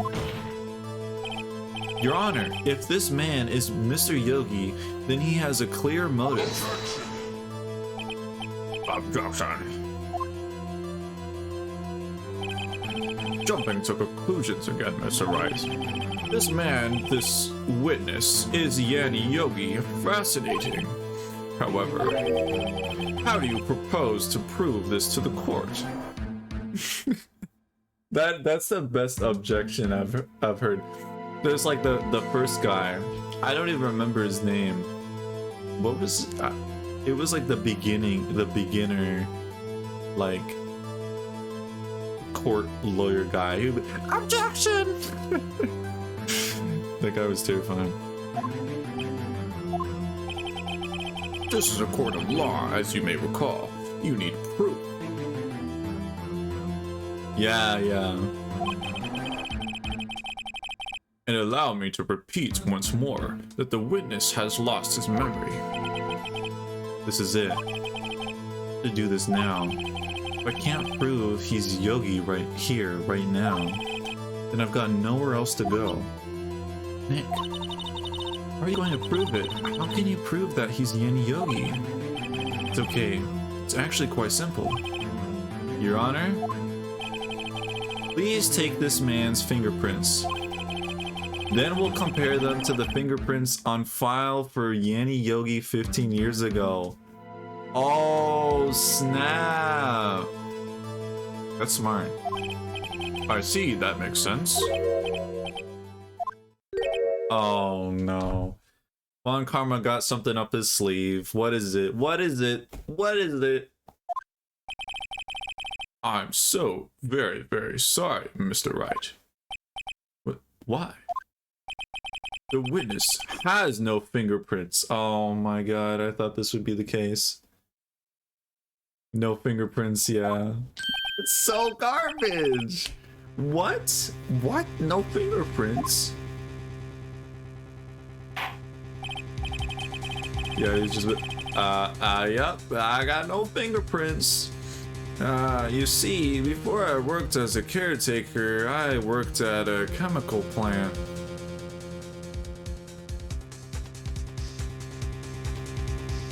Yeah? You worked at a chemical plant, huh? I knew it.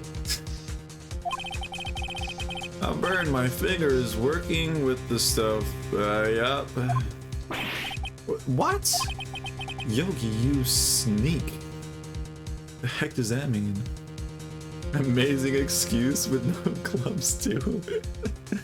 Yeah. You burned your fingerprints off to hide your past. Well, if the witness has no fingerprints, I guess we will not be able to prove his identity. How? Well, what will you do, Mr. Wright? It seems the case has been decided, no? No. I know what happened. I know everything. I just can't prove it. But no, I can't let it end here. I can't lose. Therefore, there has to be another way. There's no one who can testify as to who this witness is. No one. Grossberg. Maybe Grossberg. You toe fingerprints? Toe print? I guess that is true. I guess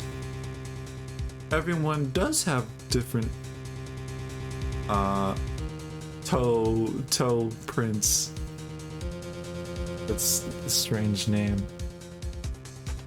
Yeah, but no one scans them. Can you imagine? You just go to like the police office or something and it'd be like, take off your shoes, take off those socks. Don't know if it's true. Nick, what are we going to do? Didn't even consider that he might have erased his fingerprints. What do I do? Well, Mr. Wright, perhaps you'd like to cross-examine his parrot for a little comic relief, hmm? Oh, wait, could we actually? Yeah, very funny.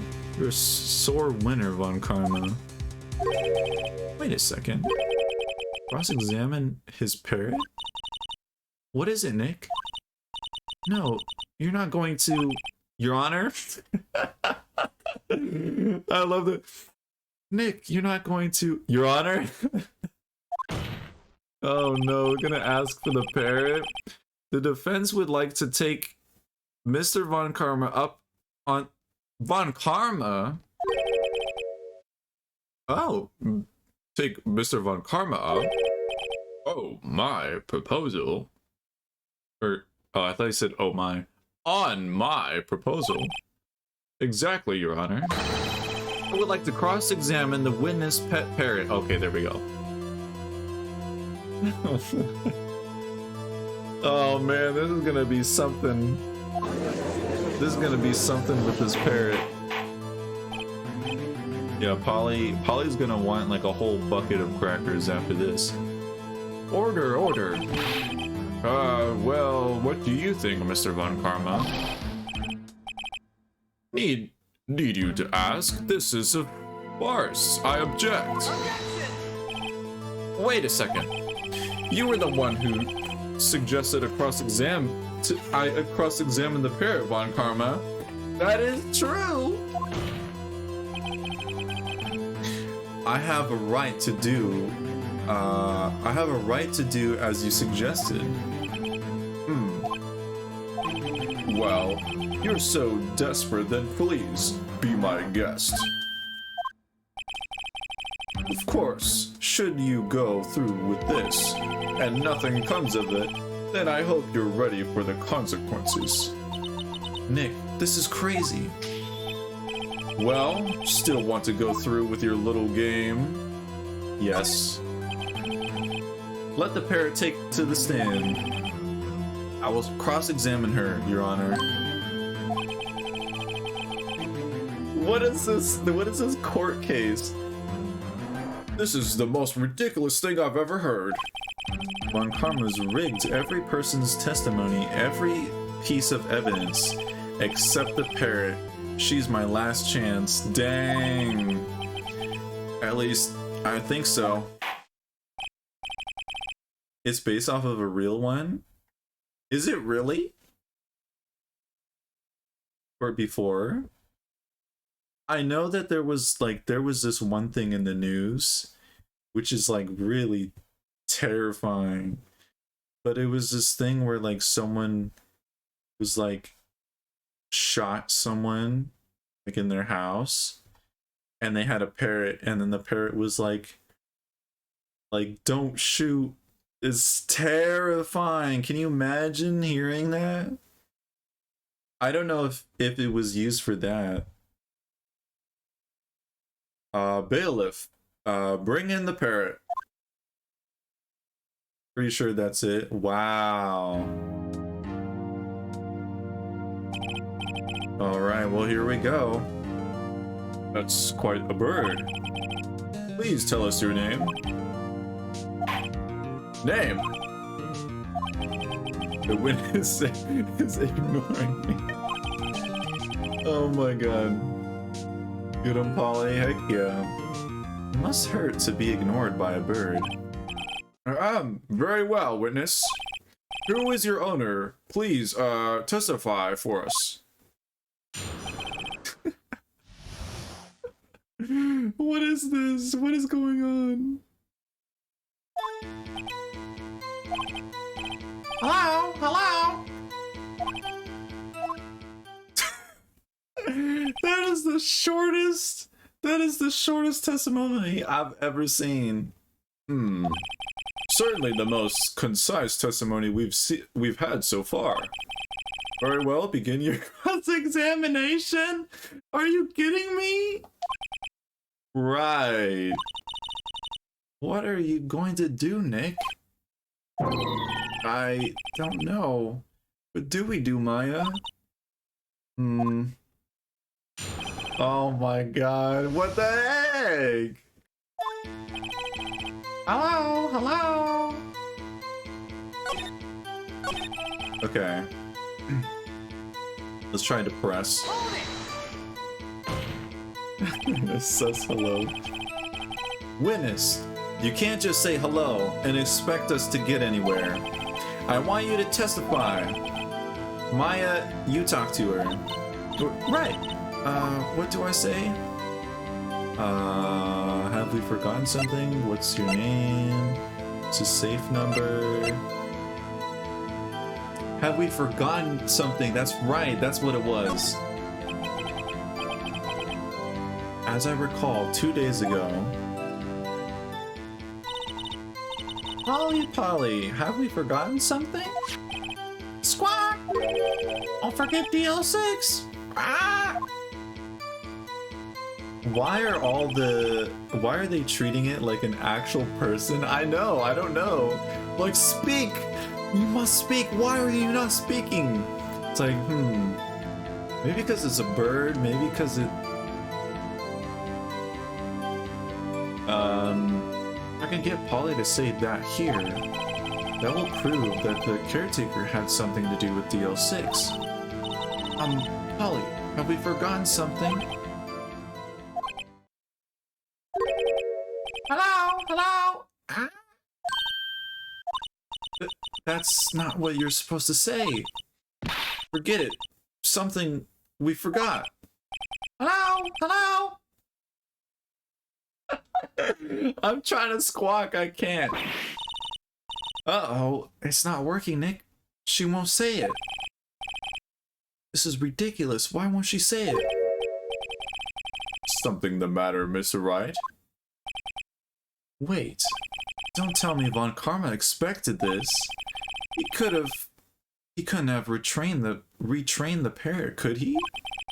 Did he train her not to respond when we asked if we'd forgotten anything? Yo, ain't no way.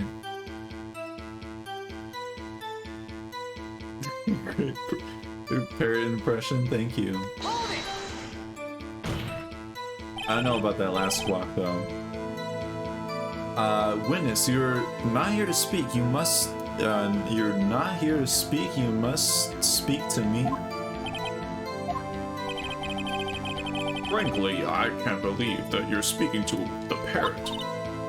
Well, I guess we should try to get some information out of her. We need to show the judge that her owner is Mr. Yogi. Okay.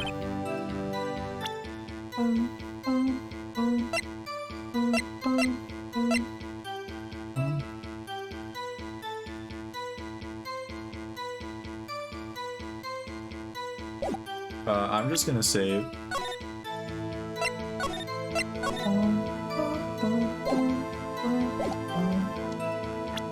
We're gonna use this.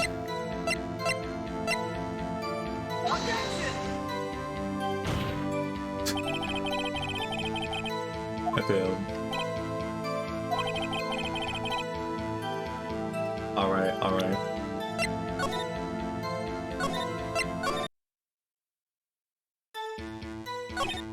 I probably have to use it here.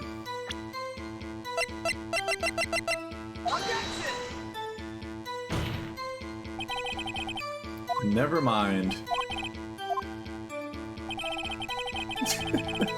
I love the head shaking in this game. Okay.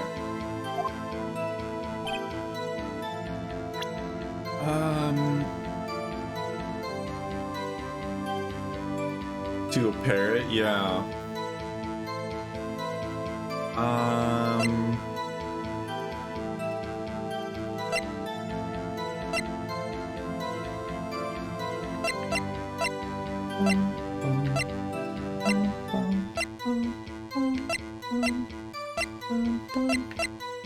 I'll just try the file. I don't know. Okay. It's not that either. We're just gonna keep trying stuff. Whoops. Unless I'm supposed to use it here.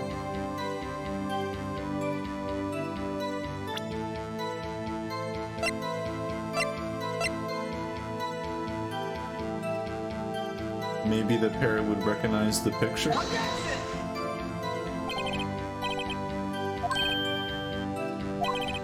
Well then.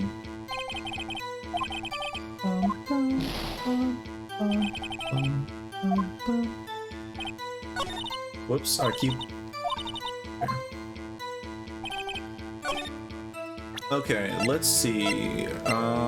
So we have this bullet.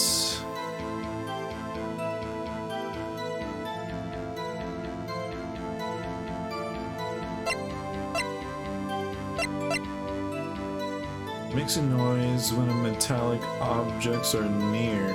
A useful detection device. What if there's a... What if there's something metal on Polly? That Von Karma put on Polly. I mean, I know that's not the case, but you know what? Let's try it. Okay, never mind. It's worth a shot.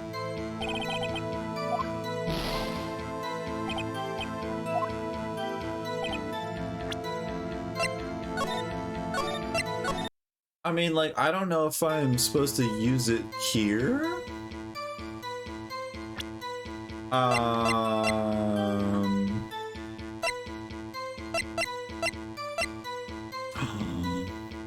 I know, show the photo of this and maybe we'd recognize it.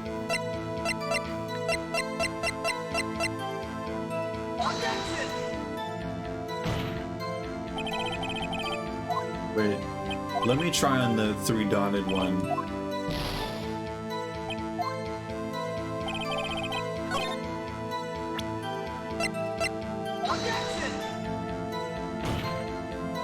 Okay, never mind.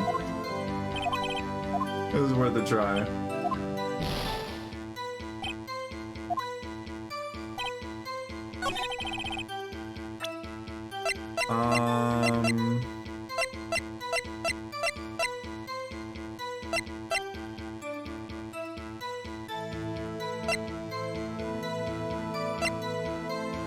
This? Like, what?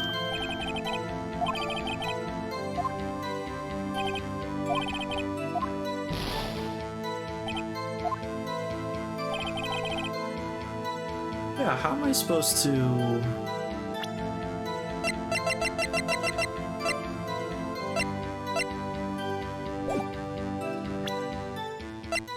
Did I don't think I used this for saying hello, hello. I think I used it on the 3-dotted ones. Like, I don't know if I'm supposed to do it on everything. I saw the answer on the wiki.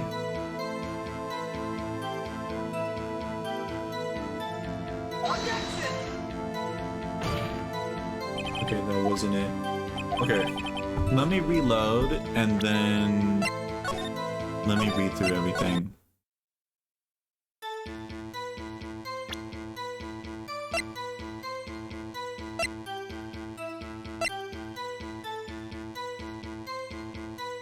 Exhibit A.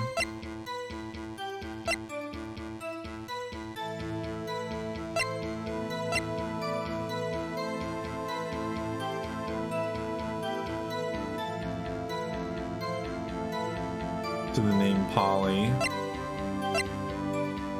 Photograph of the scene of the murder. Taken from Gregory.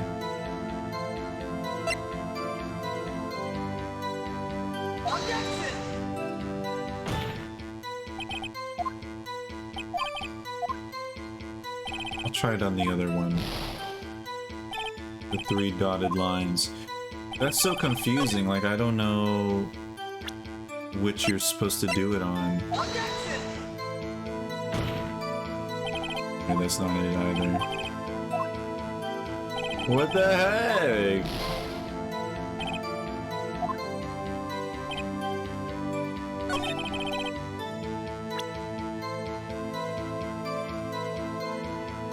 Attorney badge.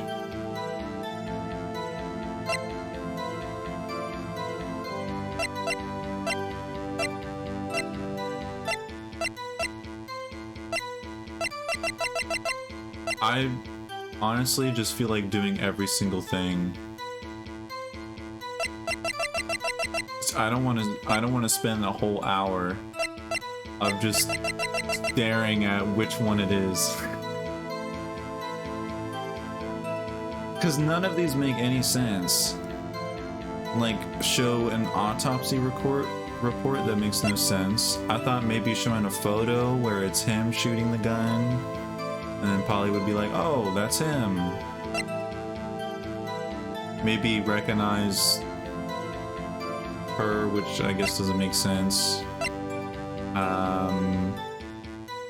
Doesn't make sense to recognize a gun. I mean, maybe. Makes a noise. File on the DL6 incident. I'll try the gun.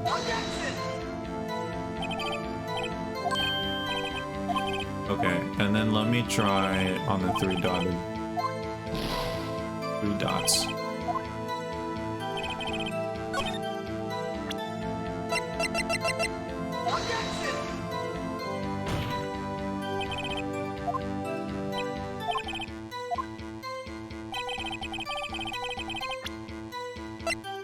God dang it.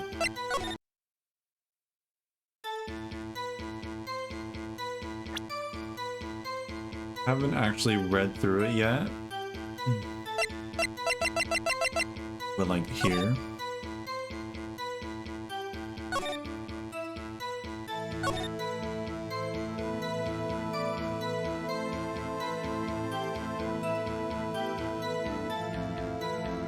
Polly Jenkins committed suicide. Wait, what the heck? Why is the parrot named after someone else? Polly Jenkins? Wait, what?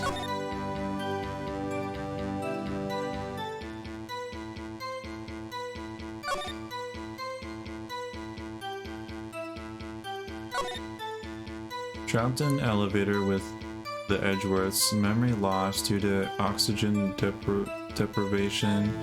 After his arrest, fiancée Polly Jenkins committed suicide. Oh, so what's his name? Oh my god, what the heck is his name? Forgot his name now. Yeah, Yogi. Yogi's fiance died, and then so I guess that would make sense. But I thought I already presented this. Yogi Bear. Yeah, I keep thinking about Yogi Bear. If he's Yanny, then the parrot is named after... Yeah. But I already used this.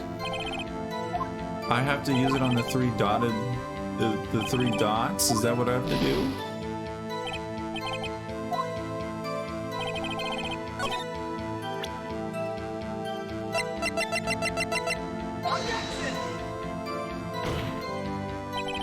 Bruh.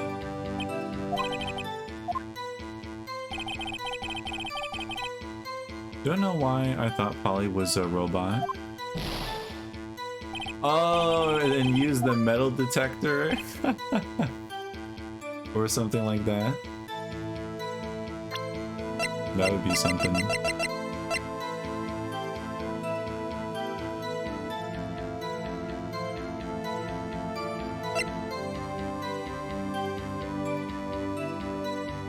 this? I don't know.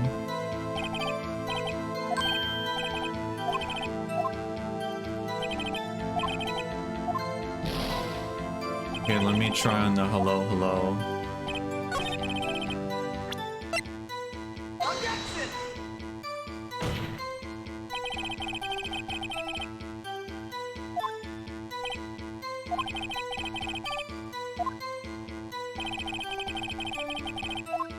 I've literally tried everything.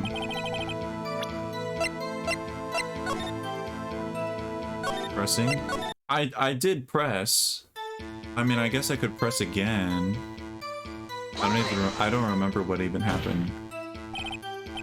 Witness, you cannot just say hello to just expect us to get anywhere. I want you to testify why you talk to her. What do I say? Oh, I see. Oh my god, I'm trying to like show evidence this whole time. I didn't realize this is something I could do again. Say her name. Polly, Polly, what's your name?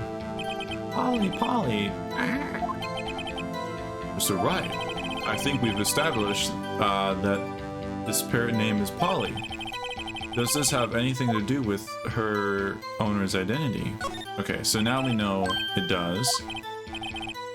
Ah, fascinating. You claim that the parrot's name will prove her owner's identity. Then show us this proof. Nick, don't you think you're taking the bluffing a little too far? Listen, we're not here to answer the question of who is the caretaker. We're here to prove that he is Yanni Yogi. All we have to do is tie the name Polly to Yogi. Your Honor, the proof that the parrot's name reveals the caretaker's identity.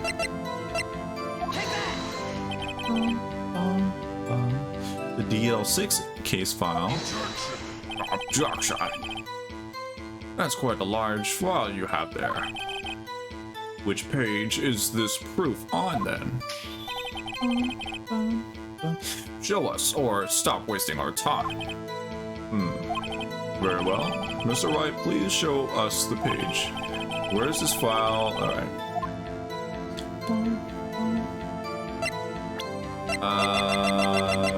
Let me check. It is suspect data.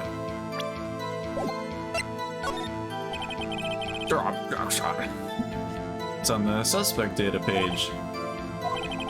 This page has all the information about Yanni Yogi. Right after he was arrested, his fiancée committed suicide, see? Indeed. It does say that, yes. What was his fiancée's name? Polly Jenkins. Polly. Exactly, Your Honor. He wanted to remember the name of his fiancée who had committed suicide. That's why he named his parrot after her. I see. I guess that is possible. A mere coincidence, that's all. My granddaughter has a dog that she calls Phoenix. Well, Mr. Phoenix Wright, does this make you my granddaughter's fiancé? She's only... What is this? Now is Karma trying to accuse Phoenix? What the heck is that? She's only 7 years old. Indeed. Alone, it is a little weak for evidence in a murder trial. You would need some other corroborating evidence. Where am I going to find that? Nick, we're getting closer. One more. If we can just get one more piece of evidence. Right, but what? Very well, witness. You may continue. Okay. Alright. Alright, Polly. Witness, you're here to speak. You must speak to me. Frankly, I can't believe... Okay, we've already seen this.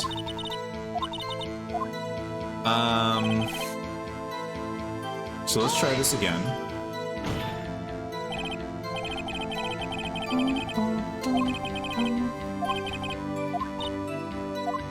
Okay.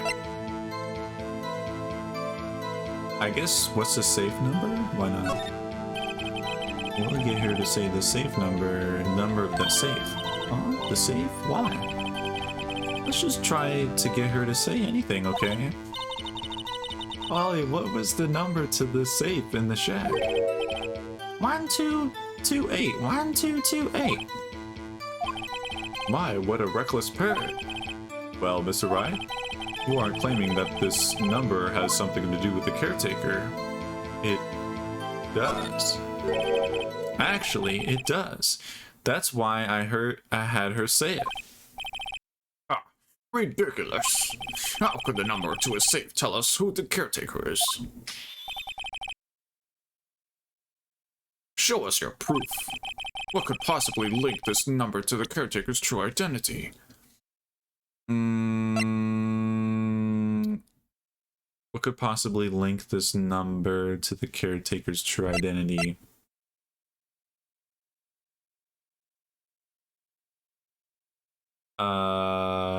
Well, shoot. Important date.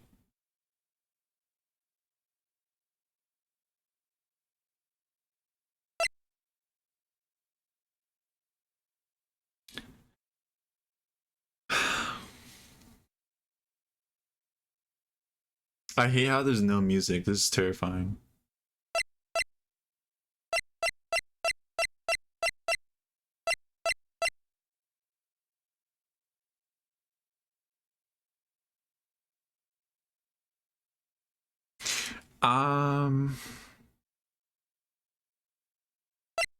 The only thing could show is this, really, because there was so in the safe was the letter that that Von Karma gave to the caretaker, to Yogi, to tell Yogi what to do the killing.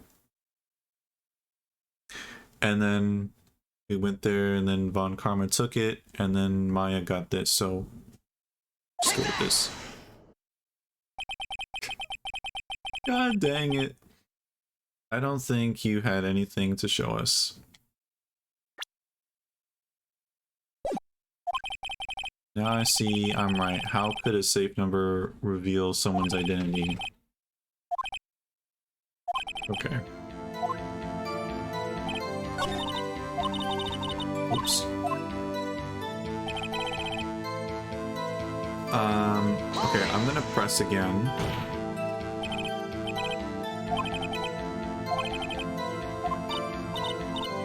I think we need to do this next. 2 days ago. The DL6 report. Okay, I'll check that. After this. See if this brings up anything else. Now that we have Polly's name. Have we forgotten anything? Okay.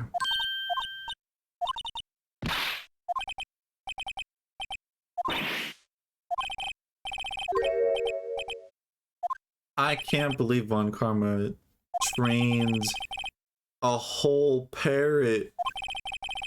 What the heck? This guy goes to extreme lengths. Okay.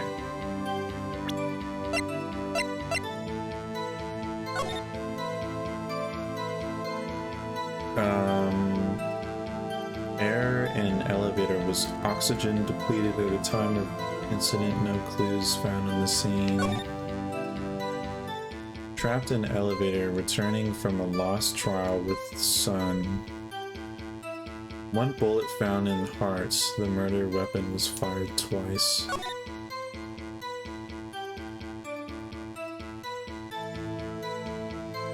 Admitted suicide. The date? Oh, that is the 28th?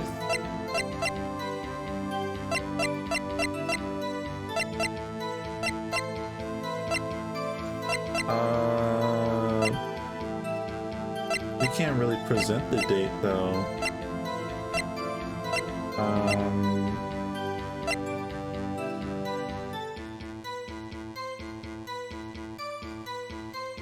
Check the report again. Oh, the date.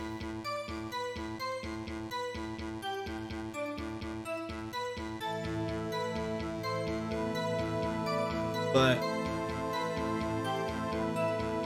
I don't see how that would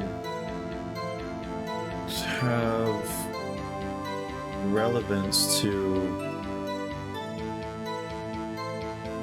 I can't even remember what did I need to show. I can't remember what the judge wanted me to show.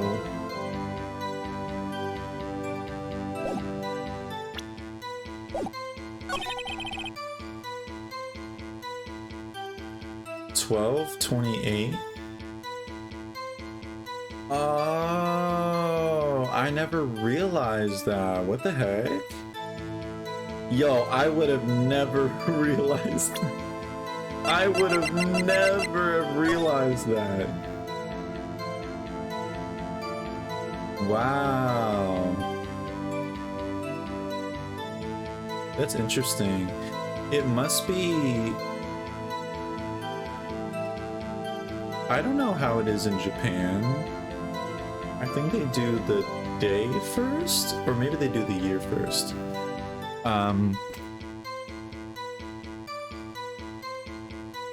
So they might have it like flipped in that, I'm not sure.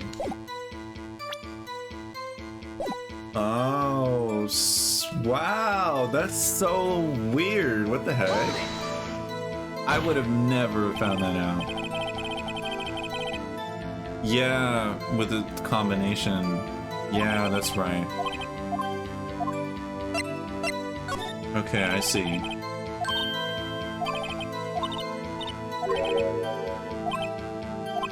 Like that, yeah.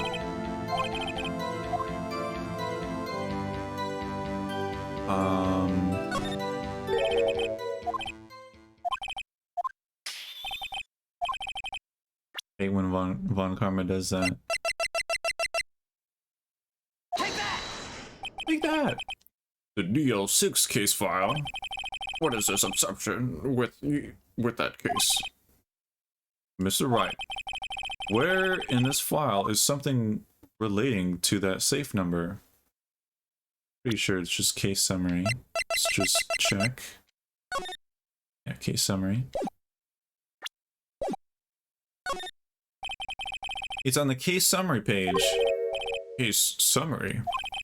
Specifically, the date on which the DL6 incident occurred. So glad Maya loves to steal. We wouldn't have ever known this. True. The date of the incident, December 28th. Why, that's today's date, 15 years ago. And the number on that safe is 1228. Ah! He used the date of the DL6 incident as the number for his safe, Your Honor. That's how important the date was to him. I see, it is certainly an interesting coincidence. People often do set their secret numbers to dates. Ah, this is not tangible proof. I set my ATM card's number to 0001 because I'm number 1. Bruh, what is that? This has nothing to do with a date. Nothing. That's enough. I think we've reached a conclusion here. This is a mere coincidence, that's all. True, that is a possibility. However, two coincidences at the same time seems more like a pattern to me. What are you saying? His card pin. True. Summon the caretaker of the boat shop. Immediately. Yes, get him in here. Yo, he's got that drip. Witness, tell us your name. Why are you objecting to someone asking a name? Wait. This witness, he doesn't remember. No, it's okay. What? I've accomplished what I wanted to do. I'm done. Hey, yo, hello? Hello? What? Hello? Nick, he looks totally different. This is the real Yogi, I think, finally. He's been acting feeble to hide his true identity. Acting for 15 years. Well, let me ask you again. Please state your name for the court. My name is Yanni Yogi. 15 years ago, I served as a bailiff in this very court. Order, order. Yanni Yogi. So, was it you who killed Robert Hammond and tried to frame Miles Edgeworth for his death? Yes, it was me. I did it. They put me on witness stand 15 years ago. Robert Hammond, he said I was mentally unsound. He told me it would make me innocent, get me off the hook. So, I pretended to have brain damage. What is that? What, so then for 15 years after that he... I was innocent, really, but he didn't believe me. We won the trial, but I lost everything. I lost my job, my fiancé, my social standing. And this year, 15 years later, the package arrived. It was a letter and a pistol. The plan was written out in careful detail. It was a plan for me to take my revenge on the people who ruined my life. I didn't care who had sent it. I thought this was my chance after 15 years. This was it. Finally, a chance to have my revenge on Robert Hammond and Miles Edgeworth. I have no regrets. Wait a moment. Revenge against Miles Edgeworth? You mean? I'm not at liberty to speak on that matter. Why don't you ask Mr. Edgeworth yourself? Anyway, I admit it. I was the one who killed Robert Hammond. Dang. Definitely taking a few hundred. You know, the next case is just gonna be Maya figuring out what Von Karma's credit card number is. Von Karma, where is Mr. Yogi? Under arrest, Your Honor. I saw no room for error in his confession. Then, the defendant, Miles Edgeworth, is innocent, in this case at least. Very well. Will the defendant please take the stand? Oh boy, here we go.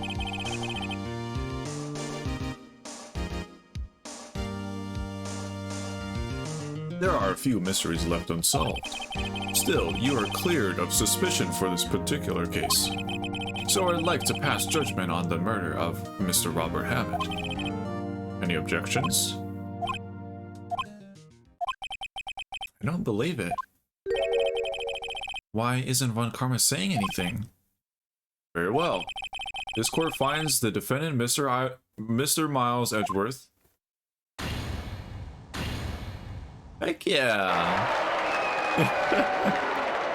Heck yeah! That is all. This court is adjourned. Dang, just like that? Objection! What? What? Edgeworth? Wait, did someone just say objection? It wasn't Von Karma. Wait, but that means... No. Edgeworth? Your Honor, I object to your judgment. What do you mean? I'm not innocent at all. As you've heard, Yanni Yogi killed Robert Hammond in revenge. But revenge for what? Nick! Edgeworth is trying to confess. He's gonna say he's guilty. He's gonna tell them he was the murderer in the DL6 incident. He's gonna tell them he killed his own dad. Oh, what do I do? Objection! Objection! Yeah, he's very mad. The judgment has already been passed. I object to Edgeworth's outbursts. Did something like this happen yesterday too? I believe a certain witness raised an objection after a guilty verdict has passed. That would be Larry. We must hear this new statement. We must hear Miles Edgeworth. He's right. We have a duty to hear Mr. Edgeworth out. Alright. For 15 years, I've had a reoccurring dream. Nightmare. It's only a nightmare, that's what I told myself.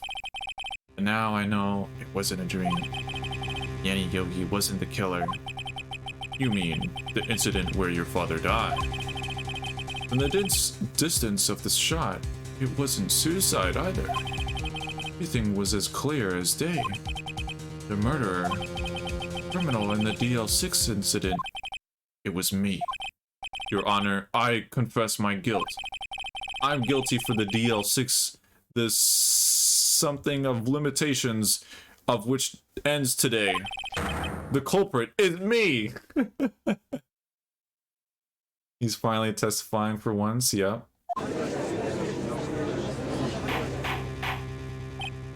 Order, order. This is certainly unexpected. The defendant declared innocent is confessing to a different crime. A crime of which the something of limitations runs out today. I'm not really sure how I should deal with this. Bah, it's only obvious. He hold a trial right here, right now. We try this man for his crime of 15 years ago. I think I would like to take a 5-minute recess. During this time, I will consider the appropriate course of action to take. Court is adjourned. Alright. Was it an elevator with limited oxygen? Yeah. So he probably doesn't remember clearly. And the thing is that the thing is that there were 2 gunshots that happened. So because yeah, Edgeworth threw the gun. He threw the gun, and you know, maybe it accidentally shot, but it wouldn't shoot twice. So yeah, I'm sorry, everybody. Just wasted all your effort. Mr. Edgeworth, I just don't believe it, sir. I mean, you kill your dad? I didn't want to believe it myself, detective. But it's the truth. I deserve to be punished. Murder is murder, no matter what the circumstances. This is crazy. Just crazy. Nick, what are you doing? Huh? Oh, I was just reading through the court record once more. I'm getting my case ready. Your case? For what? Huh? Isn't it obvious? I'm gonna prove that Miles Edgeworth is innocent. What are you talking about, pal? He just admitted to it. He confessed that he did it in court. I'm sorry, Edgeworth, but I don't believe your nightmare. What? It's just a dream. It's not real. The truth is right here in this court record. In any case, tighten your belts. The real fight is just beginning. I'll prove you're innocent. Trust me. Right. How can you declare that guilty?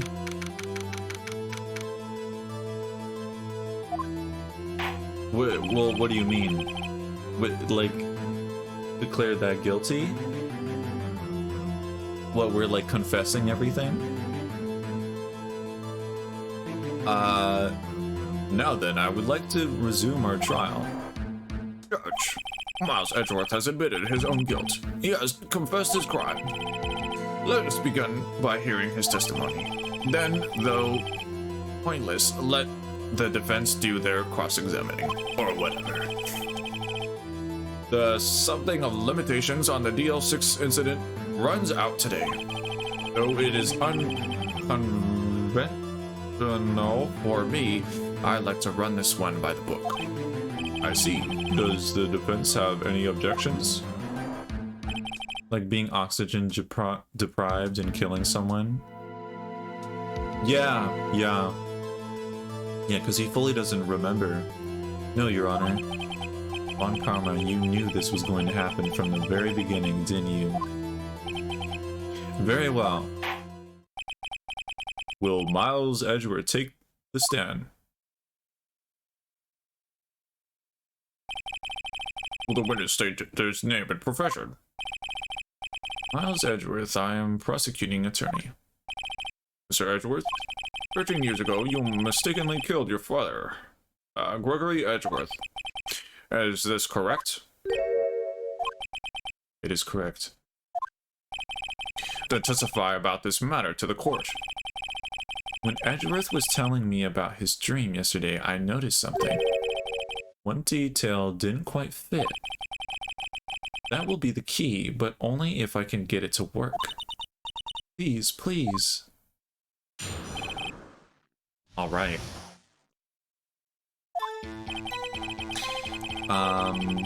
That day I had gone to the courtroom to observe one of my father's trials. As we went to leave, an earthquake struck, trapping us in the elevator. My father and Mr. Yogi lost their composure and began to argue. Just then something heavy fell at my feet. I picked it up and threw it at Mr. Yogi. I wanted them to stop fighting. A moment later, there was a single gunshot and a scream. It was a terrible scream. I remember it to this day. That's all. Okay. And until now, you thought this memory was a dream. We were stuck in that elevator for 5 hours. Oxygen in the elevator ran out, and I lost my memory of the events. The same claim Mr. Yogi has made. Very well. Mr. Wright, your cross-examination, please. Yes, Your Honor. All right.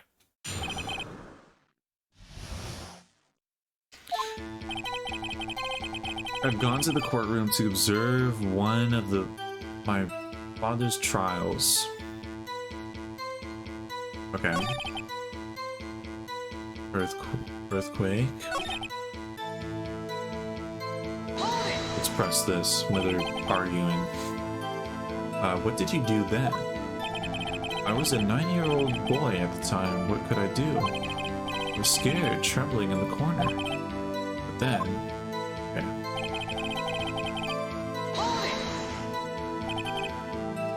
Was it? A pistol. I assume it was the bailiff Yenny Yogi's. The safety must have come off when it fell from his holster. And you picked it up. What happened next? And threw it at Mr. Yogi. Did you know it was a pistol when you threw it? I think I knew. I knew it was dangerous. But the air was getting so thick I panicked. So you're saying that you threw the pistol at Mr. Yogi? I was, in a daze. There was a single gunshot, then a scream. That's not true, though. Sus. The gun fired once? Yes. I think after I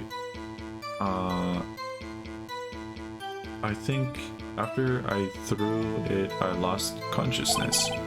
Since then, they've echoed in my head every day. That gunshot and that horrible scream. That scream. It was a terrible scream. I remember it to this day. So, a single gunshot. So I'm just gonna save here just in case. But, what do you say about this? Because this photo is a gunshot.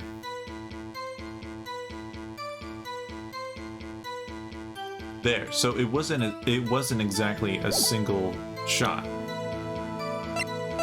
So I'm gonna present this. So there was only one gunshot. Yes, I'm sure of that. Heard the shot and the scream. Then everything faded. I was unconscious until the rescues came. I see. No, Your Honor. Unfortunately, you don't.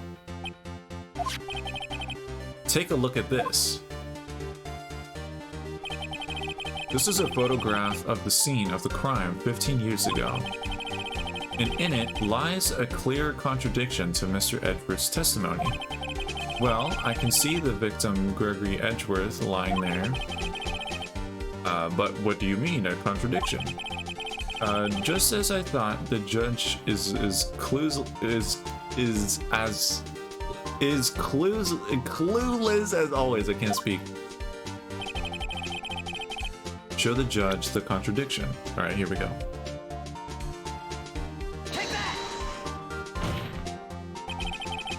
As should be obvious, the contradiction is here. I see a bullet hole in the door. Your Honor, Miles Edgeworth testifies that there was only one gunshot. However, according to this photograph, not one, but two shots were fired. One hit the victim and the other hit the elevator door. I ask you then, why did Miles Edgeworth only hear one gunshot? The photograph does not seem to confirm a second shot. However, or does confirm a second shot. However, when was the hole in the elevator made? It might have been there before the incident occurred. Man, what you talking about? There's just a bullet hole in an elevator for like, what, you talking about like 3 months or like a week, a day?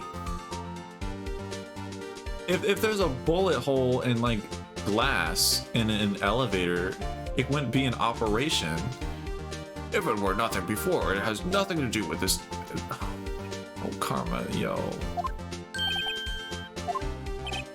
Mr. Wright, do you have any proof that this bullet hole was caused at the time of the incident?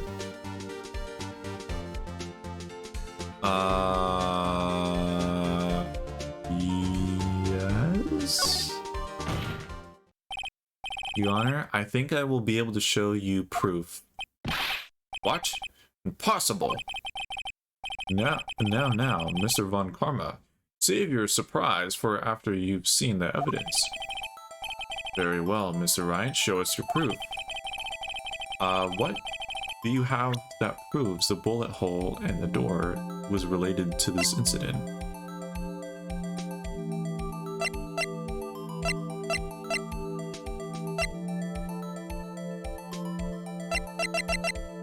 I guess this?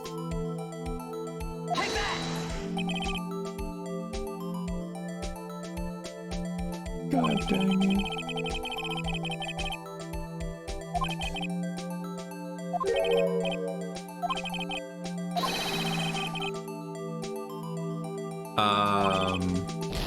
Okay.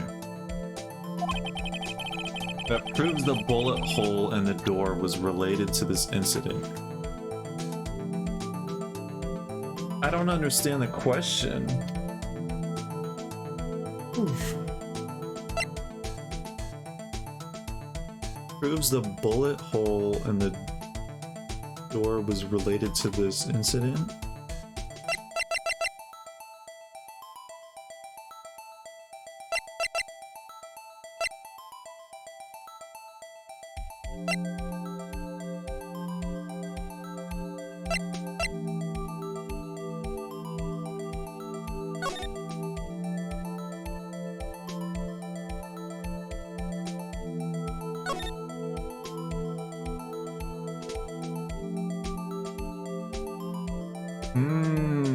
Here we are.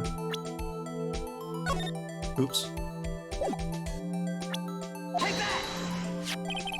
Yeah, the music in this game is great. Your Honor, the answer is in this file. You enjoy dragging out that file, don't you? I don't accept this evidence unless you can tell us what page it's on. Which page shows the link between this bullet hole and the DL6 incident? Let me just double check. Should be victim data. Yeah.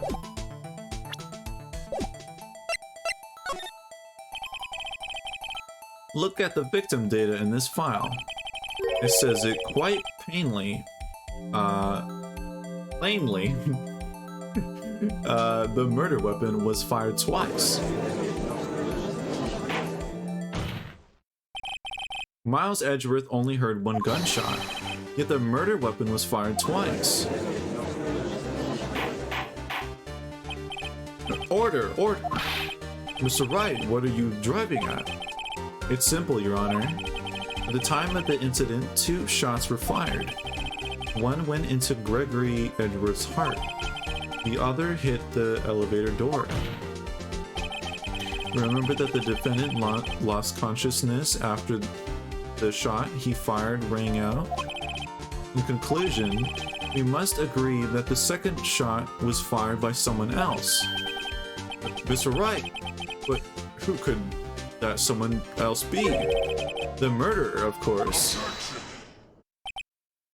Karma, get the heck out of here. I knew I should have stepped in before your wild fantasies got out of hand. Mr. Wright, look once more at the I almost said DLC. DL6 incident case file. Look closely. Try the case summary page. The case summary, that's on page 1. Look at what's written there. Alright, let me see. At page 1, location elevator district courthouse. Aaron elevator was oxygen depleted at time of incident. No clues found on the scene. No clues, huh? No clues, huh? Then what were you doing holding this? Holding the bullet that went into his father's heart. If the pistol had indeed been fired 2 times, then the other bullet would have been discovered on the scene. He does have a point. The second bullet has never been found. Why? Because the second bullet does not exist. The bullet that claimed Gregory Edgeworth's life was one fired by his own son. That is the truth of this matter, the whole truth. It is undoubtedly something else that made the bullet hole in the door.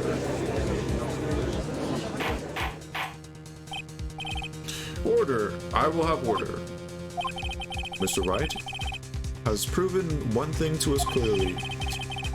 That the murder weapon was fired twice at the time of the incident. However, as Mr. Von Karma says, the second bullet fired was not found. It's highly unlikely that the police merely overlooked the second bullet. So, all we have is a single bullet fired. I'm afraid I have to discount the defense's claim.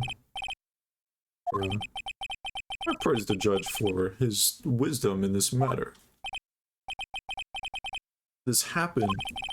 I don't believe the second bullet didn't exist. Was I wrong? Have I been wrong about this whole incident? What are you doing, Nick? Why aren't you raising an objection?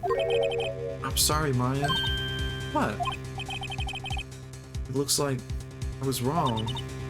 Nick? If the second bullet wasn't there, then all my conjectures are for nothing. No. But you said you'd do it, Nick. You said you'd get Edgeworth declared innocent. I'm sorry. It's just, when I saw the photograph, I thought that 2 shots had been fired. I was so certain of it, I thought I'd won. But there was another person, someone else who fired the killing shot. But for now, but now, I was wrong to think it could be that simple. This case had stood unsolved for 15 years. Nick. Well, it seems that we have finally cleared up this incident. Only one bullet was found at the scene of the crime. That shot was fired by Miles Edgeworth, precisely. I would like to ask one thing of Miles Edgeworth before passing my verdict.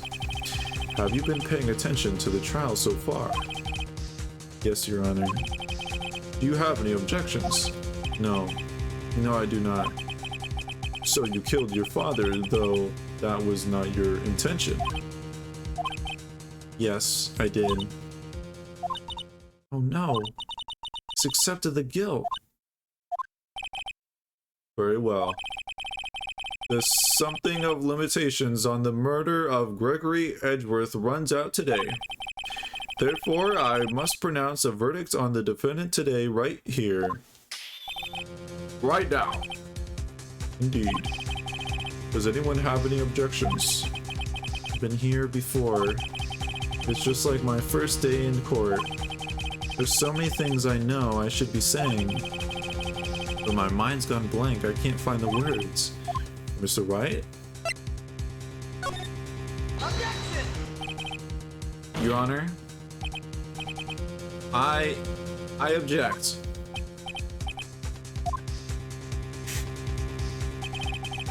Mr. Wright, on what grounds do you object? Nick, I don't know. His case is perfect. Oh no. It must exist. Second bullet ate what? What? Did you just say it? Nothing. The second bullet must exist. But where? Someone took it. That's so scary. It seems waiting is not going to produce us any answers from Mr. Wright. Wait, Your Honor. The second bullet. It exists. What? But you've just heard proof that it did not exist. Yeah. Doki doki. I realize that, Your Honor. I'm really grasping here. It's just someone took it from the scene of the crime. That's what happened. But who? The murderer. Objection. The murderer? Then tell us who, just who is this murderer? I'm still thinking about that one. So the criminal took the second bullet, but why?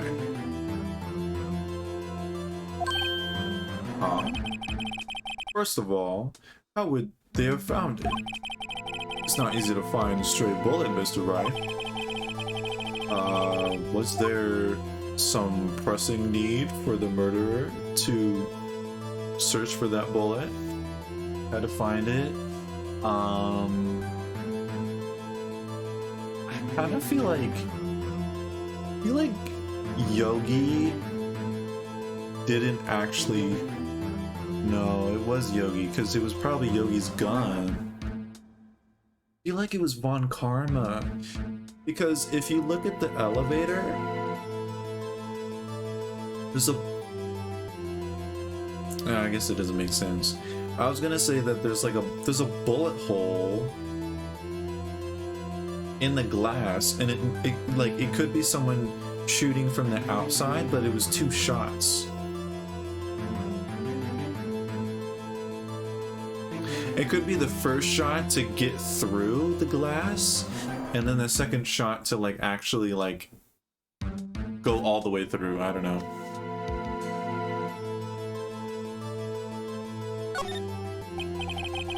Of course there was a need. That's why they took it. Ah, what possible reason could they have had? Well, the reason the murderer took the bullet away from the scene with them is the bullet would be proof the murderer was cautious. I mean, both are kind of the same answer.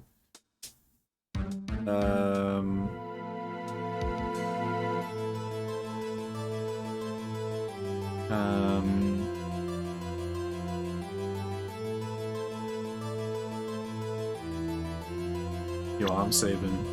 They're both like the same.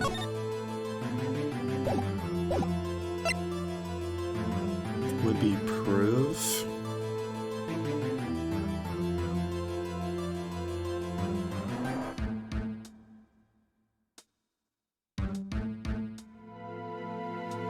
Yeah, I'll just go with this one. Maybe they thought the bullet would be used as proof? Proof. It was a special bullet, so they took it away with them. If that was the case, then they should have taken the bullet from inside Gregory as well.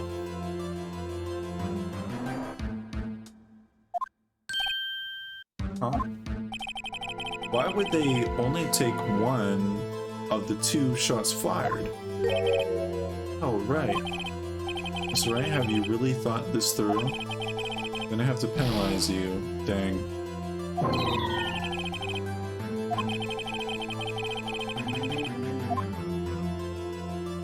Into a dead man's body? Yeah.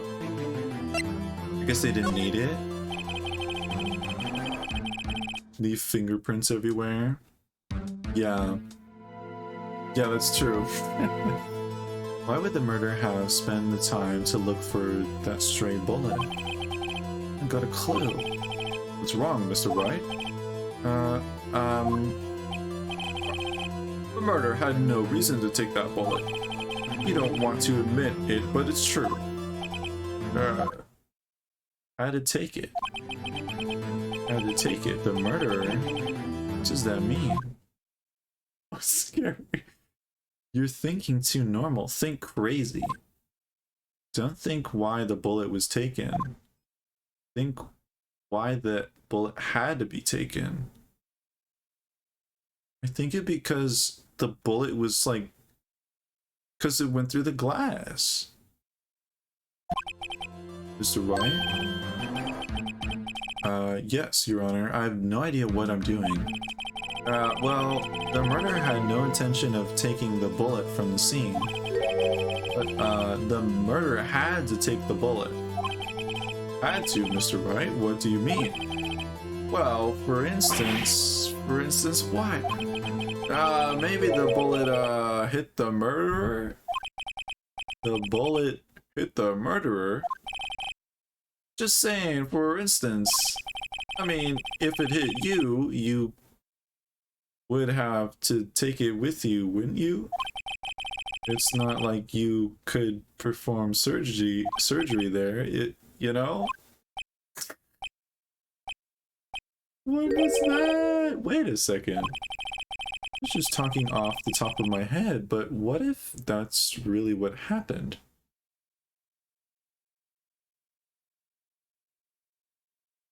If Yogi shot himself by mistake? Metal detector on the murderer? Yo, ain't no way. Ain't no way. I was like, yo, why are we still holding on to this metal detector? I was like, why are we still holding on to this? Ain't no way. Let me get this straight. So at the time of the murderer themselves was shot, and they left with the second bullet still inside of them, thus leaving only one bullet at the scene of the crime. Yes, I guess that's what it would work, yes. But that's a problem with that. But there's a problem with that. The only two people rescued from that elevator, Miles Edgeworth and Yanni Yogi, were both unharmed. So that would mean the murder came from outside, yes.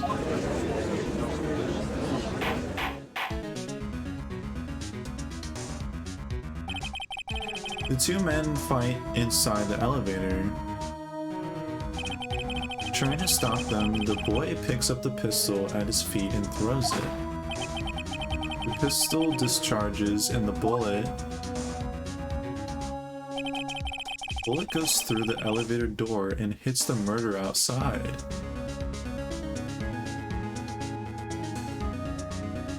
Huh.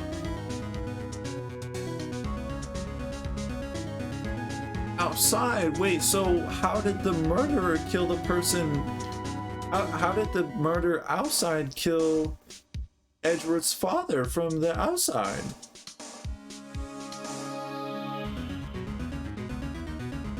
That's a stretch? It is a stretch. The boy loses consciousness.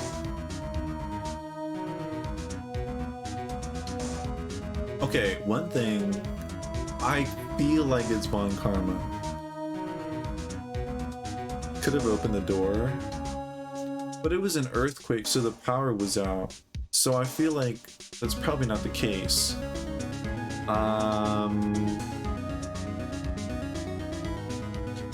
I've noticed with Von Karma, so if you saw in the picture, they were shot here in like the right like shoulder blade. Von Karma always uses his left hand. Another thing, Yanni Yogi in the picture, in this picture, it's someone shooting with their left hand.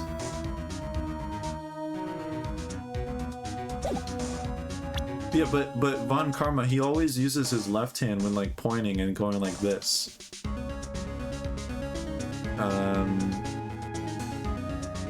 Manually open the door? Maybe.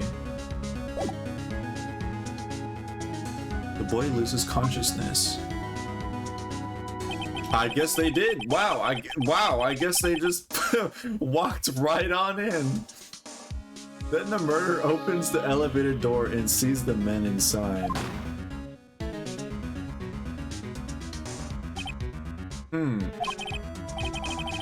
Mr. Wright, you are truly the most unpredictable defense attorney I've ever known.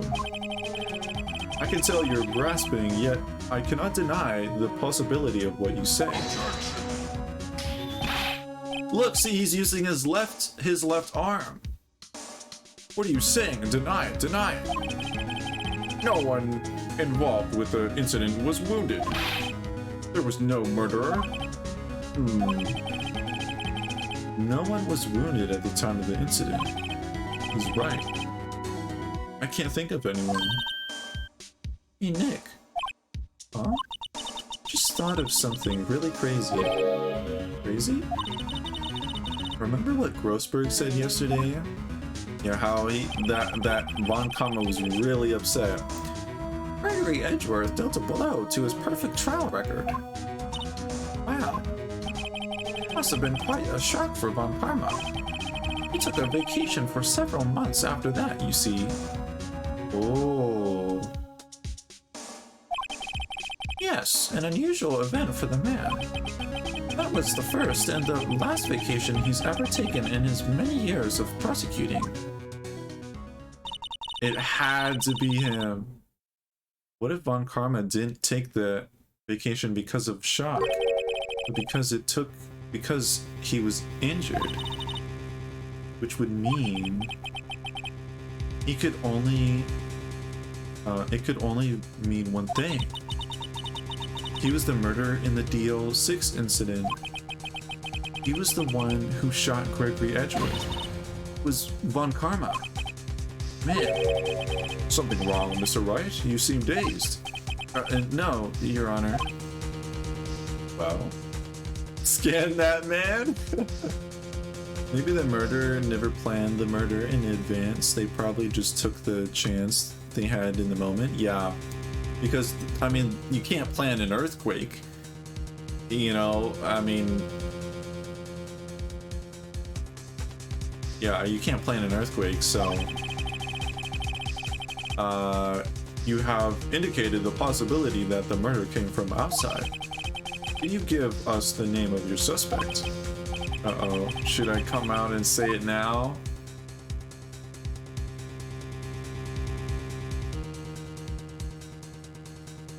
It's best to say it now. Your Honor, yo, this is gonna come out of nowhere. Everyone's gonna be like, what are you saying? There is a suspect. One lone suspect. Probably just saw them all unconscious. And if it was Von Karma, he probably saw it as a chance for revenge. Yeah. Well, this is certainly interesting news. Scan him. Very well, Mr. Wright. Who is your suspect? But my hands are shaking. What? Von Karma. Von Karma? Yo, he's smiling.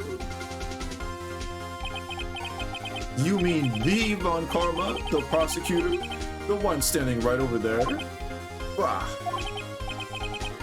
You don't object? I see no need. Why, Honor, this ridiculous outburst with my objection? Because you took a vacation for several months starting the day after the incident. Yet you pride yourself on a perfect record. Why would you take such a long vacation without any reason? So you're claiming I took a vacation to heal my injury from the incident? Fascinating. Prove it. I would have needed surgery, no. Where did I go under the knife at Mr. Wright?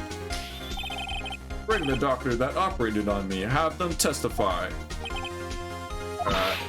Nick, let's find out who his doctor is.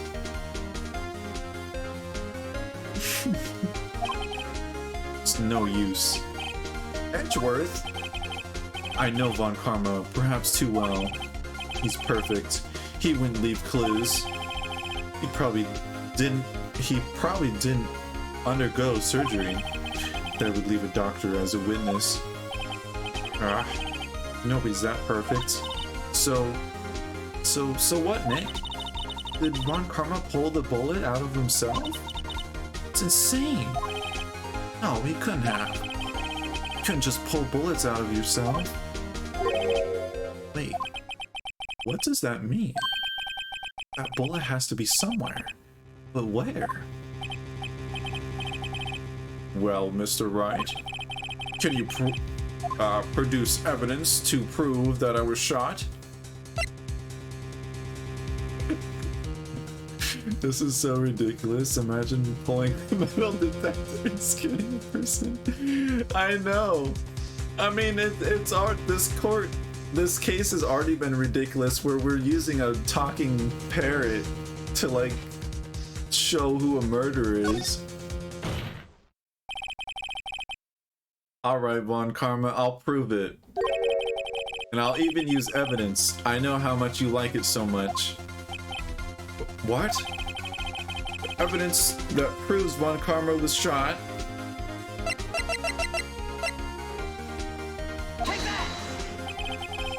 Von Karma is perfect. He wouldn't risk surgery leaving an evidence trial. So then I ask, where is that bullet now? I think it is unlikely that Von Karma performed surgery on himself. You don't mean? I do. There is a possibility that the bullet is still inside Von Karma. Is that even possible for all these years? Well, there is one way to find out.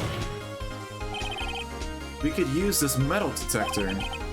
Well, Von Karma, I'm gonna run this over you and see what we find. Oh, yo, he's sweating. Yo, why are you sweating, huh? Why are you sweating? What? Yo, why are you holding here? What? Yo, what's going on, huh? What's going on? What's happening?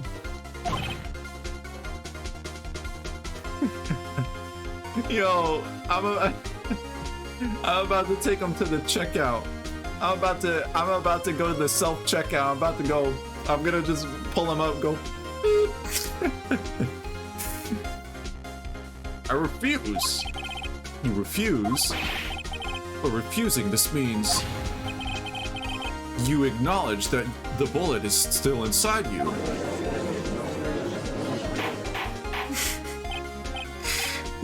Bagging area, yeah. Order, order, order.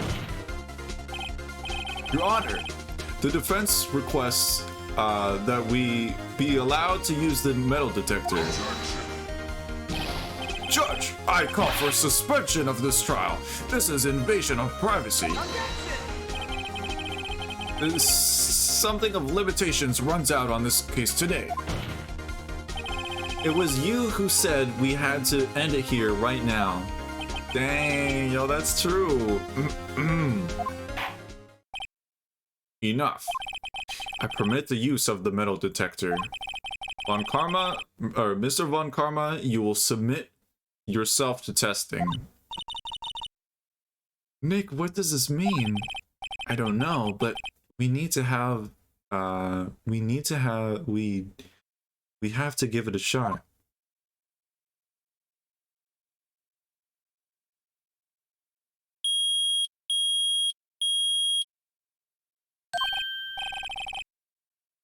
It reacted. Something's inside his right shoulder. $20 metal detector. I know, it's probably really cheap. The bullet. Mr. Von Karma? You. It was you. I was afraid this would happen, and so I remained silent. Indeed, there is a bullet in my shoulder. However, it has nothing to do with this incident. What? I was shot in the shoulder long before the DL6 incident. Yeah? I claim that the bullet in my shoulder has no relation to DL6. But, Mr. Von Karma, can you prove that? Prove? I have no obligation to prove anything. It is Mr. Wright who must prove something here, not I. Mr. Wright? Well, can you prove it? Can you prove that the bullet in Von Karma's shoulder was from DL6? Of course he can't. You don't have any evidence, any of the DL6 evidence. That's because you took it out of the records room yesterday. With no proof, you could not convict me of any crime. So sorry, Mr. Wright. No, I'm the one who's sorry, Mr. Von Karma. What? You were close, one day away from freedom. But you see, I have proof. What? Who would have thought you would dig your own grave trying to convict Edgeworth? I can link that bullet in your shoulder to the DL6 incident. And here's my final proof. It's gotta be this.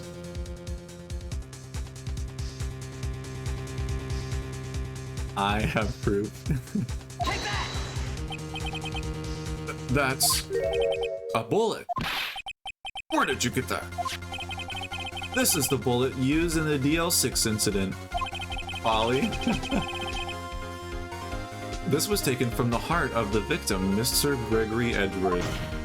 The bullet is preserved quite nicely with the ballistic markings intact. Ballistic markings? You may recall the term. It came up to the final trial 2 days ago. Ballistic markings on the finger are the fingerprints of a weapon. I remember this. All the bullets fired from a gun are marked with that weapon's unique pattern. By examining the markings, you can tell which weapon fired the bullet. It's quite accurate. We have 2 bullets in our possession. One, the bullet removed from Gregory Edgeworth's heart. The other, Mr. Von Karma, is the bullet buried in your shoulder. We could analyze both bullets. Then, if the markings matched, we would know that both the bullets have been fired from the same gun. The very same pistol, and in other words, the murder weapon that killed Gregory Edgeworth. Mr. Von Karma, you will let us remove the bullet from your shoulder. Then we'll compare the ballistic markings to those on this bullet. And solve this case once and for all. Well, Mr. Von Karma? Yo! Yo, he about to become a whole vampire. That scream. Oh, it was his scream. I've heard that scream before. Wait, I know. Help, I can't breathe. Quiet, I said, quiet. You're not making this any easier. Stop breathing my air. I'll stop you. Stop breathing my air. Get away. Get away from my father. Ah.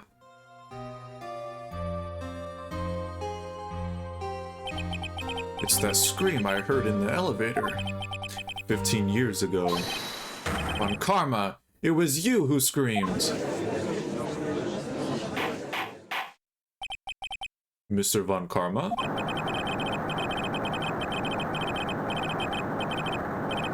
Only you. Yo! So it was you.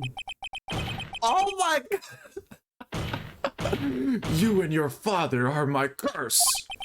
Your father shamed me with a penalty on my record. And you left a scar on my shoulder that would never fade. I'll bury you with my bare hands. Death, death. 15 years earlier. Chief Prosecutor, I'm sorry. On Karma, it's not like you to make this kind of error.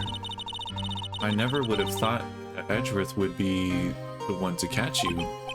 I was careless. I'm sorry, but you will have to be penalized. I've covered for you in the past, but not this time. You are a clown, Phoenix. Yep. Yo, a whole circus clown. Oh my goodness. Welcome. Yo, I can't. Yo, this case, I can't believe it. This case was like so long. I mean, the whole thing is, yeah, this has to be the end of like the first game of the trilogy, because literally from the first, like the beginning, was this whole thing with the DL6 incident. You are the whole circus. Exactly. It was a shock like none I had ever known. Me? Penalized? It took hours for me to regain my composure. Suddenly I found myself in the darkness. I was in the court records room. I must have wandered in there without thinking where I was going. Then the room was pitch black. The lights must have gone out. I went into the hall and felt my way to the elevator. I pressed the button, but nothing happened. Then there was a noise. was in pain, a horrible burning pain in my shoulder. Just then, the lights came back on. The elevator door opened before my eyes. Oh, shoot. He looks evil in that picture. Pretty sure that's an actual line from the game too. Is it really? I feel like was that it, like earlier? I feel like I've seen that. It's an edited. Oh right, yeah. I think I've seen like a. It's either a GIF or like some image of it. It's a meme. Yeah, yeah. I saw 3 people inside, all lying unconscious from oxygen deprivation. Much to my surprise, a pistol lay at my feet. I knew then it was my destiny. What? Dang. In his last moments, Gregory Edgeworth was still unconscious. He died never knowing who shot him. Later, he spoke through a medium blaming Mr. Yogi. He was fooled. It was the perfect crime. Wow. Still an amazing line. Yeah, it is. The gunshot JPEG. Yeah. Who would have thought another man would have come to open that elevator door? Judge? What? What are you doing? Do your job. Bring an end to this miserable charade. Now, end it. Very well.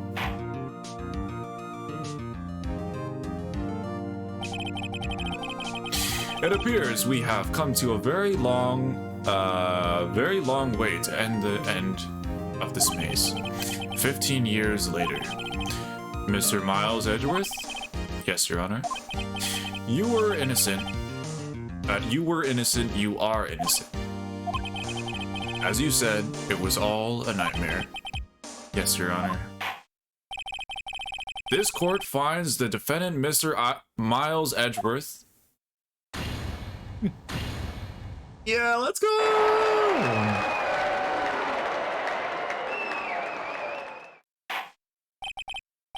That is all. This court is adjourned. Yeah!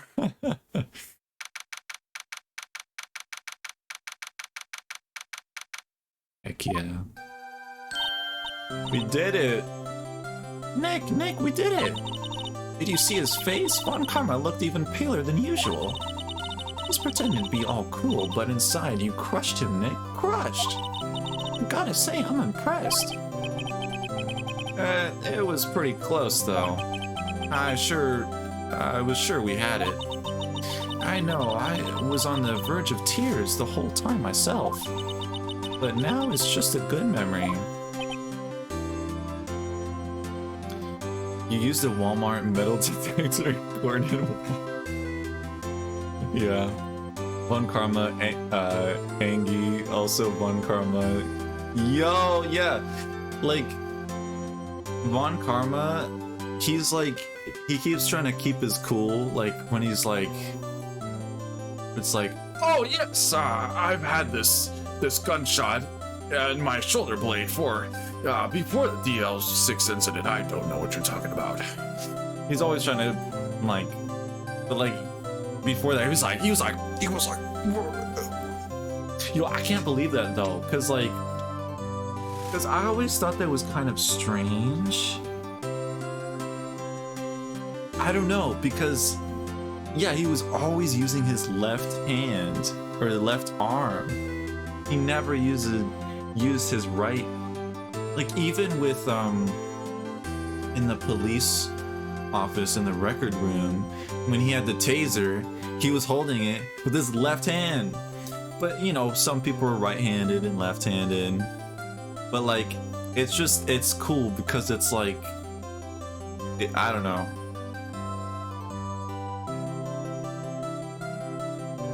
Early sus of Von Karma, yeah. So it's finally over, Edgeworth. Right. Yeah? I'm not sure how to say this. I know. Try, thank you. I see. Thank you, right? You're welcome. I think you could have done better than that. Sorry, I'm not good at this sort of thing. You got a lot to learn, Edgeworth. He's got you there.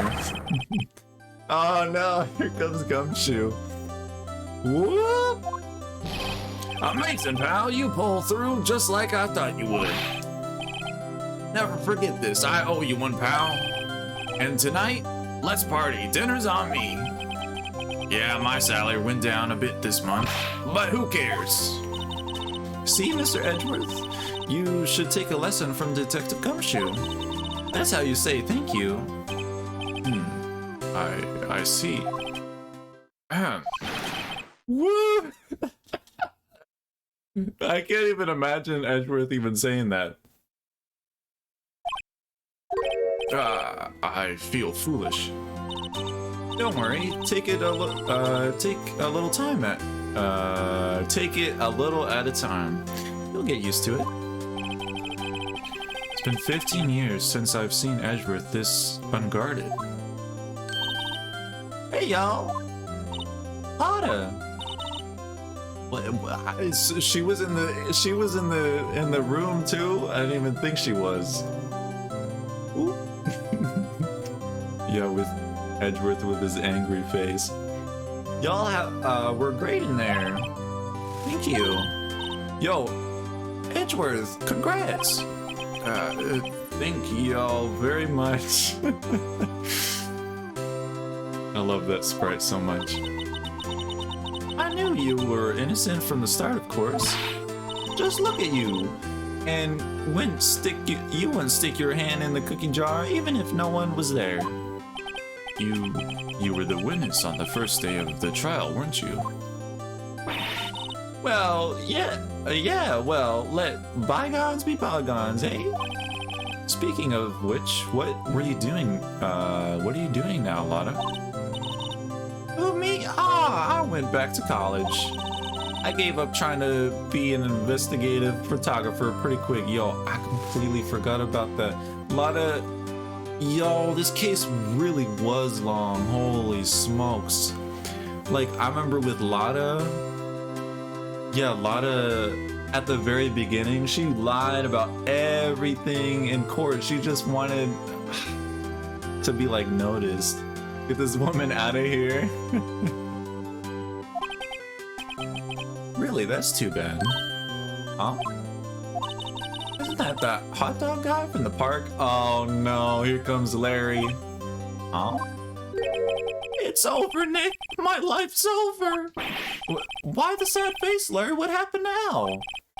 Oh, Nick, I'm not long for this world. You don't look sick. It's Keonce. Keonce. She's going to live in Paris. Paris, Nick. She's leaving me behind. Should have seen that coming. Yeah, I saw that coming.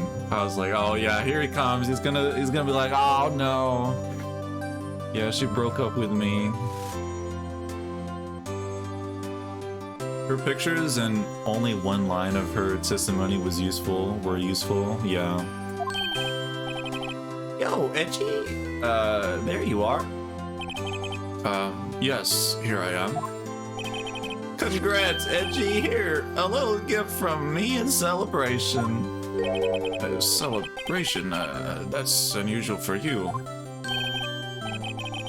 But you come along tonight too. My treat, pal. Huh? Thanks. Looking forward to it. Yo, Nick. It's a suit. That's the suit that questioned me? What does that mean? When he says treat, that's not police talk for prison food, right? Right? I think you'll be fine, Larry. Right. Yeah, what's up? That envelope that Larry gave me, it's got money in it. Well, yeah, that's not strange. People give money away to celebrate sometimes. It's $38, right? Huh? What a weird amount. I mean, it's not a little... it's not a little, but it's not a lot either. Don't tell me, was Larry was the one that stole the money from Edgeworth when he was a kid? Oh my god. 38 exactly. Nick, wasn't that exactly the amount of lunch money that was stolen from Mr. Edgeworth in school? $38. No. No, Larry, it was you! This man! What are you so surprised about, right? Huh? Larry was absent that day from school, right? But that doesn't automatically rule him out as a suspect. What? Think back to that day 15 years ago. Larry took the day off, but he was bored, so he came into school anyway. Then he saw the money lying there, and the rest is history. I never was good at history. Edgeworth, you didn't know, did you? I suspected. I couldn't picture Larry protecting you like you did that day. Everyone else was saying you did it. The whole class was against you, remember? Yeah, too well. Right. You may not know this, but we used to have a saying back in school. When something smells, it's usually the butts. Yeah. Yo, this is like coming around full circle. I know. Really? Right, I'm surprised. You don't figure it out. Or you didn't figure it out. Well, this sure is an unexpected turn of events, Edgeworth. You should have told me. Now, Nick, it was 15 years ago. Don't you think that the something of limitations has run out, Mr. Edgeworth? I would say so, yes. There you have it. Where does that leave me? I became a defense attorney because of what you two did. Well, you have always been something of an infusable emotionalist. Yeah, and you get worked up too easily, too.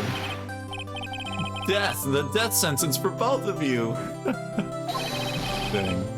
Man, if only I'd known, I'd have become a prosecutor. The same goes for me, only the other way around. The longest time, I thought that I might have killed my own father. I thought I might be a criminal. I became a prosecutor in part to punish myself. If I had known the truth, I might have become a defense attorney after all. Edgeworth. Want to switch, right? Hey y'all, line up, I'll take a photo. Oh snap, a photo? Hey, photo time, let's go. And after that, dinner on me. Alright, Gumshoe. Detective Gumshoe took us out on the town that night. We celebrated Edgeworth's newfound freedom. Even though Edgeworth himself was in detention. Still? Or maybe I misread what that word was. Probably did. Oh, I went a little overboard yesterday. My head hurts. Oh, it's still only 5. Maybe I should go back to sleep. He's sleeping in the office? He's sleeping on the couch? What's this? A letter? Said didn't... Oh, okay, I see.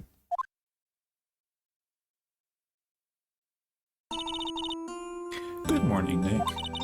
You were really impressive yesterday. Seeing you, it made me think about what I'm doing here. I'm a spirit medium, in training, of course. I wanted to help Mr. Edgeworth, too. I had to help you. I couldn't. I was useless. So I've decided to go back to my training. I'll become a full-fledged spirit medium for starters. I couldn't say it to your face, so I left this letter. Goodbye, Nick. Dang. Goodbye? What time is it? God, the first train for the mountains have already left. To the station.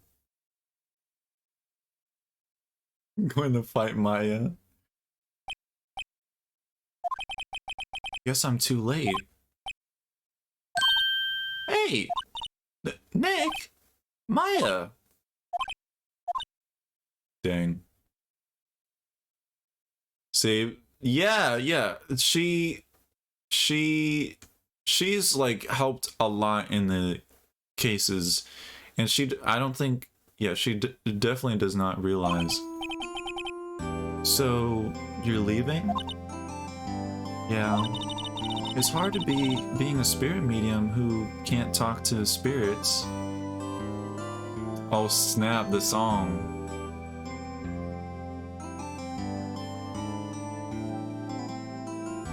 Okay. We can't talk to spirits, and I think you'll do fine without me, Nick. Be good, okay? Hold it! Wait! What? I never could have saved Edgeworth without your help. Huh? On the day of the last, on the last day of the trial, I heard her. I heard Mia's voice. You heard my sister? Yes, only her voice, but still. It was at the very end when I thought we'd lost everything. Well, that's my sister for you. Detective Gumshoe helped, and Mr. Grossberg, and even Larry. I'm the only one who couldn't help. I was useless, Nick. But you were the one who stopped Von Karma, Maya. Huh? I didn't do anything. All I did was wander around in a daze. Sorry, but I have evidence that you helped. Evidence? Show Maya some evidence to cheer her up. Okay.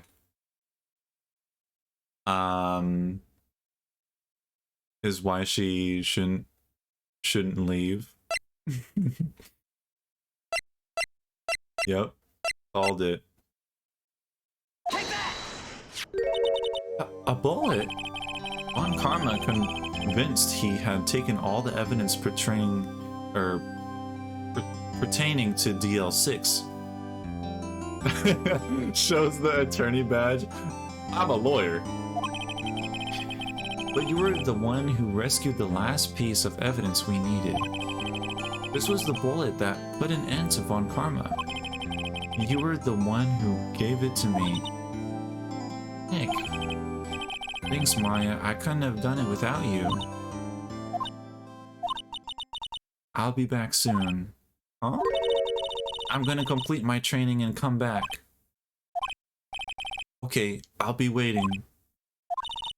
Of course you will. You can't run that office by yourself. You're hopeless.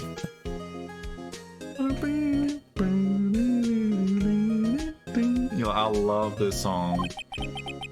I don't know about that. Oh snap, the train. Still have that? I don't know. So, this is it. See you soon, Maya.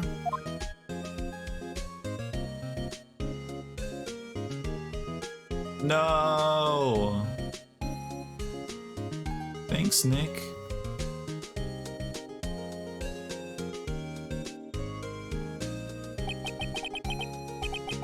And so my story ends. Time to turn to a new page. He's walking around with the court evidence in his pockets. Yeah, I don't know what the heck he's doing with all that stuff. And say goodbye to the novice defense attorney that I once was. Now a new story begins. With the same old crazy cast of characters. Heck yeah! Don't think you graduated yet, amateur. Mr. Wright, perhaps you'd like to rethink that claim. Yes, Your Honor. I got a bad feeling about this. Objection!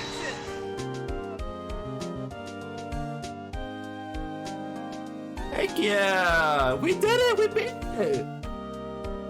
Let's go! Oh. Hey, pal, Mr. Edgeworth came down to the wish you. Oh, God. Whoop, Detective Gumshoe. Yeah. Then he hung his head low and Kind of like he was embarrassed or something strange, huh? my controller was rumbling. I put my controller down thinking there wasn't gonna be anything else. Oh no. Huh? Nick? No, I haven't seen him lately. But who, me? I've been working at a cheese shop. And Missy's a nice lady, but oh no. She's in Hawaii right now, yeah. Oh, of course, Larry. Yeah, what a wonderful game. I really love this game. If I beat this last year... Oh no, this guy. Oh, right? Yeah, I remember him. I heard he's been busy lately. You know, I'm not to ring my own bell, but I sort of talk. I'm sure he's grateful. Objection! If I beat this game last year, you know, with the first game last year, this definitely would be in my top games, like, of the year. Ah, the defense attorney for whom it's going by so fast. Should you be in the area, please stop by. I don't remember the voice I did for him. Play the other games? I definitely will. I absolutely will. Oh, it's you. Phoenix Wright. Yes. Mia's understudy, was he not? I wonder how he's doing. I haven't seen him of late. Ah, the days of youth, like the scent of fresh lemon, you see.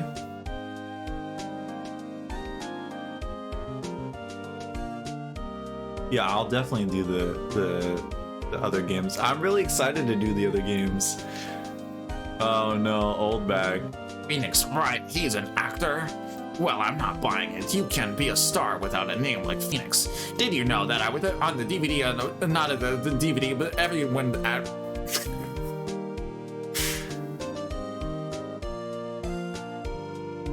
Are we seeing this from? I don't know. Maybe it's Edgeworth? I'm pleased doing now. Oh, I forgot his voice. I'm sorry, I can't remember. I don't want to ruin any kid's dreams, you know?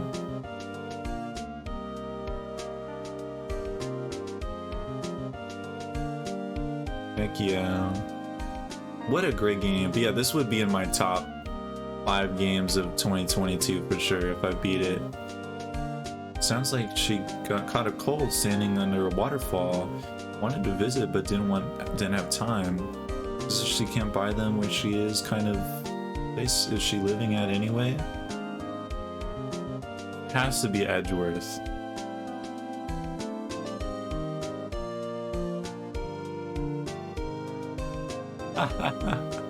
Oh my gosh, Cody. Who's that? You want to talk? Let's talk Pink Princess. You know, I snuck into the studio the other day. I saw her, the one inside the Pink Princess suit. What a dog. I was kind of a shock for a boy of my... Huh?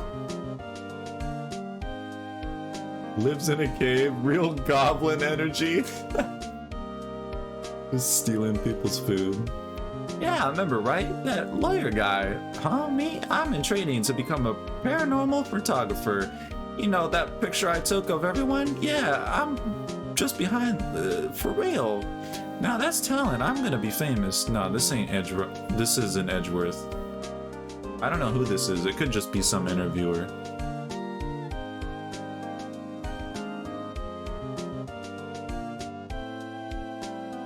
Wow! Victory. Heck yeah! What a great game. Hold it! What?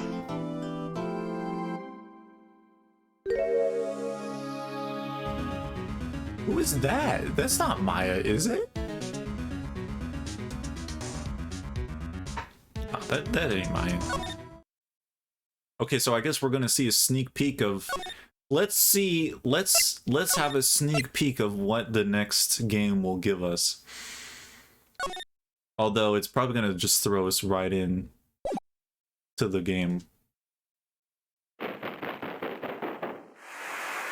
Hey yo, never seen this far, really?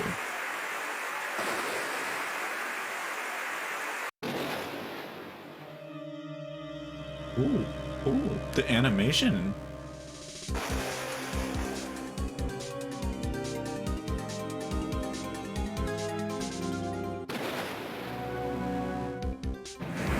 Huh. Yeah, this is a definite budget increase. Oh, snap, the police office.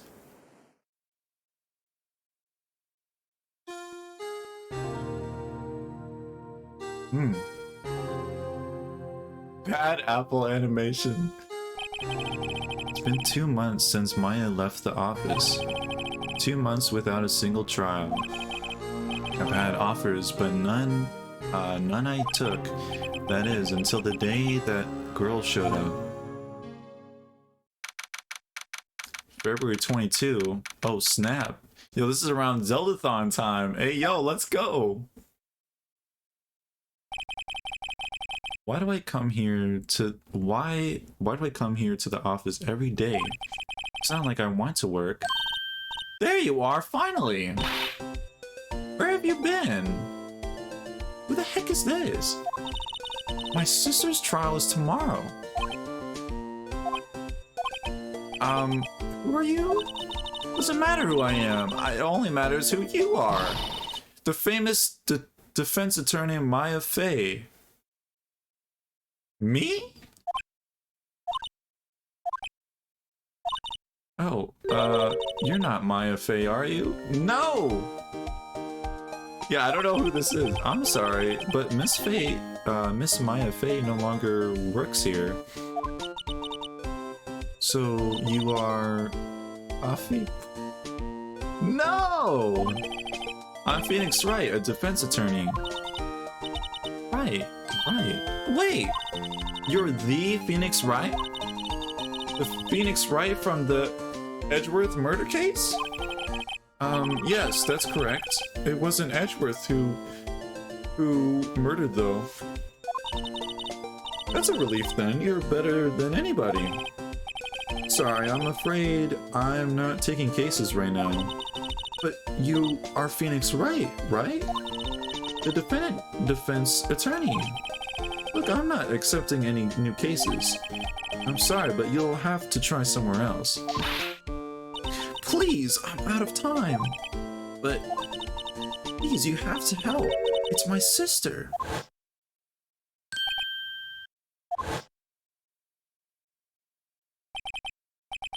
Maya? Could it be? Okay, I'll hear you out. Really? Thank you so much. My name's Emma Sky. I'm a scientific investigator. Scientific investigator? Okay. I think we'll continue this next time we play. I don't want to get too far because I know if I go a little bit further, I'm just gonna get sucked into playing the game. But that was a lot of fun. That was a lot of fun. Let me turn on the light here because it's too dark in here. I thought it would be good to have the light off because of the lights in the back, but I don't know. It's like, I don't know. This light's too violent though. It's too violently bright. I was worried you were going to keep going. I gotta do homework? Oh no. Yeah. Yeah, so I'll exit here and then we'll yeah. But yo, we finished the first game. Yeah, such a Ace Attorney, the characters are great. The cases and like it's like puzzles, you know, trying to figure out what exactly you're doing. You know, with heck am I even saying? I don't know. How long has the stream been? Yo, it's almost 7 hours. I haven't done a stream this long in a while. It's been a while since I've streamed this long. But at least I've been taking care of myself better this time. I had food at the start. I went earlier to get water and I got food again. So 7, yep.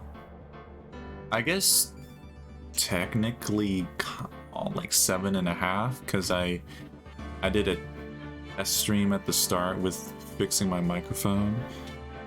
But yeah. But that was, yo, I kind of want to do Ace Attorney next stream. Oh my gosh. But yeah, we might have to save it for next week. I'm not sure. That was a lot of fun though.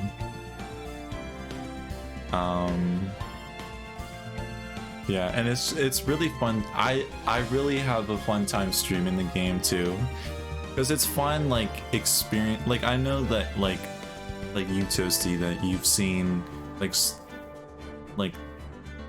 parts of the, like, first game and stuff. But it's kind of like, you know, we're all kind of figuring out what's going on together. And it's really fun also doing, like, the voices. I do have to be more careful. I've been drinking lots of water this stream, which is great. But there's been streams in the past where I've done Ace Attorney and afterwards my voice is dead. And there was even one time where I got sick afterwards because I went too much with the voice acting. I'm surprised I kept up the voice acting for 7 hours. I don't know how I did it.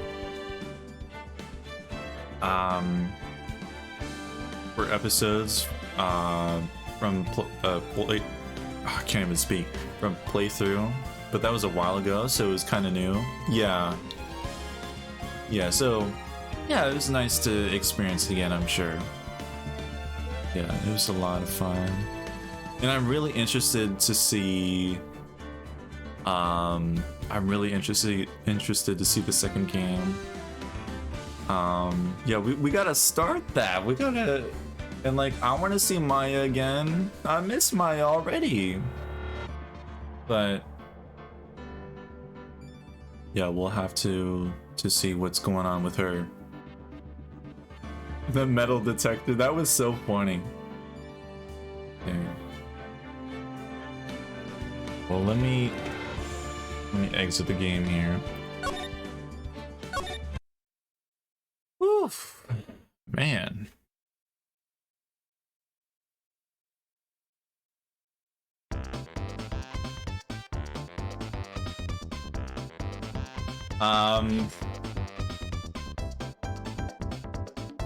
Hopefully the music isn't too loud. I feel like it is. Probably is. I can't tell. I can't hear it. Yeah, that was a lot of fun. It's good? Okay, cool. But yeah, I hope everyone enjoyed the stream. Yeah, it's so nice being back to streaming. I was so stressed at the start of the stream. Oh, yo, CJ. Fine boom. Yo, I don't even hear it. I didn't even hear it. Here. Whoops. Oh no, oh no, I opened like a bunch of duplicates. Oh god.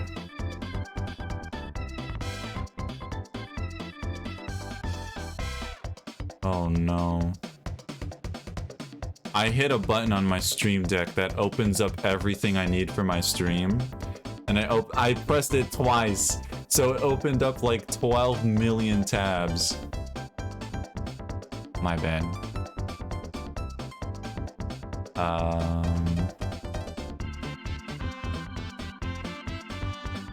I was trying to find the...